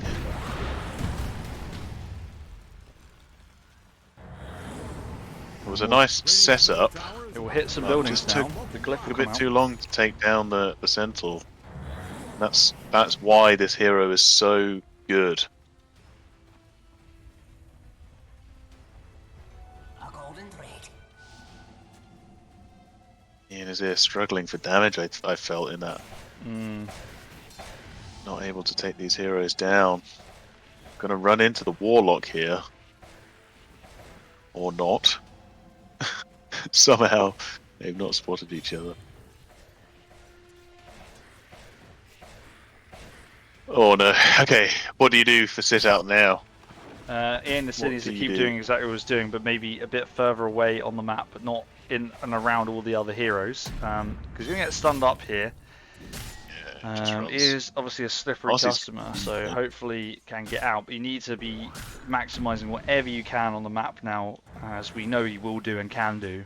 I think it's about having that 5v5. You need to try and Yep. like burst down these supports. I mean, what went really well in that fight previously is they managed to get those supports down before there was. But then the second fight, it was the difference of like the macro power and the Jakiro spells that made a big impact. The Weaver Courier will fly past. Jackie was in the area, but they've actually all TP Obs bought onto this tide again. but it's only Has to Obs be. who's TP down there, so actually it is the two cores. And Obs actually has the BKB. They've got they BKB'd from Obs, and they brought the Dawnbreaker in as well, who then I think blinks forward. Yeah, has the blink on Sleepy Moon to try and find Wurzag. He's running for his life here. Still has the cogs to drop at a certain point as well. So Yeah, he's out. they will take the tower, but only one goes down in the end. Oh, this is a real rough game for Catastrophe. He's behind the Warlock in the net worth. It's tough. They're just shutting him down. Every opportunity, they're just picking him off. Don't look now, but Radiant's I just point out the Midas on Warlock. Is that? Yeah, he had the Midas last game as well, Clavy. Yeah, not sure, but he's going for it both games, so Super greedy. He's nearly finishing up his Ags. but that would probably influence that the fact that he's ahead of the tide. Yeah, definitely. 12k advantage this early on. We're nearly half an hour in, but the map has shrunk for Sitout considerably. Ian is here doing a great job of trying to get as much as possible. Yeah, That's the BKB now. he's juking around the map quite nicely. He just ran through earlier like 5 heroes with utter confidence that none of them have dust. Well willing to pop it.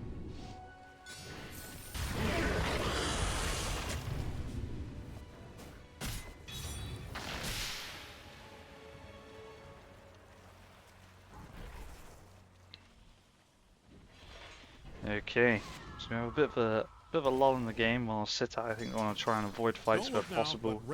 Spherical making a few moves, but just trying to farm the map that they've got full access to. CB is just free to farm any camps. He's got the ult up, so can rotate at a moment's notice if they get into any fights. So it just makes it No very one's got their eyes on Roche just yet. I don't know how fast Spherical. I mean, I guess Obs will punch it down relatively fast, but I'm not sure with Dawn how much Not damage too that many already outputs. Roche takers, no. Compared to the Troll, obviously, from last game, or, you know. Yeah. I mean, Weaver should do it relatively quick with the bugs, you would think. The lack of armor. But It's like they're maybe eyeing up for it now. they as have that sentry found wall goes Ian Asir in down. the bottom lane, and if he comes out of Invis at an inopportune time, he'll walk Yeah. into 3 heroes. They know he's there. They drop the rock, and he nearly. I mean, the amount of damage he output. Now there's the dust pop, and Sleepy Moon will be in. He has to BKB. Have He continues BKB to run away. And that's nice from Ian Asir, but it's also good for Spherical. good ults now. They popped that first level of the BKB, so the 9-second one is down. Forced it out. Yeah, and that will mean they just can't fight, so the Roche is free for the taking.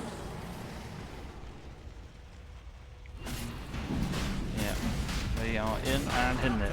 It isn't the fastest, but it is happening. Only fast enough. The soup down as well. If you're in the vicinity of Dyer's top tower, I'd put on a harness. That baby is coming down.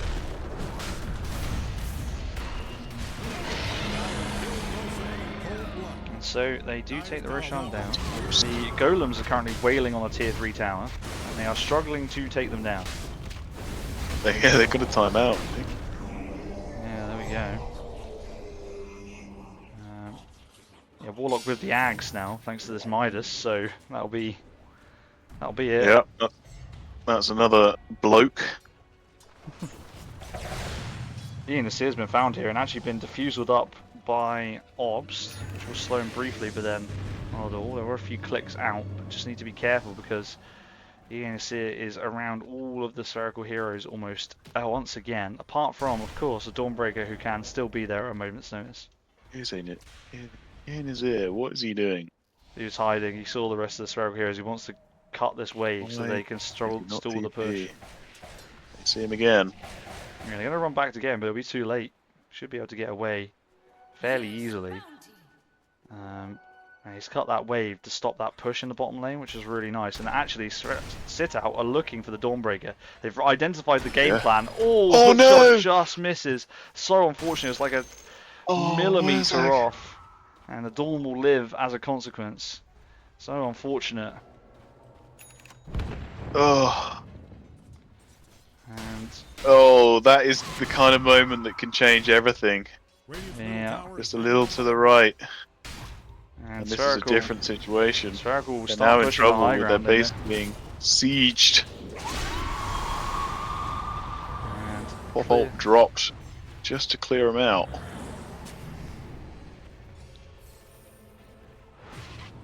oh, they're going to leash up the Marcy. They saw the TP away, I think, of the Dawnbreaker. He was trying to find Ian Nasir, who like TP'd out on the vision. They dropped the golems, and now the Dawnbreaker is back in, of course, with the ult as well. Clockwork getting trapped up, but is disrupted by his own team. Brought back and stunned up by the Jakiro, but now the macro pyre's out as well. Soup on the back lines with the Warlock very, very low. And no one's really died. Everybody's casting stuff, but nothing's really happening. Both teams kind of want to run away from each other here. So, I don't think either team wanted to take the fight. Spartaman will take the fight, he's in deep. It was a good idea to catch someone as they were trying to TP out to get Ian Nasir. Now the Clockwork gets pulled in with the hammer, so Wurzag will go down. They do have buyback on the clock, but Tide survives just with the stick in the end. But they are wailing on the barracks in the meantime. They are quite low on Spherical, and Clockwork will have Hookshot back alive when he comes back alive, which he's now brought back. So if he can get a good hookshot. Weaver does do a lot of damage. Yeah, and the Weaver damage will be quite nice. Obs needs to be really careful. That's the Aegis down. They need to deal with this Golem that is just wailing on their barracks currently, but they're going to try and focus the heroes. Spartaman, nice ice path to trap up EA Nasir, but now the Bugs will come chasing out. They will hit Obs and the Centaur. And on the back lines, the Quap is in and will take down Clavi as well. Seething needs to, once he can get Blink again, no, never mind. The Tidehunter will get it. Dawnbreaker TP's out, but Obs won't be able the water's still available. Yeah, won't be able to get out of here. Get silenced up, leashed up. Needs to be careful. Does Catastrophe because of the damage, and now the Quap ult, because of the short cooldown, will be back up once again. Huge It's fight. It's not even the short cooldown. It just went on that long. But he had it back up again. Yeah. He obviously cast it like way before the fight even started, so it was back off cooldown. Yeah, massive. That was a massive fight for Sitout. It did cost them the buyback on Wurzag, but I mean, it's 4 dead on Spherical. That space. They didn't get the kill they wanted on the Dawn. That is the big prize they need to eye up now, but they'll take the 4. They will take the 4. Gives them some space. They can try and take control of their side of the map again. Remember, it was the Aegis fight as well, so Obs had 2 lives in that one too, and they dealt with that pretty well. It's giving them a window back into this game. I mean, when you're that far back, it's 1 step at a time, and that is a good first step. Yeah. That is a good first step. Catastrophe Gives the support some chance to get some wards up in the jungle.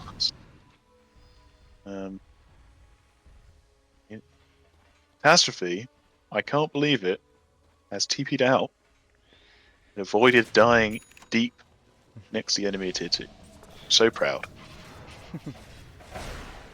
It was the use of the Jakiro ice path, and once that was down, he knew he had a free TP out because none of the other heroes were nearby. Ionizim really wants to put some pressure on his tower, and we are now seeing with the crit as well, it's the output of... Oh, nice deny by Obs, that is crazy. That is unbelievable. And now the tip comes out for Ionizim as well. Wonder if there'll be more ult chat after that, but holy shit. That is outrageous. Now they're going to go in onto the Centaur. Spartamat caught quite far up, will be leashed up, and now he's trying to destroy the anchor. Tide will walk back in and try and give him some clicks, but doesn't really have the damage. They need the Weaver to come in. He's there now. It, but nobody else did. He's not. The Weaver's not really interested. They don't actually have that many there for They've Spherical. let him off there. He was a bit out of position. As Catastrophe Let's blinks up they have aggressively vision, again. They do have vision. They'll drop. Oh, nice hook shot by Wurzag in onto Clavi. It's a lovely stun from the Jakiro to stop the advance, but oh my god, Ionizim absolutely melted the Warlock. Clavi goes down before we can even see that he was alive. That is outrageous. 2,100 damage in a blink of an eye. Literally a blink of an eye. And this is where the grip. Weaver and Ionizim, I was saying at the start of the game, even when it was going the way of Spherical, do not discount the impact that Ionizim can have on this Weaver. He's got the Rampage in one of the games for a reason on this particular hero. And the same thing with Seething on the Quap. We were saying it before. I felt like it needed to be something that can get more done, a bit more comfort, and it seems to be doing pretty well. Definitely worked well in that fight in the mid lane earlier. I've got to say, the strength of Ionizim so far has been just being a nuisance pushing out these lanes, not dying deep.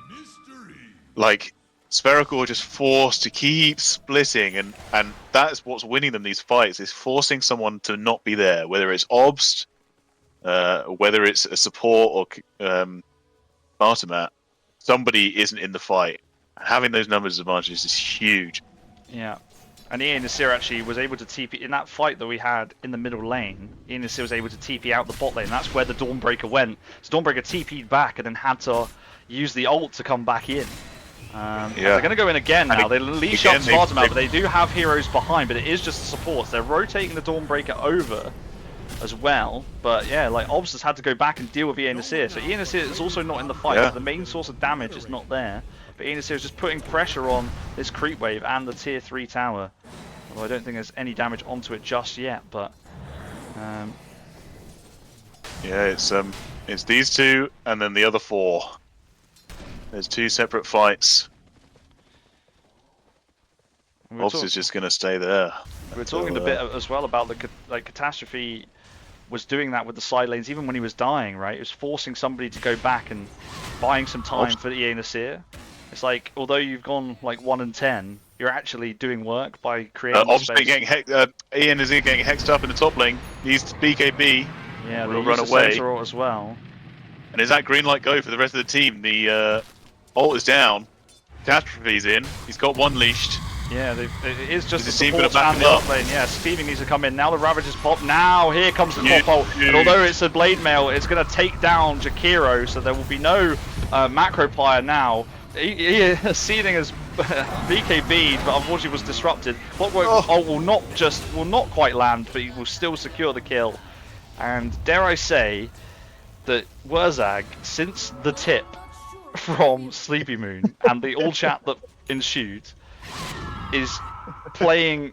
I didn't realise it was possible for him to play better on these like POS 5s. Maybe this game it's been a little less. It's a game 3, but my god, is he popping off now since that moment? It could be a little bit of a turning point. Although the old golems are trying to push in this mid lane as well. So I don't know why we're Sitout, look, they figured it out. They can't win a 5v5. It's too much. Spherical, too coordinated. Regardless if they're ahead or not, whatever, it's too much damage, it's too much tank. A 5v5 is not going to work for them. So what do you do? You send either Catastrophe, Ionizim, you send them out, get someone to TP back. Even better, you get 2 people to TP back. Your global heroes TP, or like ulted back, so she can't come back in. at the time, it feels like a wasted BKB because just BKB run away. But it means the rest of your team get 3 kills for free. And yeah, if they keep doing this, they're going to win the game. Spherical need to change their game plan and not let this happen in some form or another. Yeah, and it's only a 9k advantage now, and the XP advantage is actually favouring Sitout. Yeah, they're bringing it back. And look, it's the same old story. Spherical grouping up, they want to fight. Oh, Catastrophe, nice blink out from the harpoon. That's lovely dodge. Sitout are doing well to avoid it, but look who's in the top lane, pushing the lane. Gonna get some damage on the tower, and I tell you, with a Desolator, now all chatting. teasing them. He'll hit this tower and he'll do significant damage. Spherical are going to settle for Roche instead. They will know about it because of the old noise, but that gives Ian Nasir the right to just walk up and He's take like, this okay, down. You guys are I'll doing hit your Roche. Okay, that's a Glyph glyph. comes out. Don't care. Need more. Alright, Obs is There's a TPing back TP. under the cover of the trees, and will he be able to get Ian Nasir? Hexes him up, There's the Hex. and now he's doing some damage. They go for the high 5. The Roshan does come down, so Sleeping Moon's picked that one up, so they have the Aegis on Spherical, as well as the Dawnbreaker ult available if the Weaver was hanging around, but there's some unhealable damage onto the tier 3, as the high 5 was not reciprocated, and Catastrophe will let them know about it. I love the confidence on this Weaver. He's going on to Obs now. Gets a Courier. Oh my god, And the he's gonna damage. get Obs. Oh, and Yes, even Obs. the Dawnbreaker heal can't do anything. They the counter tip is out, and Dawnbreaker's just come in and doesn't have the. That's huge. Yo, if Sleeping Moon could be in trouble here. Oh, it's got backup of the Jakiro. Got backup. Now the BKB TP. TP, and that will be in to sit out. And now the all chat is flowing for Sitout, and I think they are feeling themselves. Spherical were doing that earlier, and they actually identify there's 2 heroes run out of into position more. here. Oh, it's actually he's blinked the wrong way. He's been past the That's center, no, but he's it's gonna not. get it out onto the Warlock, and here with the Dawnbreaker as where's well. that This is a cross on? He perfect didn't- Ravage setup. There's 3, and now they get the Quap ult as well. And Sitout are absolutely doing it now because they've got no obs, and the damage from Ian Nasir. Now they want to fight. It's a 3v5, and Oh, Sleeping Moon Ian is in big Nasir. trouble. That is the Aegis down, and when they wait for him to come alive, he teases the the high 5, and also gives the tip away, and he will go down. Unstoppable kill streak onto Sleepy Moon. 6 What are we times watching? kill streak. Sitout are turning it around. It's a 1k advantage now. That was a 3. What was that? Like nearly a 5k gold swing. A 5k gold swing. They're all dead as well. Like they're all on different death timers. Obs is going to be back, but isn't going to be able to do anything for 70 seconds without Sleepy Moon. Where's he in his ear gone? Why is he back there? Yeah. They need to push these towers in. This tower's so low, it could be done. Could be a Rax. You can tell Dyer's middle tower is in trouble. Yeah. from the way it's being destroyed. Spherical grouping up whilst E8 Nazir takes the mid tower. It's something. It's another building down. This one won't be denied. Dyer's middle tower is stone dead. And look, there he goes back to this top tower. Few clicks. Might even get it. They're stunned up. Lincoln's popped. Hexed up now as well. They just don't really. Struggling to get the catch off. Clavy with the late dust that doesn't hit. So Ian Nasir will now clear this wave. And Lulu's now- got the Ags, by the way, so got 2 charges on the ult. Oh shit. Huge. Massive. Huge. Yeah, they'll probably wait for this Tide ult to be back up if they can. The Weaver is just clearing these waves along with the Tide.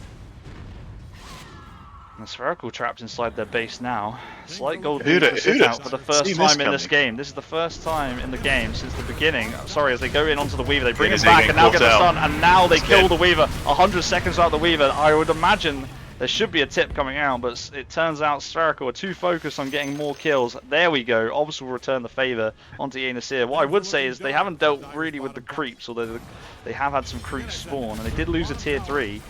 But yeah, Yanasir just getting a bit too up front and yeah, you can't be running into 2 heroes like that without your team to back you up.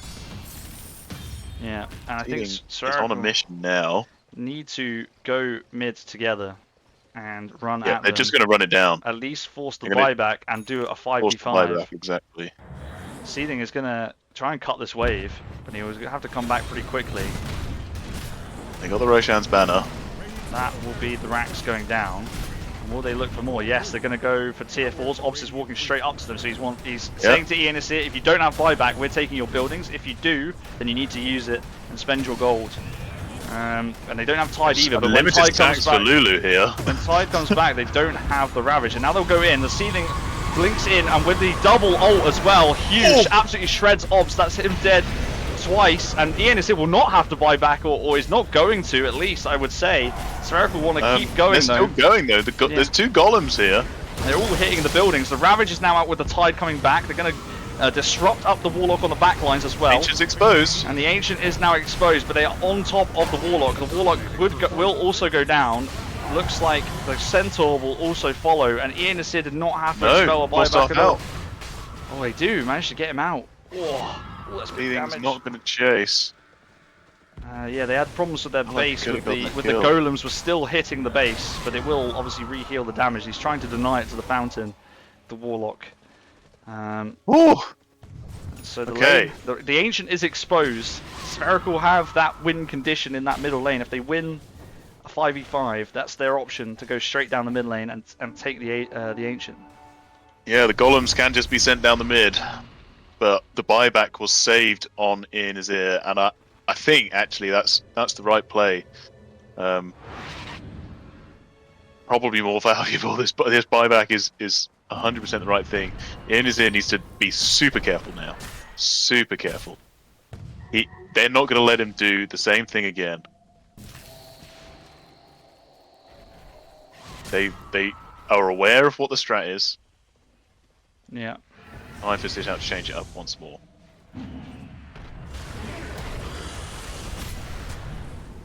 Done missing on the Centaur. At least, if you're going to do it, have your team backing you up. Okay. Well, the game is on a knife edge once again. I mean, with 2 kills apiece, it's like less than 1k gold. It is back in Spherical's favour. We got to the 48 minutes in, and there's less than 1k separating. Unbelievable. What's Gaben saying? Who does he think is going to win? He doesn't know. 62% in favour of Spherical at the moment. Yeah. I imagine that's just because of the few building extra. Well, I in mean, the middle tier lane. 4s, they have the Ancient exposed. It's got to count for something. They have the 62 option is to go thrown. not a lot. That is not a heavy favourite.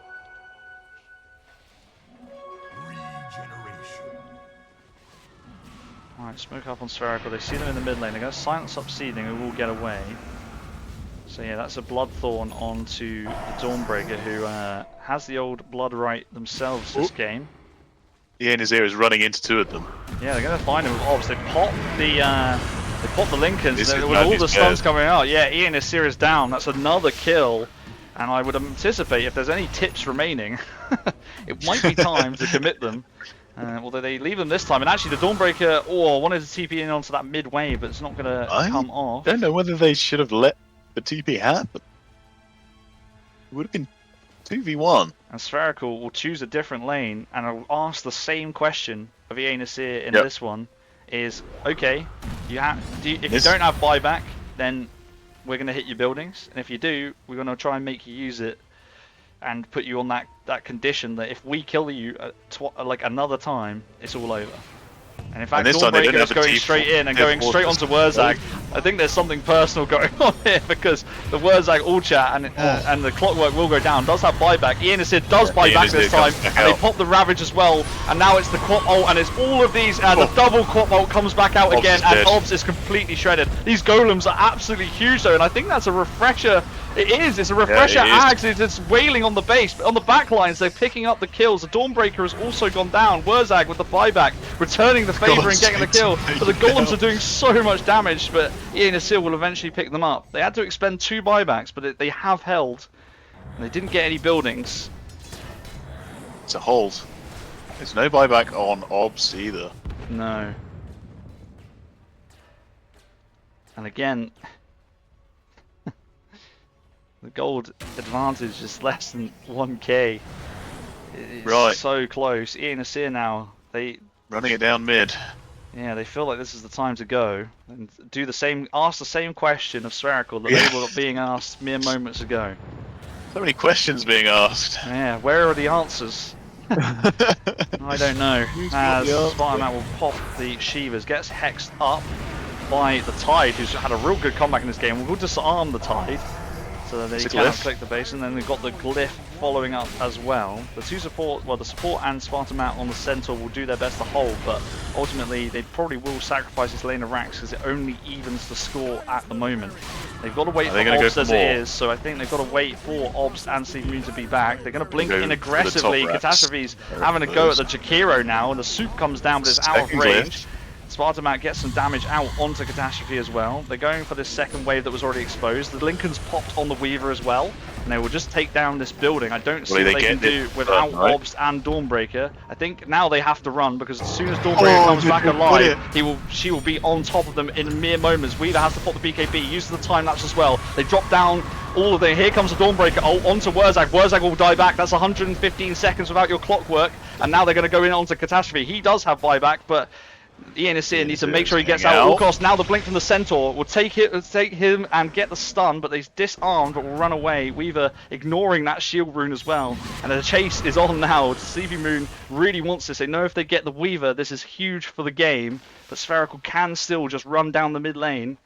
And Be that's what huge they for will the do. game either way. They're going to be fighting with a numbers disadvantage from Sitout. Have got the buyback on the Tide Hunter. Yeah, He's now gonna they're going need in it. onto the They- Shadow Demon as well, and Lulu really close to going down. Lovely ravage, have it. and now again it's the Quap ult. This Lulu. combo from Seeding and Lift. has been huge in these fights, and they take down the Dawnbreaker. So Sleepy Moon does have buyback, but it will be enough to force Spherical back, and Spartamat is being left behind. Consolation kill here on Spartan Matt. Although they're going to Well, Obs rotate is back coming in, back Obs in. is back in. He wants this Weaver really badly. He's doing quite a lot of damage. They know if they can get this in the game. Nice disruption save, and Dawnbreaker's actually going to buy back, but doesn't have the. Oh no, has come in with the ult. Apologies. Ian And Asir's now- gone in! Yeah, Ian Asir went back in and got caught, and now it's 120 seconds without the Weaver. And Yeah, they're and ringing this the is- drop buybacks your on Spherical. buybacks and TP in, it's game they, over. They know that this is the time, and they can win There's the game right 113 here. seconds without Weaver. I don't know why he went back in. He was out. Oh, a fatal error at the final hour. Seeding's going to have to pull something out of his private parts. And that's the refresher on the Warlock again, so there's going to be more golems, and it's going to be a 5v2. And let's see if Sitout can actually contest this they're anyway. just The gonna go for golems the dropped base, as I well. don't They're going to think. hit the base. Seeding has blinked him and then got silenced instantly. Gets the ult off with the refresher, so that will be dropped.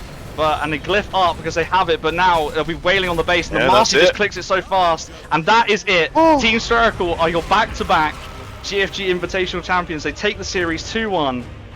What a series of Dota. What a grand final. Congratulations to Wow. Team Spherical. Wow. And boy, were we treated. What a fantastic game. I think a perfectly apt way to finish the whole tournament. A tournament of ties. And this one was about as close as you can get to a tie in a best of 3.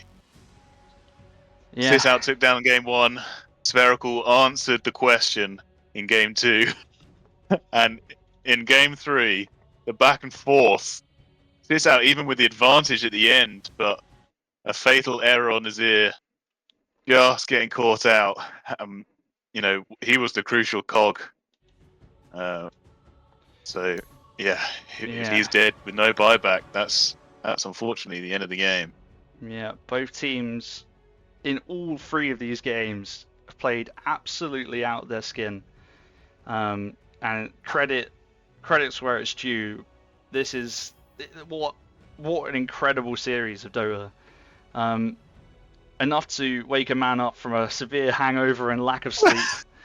I don't feel like I'm going to be able to go to sleep, even though I should be exhausted now. This is what a crazy end to the game as well. Sitout pulling it back from feeling like quite far behind. I mean, 15k advantage at the I mean, worst point. the fact that we're even considering that this game was close when at 34 minutes they were 15k, 16k behind. So, like, I think personally that Spherical got lucky there at the end. It should have been over, or at least, you know, Sitout were asking the right questions, as we said. So Spherical just catching Ian Azir at the wrong time, wrong place. I felt like the game was shifting the other way, and Spherical just ended it before it got to that point. But the fact, as I say, that we're even considering that it was that kind of close, a huge credit out to Sitout. Huge credit, because they were so far behind. Yeah. They were so far behind. And it really is, you know, whilst you can obviously dwell on the fact that the Ian is here, it's the lack of the buyback, the being caught out, but actually, you know, the only reason, and you've got to kind of look, if you want to put that positive spin on it, which you need to do after a series like this, is like, the only reason that the game is anywhere near that state is because of how well you played. And one error, and one time being caught does not undermine what was a really good performance across the board. Obviously, it hurts because you've lost the tournament and the series, but yeah, I mean the same for Seething as well. Like, had a really tough lane, but then came back and only died once in the entire game, by the way, which is incredible from how far they were behind. He just never got caught out at all. Yeah, I mean, wow. I completely agree. Like, as you say, Ian Azir played out their skin to get them back in that game. And fantastic. It just demonstrates the brutality of Dota 2 that you can make one error and it costs you everything. And yeah, learned the hard way today from Sitout. But yeah, don't let that detract from the fact of how well you guys played. It's fantastic. Absolutely fantastic. Oh my god. And we've gone all the way till 12:30 for our time here in the UK. Jeez. Which, wow. I don't know. Would you like to have a would you like to have an interview? Do you think we should call Obst in if he's available? Yeah, should we get Seething in first? Yeah, maybe we get Seething in first. Or a Sitout representative first. Let me send a message his way. Yeah, anyone from Sitout if they wanna hop in.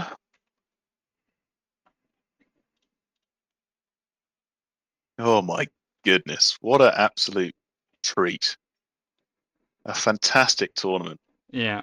Ended in glory, I think, for both teams. Both teams, I think, should be proud of themselves for that. A great series. Seething. Hello. Commiserations, first of all. Thank you. Thank you for coming in to speak to us all the same. That's all right. Me too. I love the sound of the voice. How are you guys? How are you feeling personally? How is the team after that? You know what? I think we've done ourselves proud this evening. Like, we played really well. I think that was one of the best series I think we've ever done. Like, that was so close. Those games, I couldn't be prouder of the lads. We played so well. We almost pulled it back, but it's one of those tiny little misplays that's gonna eat you up at night and keep you awake. And you just have to forgive yourself as best you can. It's I feel like we had the momentum in game 3, we just kind of threw it away, unfortunately. But I still think we played really well, and I'm very happy with how we all did. Yeah. Amazing side. I'm very aware that it's 12:30, so I'm not going to ask you too many questions. I'm going to limit myself to one question per game. Yep. First game, well controlled from you as a team. You kind of kept yourself in it. You had a small advantage kind of the whole way through the game, but just kind of managed to squeeze the map and keep them locked in. They did fantastically well at holding you up from winning the game. Yeah. Did that like extra 15, 20 minutes where we, at least in the casting room over here, thought it was over? You just had to play Mhm. that extra bit. Did that factor into the other series? Like, did that carry over the fact that it was just they made it so tough for you to take? I win the mean, game?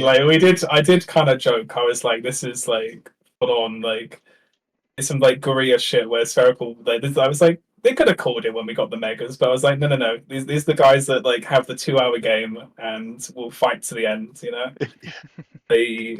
Yeah, they. I was like, there's no. The only way that we win is because we smack down the ancient. There's no like getting around that, unfortunately. Yeah, But yeah. it just happens. It didn't really bother me because I knew going in that these guys won't surrender. They won't give up until the ancient falls. They're a tough nut to crack for sure. Definitely, Um, definitely. moving swiftly on to game two. What just where do you feel like you fell down in that game? It looked like it just kind I of slipped away from you gradually. Yeah, no, I think the problem there was like I wasn't aware of the Marcy Lesh like matchup. Like Mhm. because I forget like the Marcy just kind of comes out the gate smacking so hard, and I was like, I'd probably have a little bit of time, and then like I die for it's like the worst performance in the first 10 minutes I'd almost like ever had. Yeah, And like it was awful. I mean, I came back with the efforts of my team who were doing a fantastic job, like basically like lifting me up under the arms and dragging me to the stacked camps and be like, no, no, no, you need to come back into this. And then like at least from my personal perspective, I feel like the Lesh pick really screwed us. I didn't really feel like I had many options for picks left. Mm. So I was like, okay, calm. So I was like, this one's on me. I couldn't hit the timings I need to. And by the time that I was online, they had BKBs and nullifiers. And I was like, okay, cool. My Yeah, hero's next to useless, basically. yeah.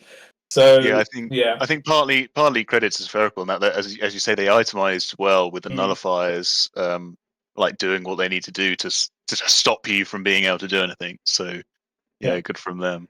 Yeah. Finally, game three. I said we should bet One. Marcy. You I thought it was going to be over, right? Yeah. You kind of let the game again, similar to game two. Mm, It was slipping away from you. You were losing grasp, mm, and I don't think I'd witnessed apart from when it was against us yeah. the Weaver. Mm, Was there like a conversation? Because it seemed like you were taking some fights and you just kept losing fights because they had more yeah. numbers.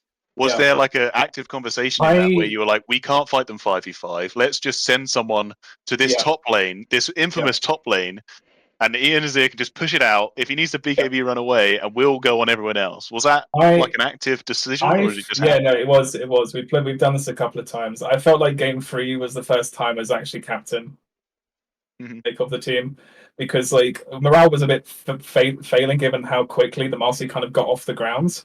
And like I was like definitely kind of like pulling rank, issuing orders type of thing. Yeah, I think there's a couple of times where we start like I think it's about 15 minutes where we had the clock ult online. We had the Shadow Demon ult. And I was like, we're gonna go to a lane. We're gonna find a guy. We're gonna kill him. And then the entire fucking team's gonna show up, and we're gonna disappear into the fucking smoke. Like yeah, and that's the way I did it. And it was like it was really, really nicely coordinated on us. Like we pulled it back inch by inch, just like okay, we got this kill. Fuck him up, leave. Like just like I was shouting down the mic, run away now. Like we've got the kill we need. If we lose someone, that's fine. We just need a kill on Marcy. Like it did and feel like we were just the fucking hunting obs squad. I was like, he's gonna TP here. He's gonna get greedy for a wave, and we're gonna punish him for it. yeah, it was nice. And I could see a few moments, and I think this is one of the biggest credits to you for that because I saw a few moments in that game where Catastrophe turned around and didn't run at them. Yeah. And getting him to do that, I think, is a massive kudos Yeah. to you because that man wants to run in. He did, and you know what? He was really well. He was like fantastic on the tides. Like he was like, "Oh, can we play? Can I do something different? Can I maybe do like Dawnbreaker or Reef King?" And I was like, "No, no, no. We gotta. I think you gotta trust me on the tide because I know it's gonna feel like shit, but like it's gonna set the quap up like beautifully." Yeah. Yeah. And He I'm just really needs to happy press one button, and that's exactly what he did. And then he's just a nuisance with the dead in the water is such a Yeah, good spell as well. I don't it's know such a why good they've added spell. that to him because it's just Yeah, it's so good. yeah. But yeah, I don't know if Scott has any questions. I mean, honestly, I don't have any further questions. I mean, everything's there has been asked. I just throw it over to you, Seeding, to shout out anybody you would like to, or anything you want to say to the people. You've had a lot of fans in the chat. It has to be said. There's been I'm a big very grateful. selection of sitters in the chat, so betting their beans on you. So anything you'd like to say? Yeah, never bet on our game one if we've learned that in the 3-game series. I feel bad for everyone that's invested the beans, and I'm like, okay, you have to watch our draft first. But hold on, everyone bet against us game one. I was like, oh no, but we had a good chance. Anyway, shout outs.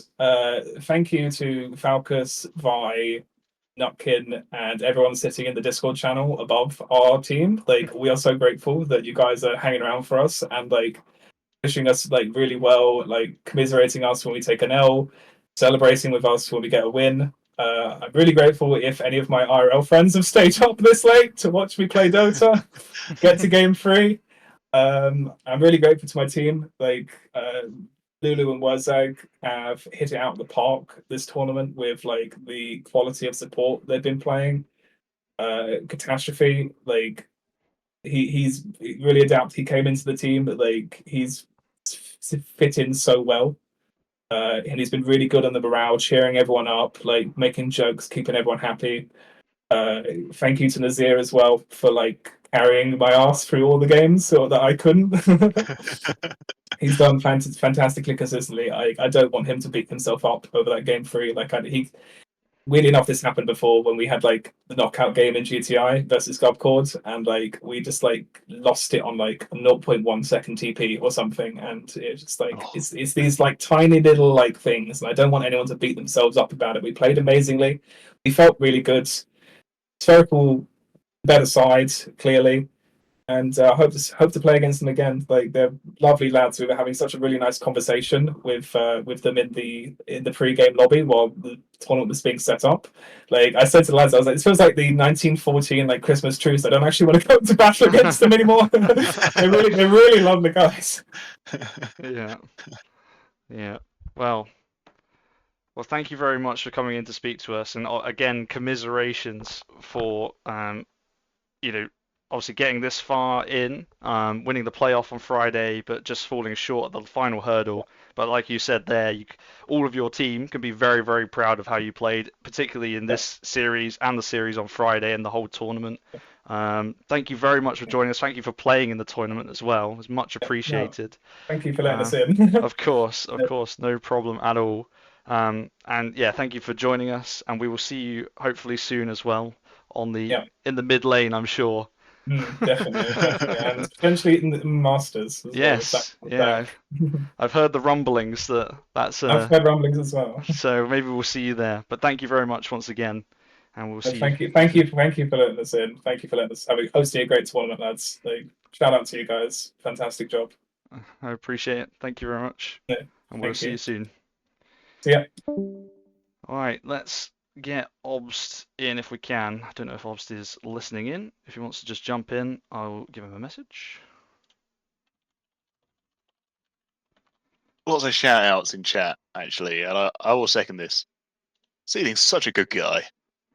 He's such a good guy. He's so nice. He is, as Bird said, the captain we all aspire to be.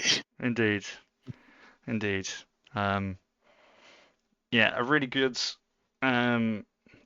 tournament from them actually as well. Played some incredible Dota across it. I mean, Friday was one thing, and today another. I hope they can I don't know. I know for me on our team, every time we play in one of these tournaments, I learn so much about how we play as a team and what we should be doing. And I hope that Sitout have learned lots, especially that last game. They've as he was saying, like they've obviously learned a different way of doing things, and maybe they can take that forward and grow on that in any future tournaments. I'd love to see that. We have Obst here now to move on to Spherical. Obst, you want to bring the entirety of Spherical in? If it's okay. Yeah, go for it. Yeah, I could tell them to join. Yeah, get them in. But congratulate. Oh, he's gone. I was about to congratulate him. He's gone. He's got to go get him, I guess. Here we go. I can congratulate everybody together. Hello, Spherical. We have everybody in. Clap them in. Hello. And congratulations. You are back-to-back GFG Invitational champions. How was that series for you guys? How does it feel? What's the feeling like post game? How's it going? I think it was a super fucking tough series for us. Like it was a struggle in every single game and at every minute. So yeah, I mean, Sitout are insanely good at Dota. So yeah. It was a hard one. Like every single game. It wasn't easy for the mental, let's put it that way. But I also feel like it was some great games to play, and I'd assume to watch as well, Oh because yeah, there was quite a lot back and forth. for sure, absolutely. We retreated, so thank you for that. First off, Ob, I'll let you go with your questions. I think you got Okay, you well, got the pick of the people to ask as well. You got the whole team to choose from. oh so- my goodness, there's so many options. I'll do the same actually. We don't want to go on too long. It's 1:15, and it's work tomorrow. So I'm just going to ask again one question per game. The first game seemed that you kind of struggled as a team to get things going, and Sitout kind of took the lead and took control of the game and were forcing you back. There was a point about 45 minutes in, where they took all your racks and megaed you, and I think they got the tier 4 towers as well. And then we were like, okay, well that's GG then, but you didn't GG. You just carried on. I don't know if you believed that there was a way that you could win the game. I certainly didn't think you could win from that position. But was it a conscious decision that no, we're going to make them work for this? Because some teams would choose to like just GG out and then move on, like put it behind them. But you really put it to them, and I think that in the end played to your advantage. What was the mood in the camp at that point in the game? I didn't think that we could win either, but I think like Obst wiped them after that, like Yeah. after they took Rex. And so I was like, okay, we can't GG now. And then I guess it took another 20 minutes. But honestly, I don't think we had any chance of like actually winning the game. They had to like die back to back as the entire team. Like we couldn't get out on the map. And yeah, that game was really rough for me. So Yeah, I was obviously, kind of glad when it was over. Obs was popping off, as you say, on the timber there. Is that something you've played quite a lot of? Were you ready for that, or is that just in the spur of the moment against the particular heroes in the draft? I mean, I used to play quite a lot. I haven't really played it any time the last couple of months, but it was just a really good timber game. The thing was that something we struggled quite a lot, and that proved in this first game as well, is that our win chance decreases by extreme margins the less stuns we have. And we just struggled with that. And honestly, like we didn't really have a chance to win this game, but the way we lost it was entirely on me getting caught in bot lane. So I think I would like to add that if there's one thing that we can do good, it's defending high ground. And I mean, we have made miraculous comebacks defending our ancient. Yep. So I was like from minute 45 or something like that. I was in the mood of might as well try. We don't give up here. We make them suffer and we show them that we can defend our ancient for as long as we want to. Yeah, exactly. And I think that's definitely a play in the GFG playbook. If we have any in there, it's that one. Is we're going to make them work tooth and nail to get to the end. And I think for you guys, it works particularly well because you did so well at it that when you're in the next game, it kind of puts people off trying to go up the high ground. It just gives you that extra space if you're ever in that position in the future series. Game two for sure was much. Our mental was better because we defended so long than just cheating out. Yeah, We made it work for it and probably gained a bit of an advantage despite losing. And taking that into game two, you showed them just what you can do. It was a bit more of a dominant performance from your side. did you have a game plan going in? Pick more More stunts. stunts. Yeah, the more Just stunts. pick- Yeah. That's always that was basically the strat the entire tournament. We pick easy stunts on our supports. I Yeah. also want to mention you guys have such good like team communication. Is this something that you work on actively, or are you just all good at like talking about what you're doing at any given point? Do you just know instinctively, or is it like an active choice that you are trying to communicate what's going on? But it always seems like when you're team fighting, everyone's there, everyone's going at the same time, and it's just so quick. It's quite difficult to react to if you're on the other team. I think that was like it wasn't always like that. Like if I remember correctly, last GFG tournament, when we got knocked down to lower brackets, we were super despairing after the game. And then when we went to the grand finals, we were like, okay, we need to communicate everything, be very open about what's happening in everybody's game. And like that was the best game we ever played, like those two. And since then, I think it's gotten a lot better. Like we know where we want to be communication wise. And I mean, sometimes it doesn't work as well, and sometimes everybody's having a good day and everybody's trying really hard, and then it works out really good.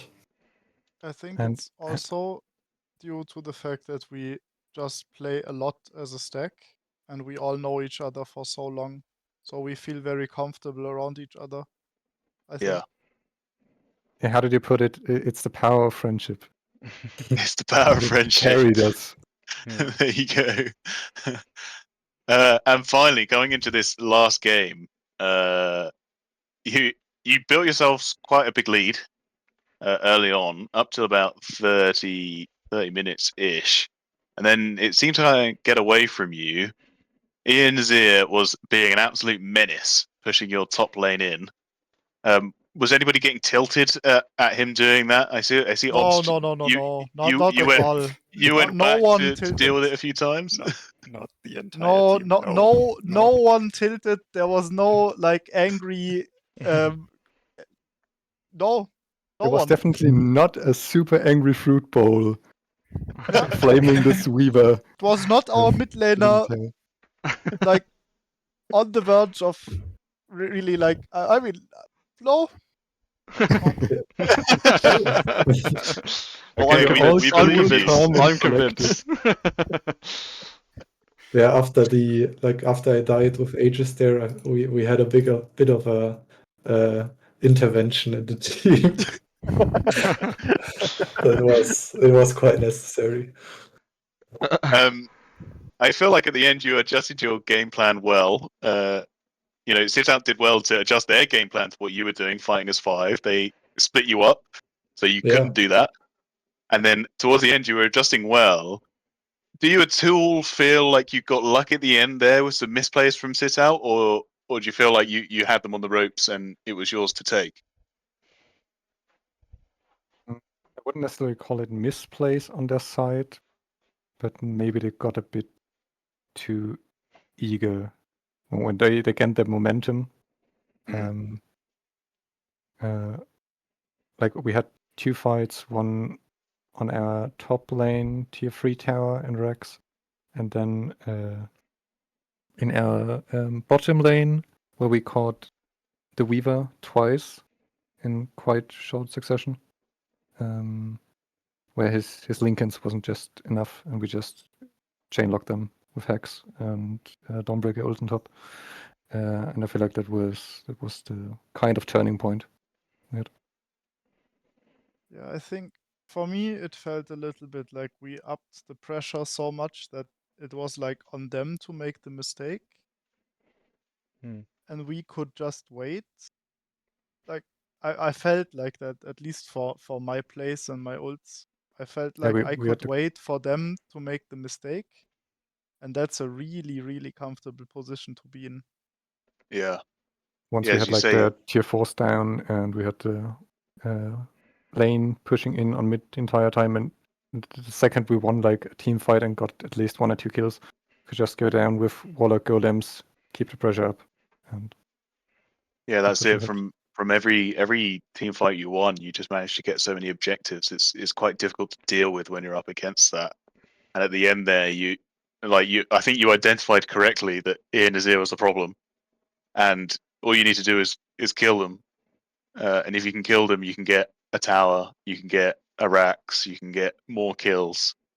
And yeah, as you say, maybe Ian Nazir maybe getting a little overconfident and running up high ground into 2, getting caught out, forcing the buyback, and all of this. Yeah, well kept up on the pressure there. I think that's it from me. To be fair, don't want to say like they played bad because they were such a pain in the ass for us. And No, by no it was means. I mean, just a bit unfortunate that we caught him like twice. And just from my own perspective, I probably got overly excited during the series at least 10 times in different spots. So yeah, and I think they all played really yeah, I well. think it's more a credit to you guys for adjusting. Like, that's playing like that is what got them back into the game, and you adjusted to their play style. So it's not that they were playing. Yeah, I'm maybe phrasing it bad. They didn't misplay. It's just you adjusted. So yeah, credit to you guys. Yeah. Okay. Is that your final question, Ob? Are you Yes, question That's now that we're it. limited to the 1 per game? I think you snuck a couple of Yep. extra ones in there, if I'm honest, but you Oh, who's counting? who's counting? I finally will hand over then to you, Spherical. Any of you who would like to shout out to maybe the Spherical supporters. There are quite a lot of both sides in the chat. And obviously, again, congratulate you for winning. But yeah, put the floor to you guys to shout out any and everybody you would like to. So yeah, I'm not sure who wants to take it. All of you are here, but the floor is yours. Don't all jump at once, guys. Okay, I'll start. Thank you so much for like watching all of our games and supporting us. And we had some stand-ins who I want to highlight as well. We had a lot of very nice conversations, and like all the other teams were always nice to us, and it was like just lots of fun. I think the GFG tournaments have always been the most fun to play in for me. So I also want to thank you for like a great tournament, for organizing it that well. It's just, I don't know, like compared to the other tournaments, it's always so easygoing. So it's just very comfortable and just pure fun to play in them. Yeah.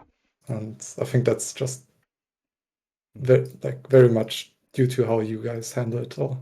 Yeah. So thank you for that. Well, thank you. That's very kind. Yeah, I don't think I actually have that much to add. We're like super thankful that we found this entire community from the MMM Discord, the GSG Discord, the Imperial Flags community to some extent, that we can be part of all of that, play in these tourneys that are organized. Found some incredibly nice people we enjoy playing Dota with, or just actually hang around in Discord, talk about random stuff. Also want to shout out to some friends and actually family I know of that watched our games despite maybe not even knowing anything about Dota or trying to understand something about it. And also, as a team captain, I want to take this opportunity to thank my team. They're always very patient with me, and I'm trying to organize to my best capabilities. I can be sometimes a bit complicated in that regard, but they are great to work with. Yep, thank you to you too. You absolutely did an amazing job organizing us. Basically, which is a job. Yes. Yeah, really big thanks to organizing this. I can only imagine how hard it must be to get everything done. I think it's really amazing, and I want to thank everyone really that was here. I mean, it's getting repetitive. I know. Sorry, guys, but I wanted to say it. Too. No, it's all good. Thank you, everyone. You are very lovely people. Thank you for organizing. Thanks for casting. I hope I will get around to cast something. I was always too slow. I did take a lot of the games this year, to be fair, but that's because I knew when they were being scheduled. But yeah, no, I appreciate that. Cool.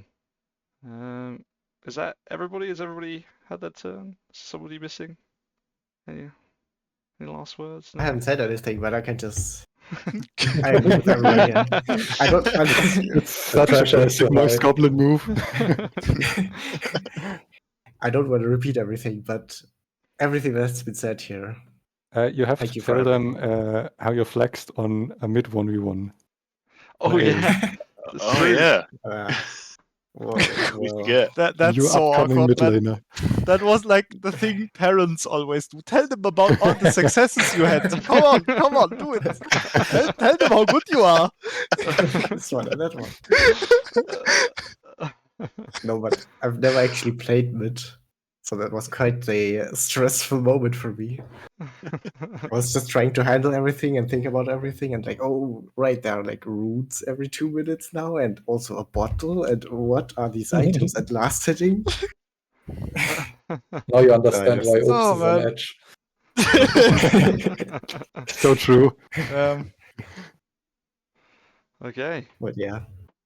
Thank you, everyone. I love you. I'm out. Yeah.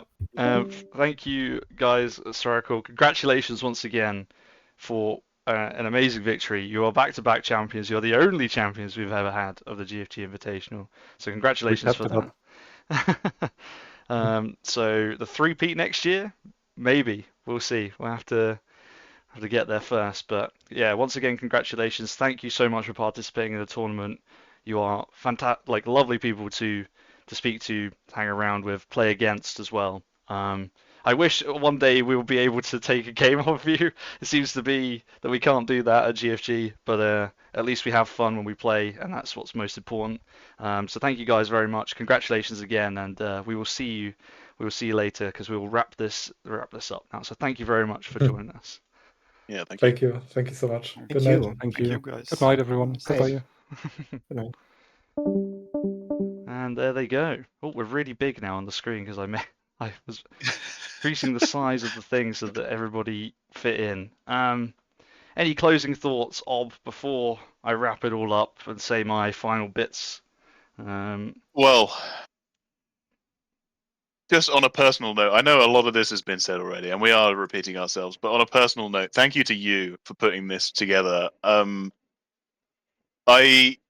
I know a little bit about how much work goes into this, and I know you do a lot of it, if not pretty much all of it. So just thank you. It brings a lot of joy to a lot of people. I certainly have a great time playing these games. It's been really fun just to do the casting, to do the playing, to do it all. It's been great. A couple of other shout outs as well for some other people. Shout out to Braxy for doing some of the graphics. Fantastic stuff. On our side, shout out to Durenbong.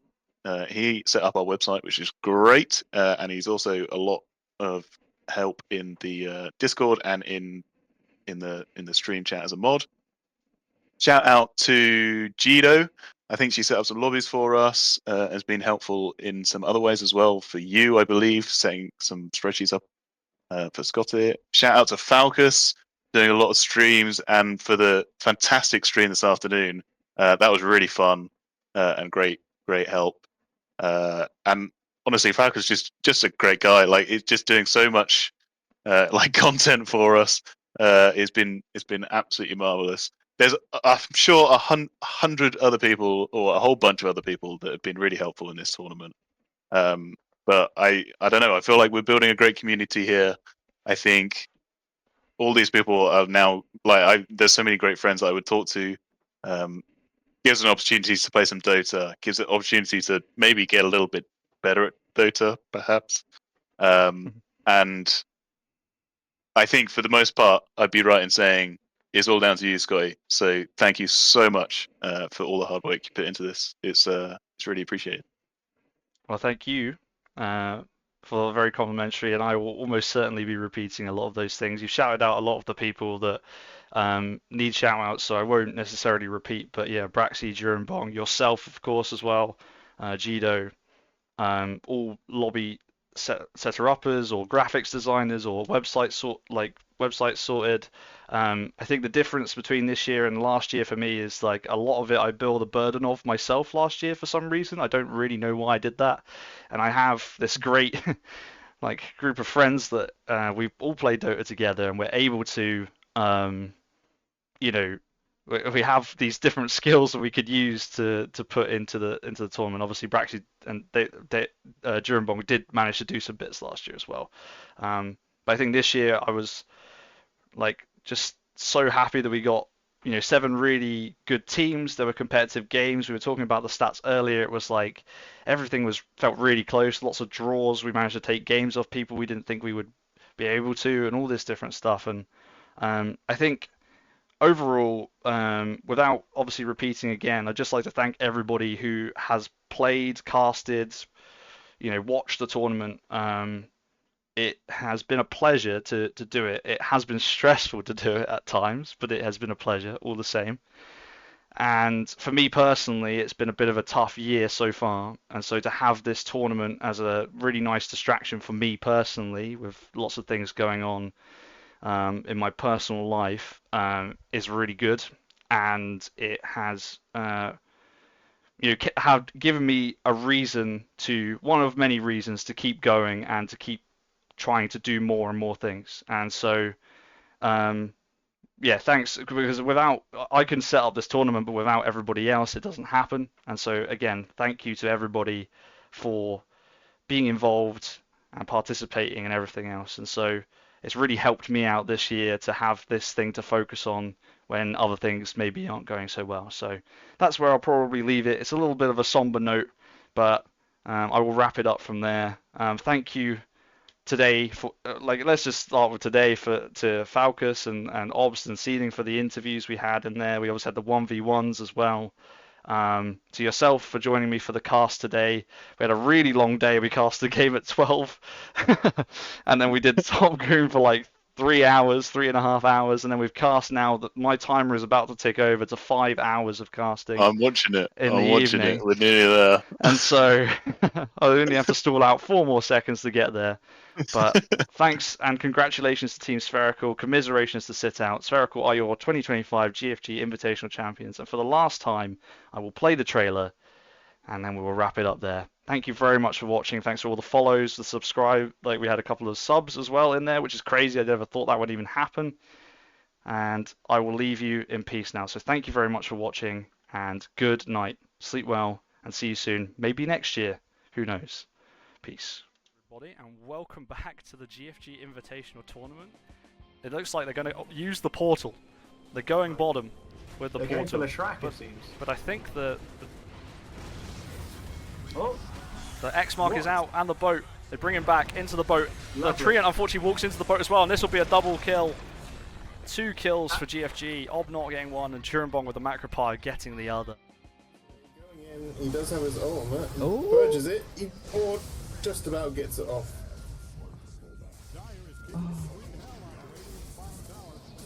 Ranger Get getting Chrono with the focus fire. Raxi pinned, finished off. That's already running. back to full health too. Gets slowed. So I'm close. Oh, gonna Doom get finishes Doom it off, here. but then he probably pays the TP's price. Oh, Cleese just misses it. Very fucking nice. All the tips coming out. Really good. That was And not nothing will really die good. back here, and that is GG. comes out. And that is the end of the GFG Invitational Tournament. Team Spherical are Congratulations. your champions. They take the finals 2-0.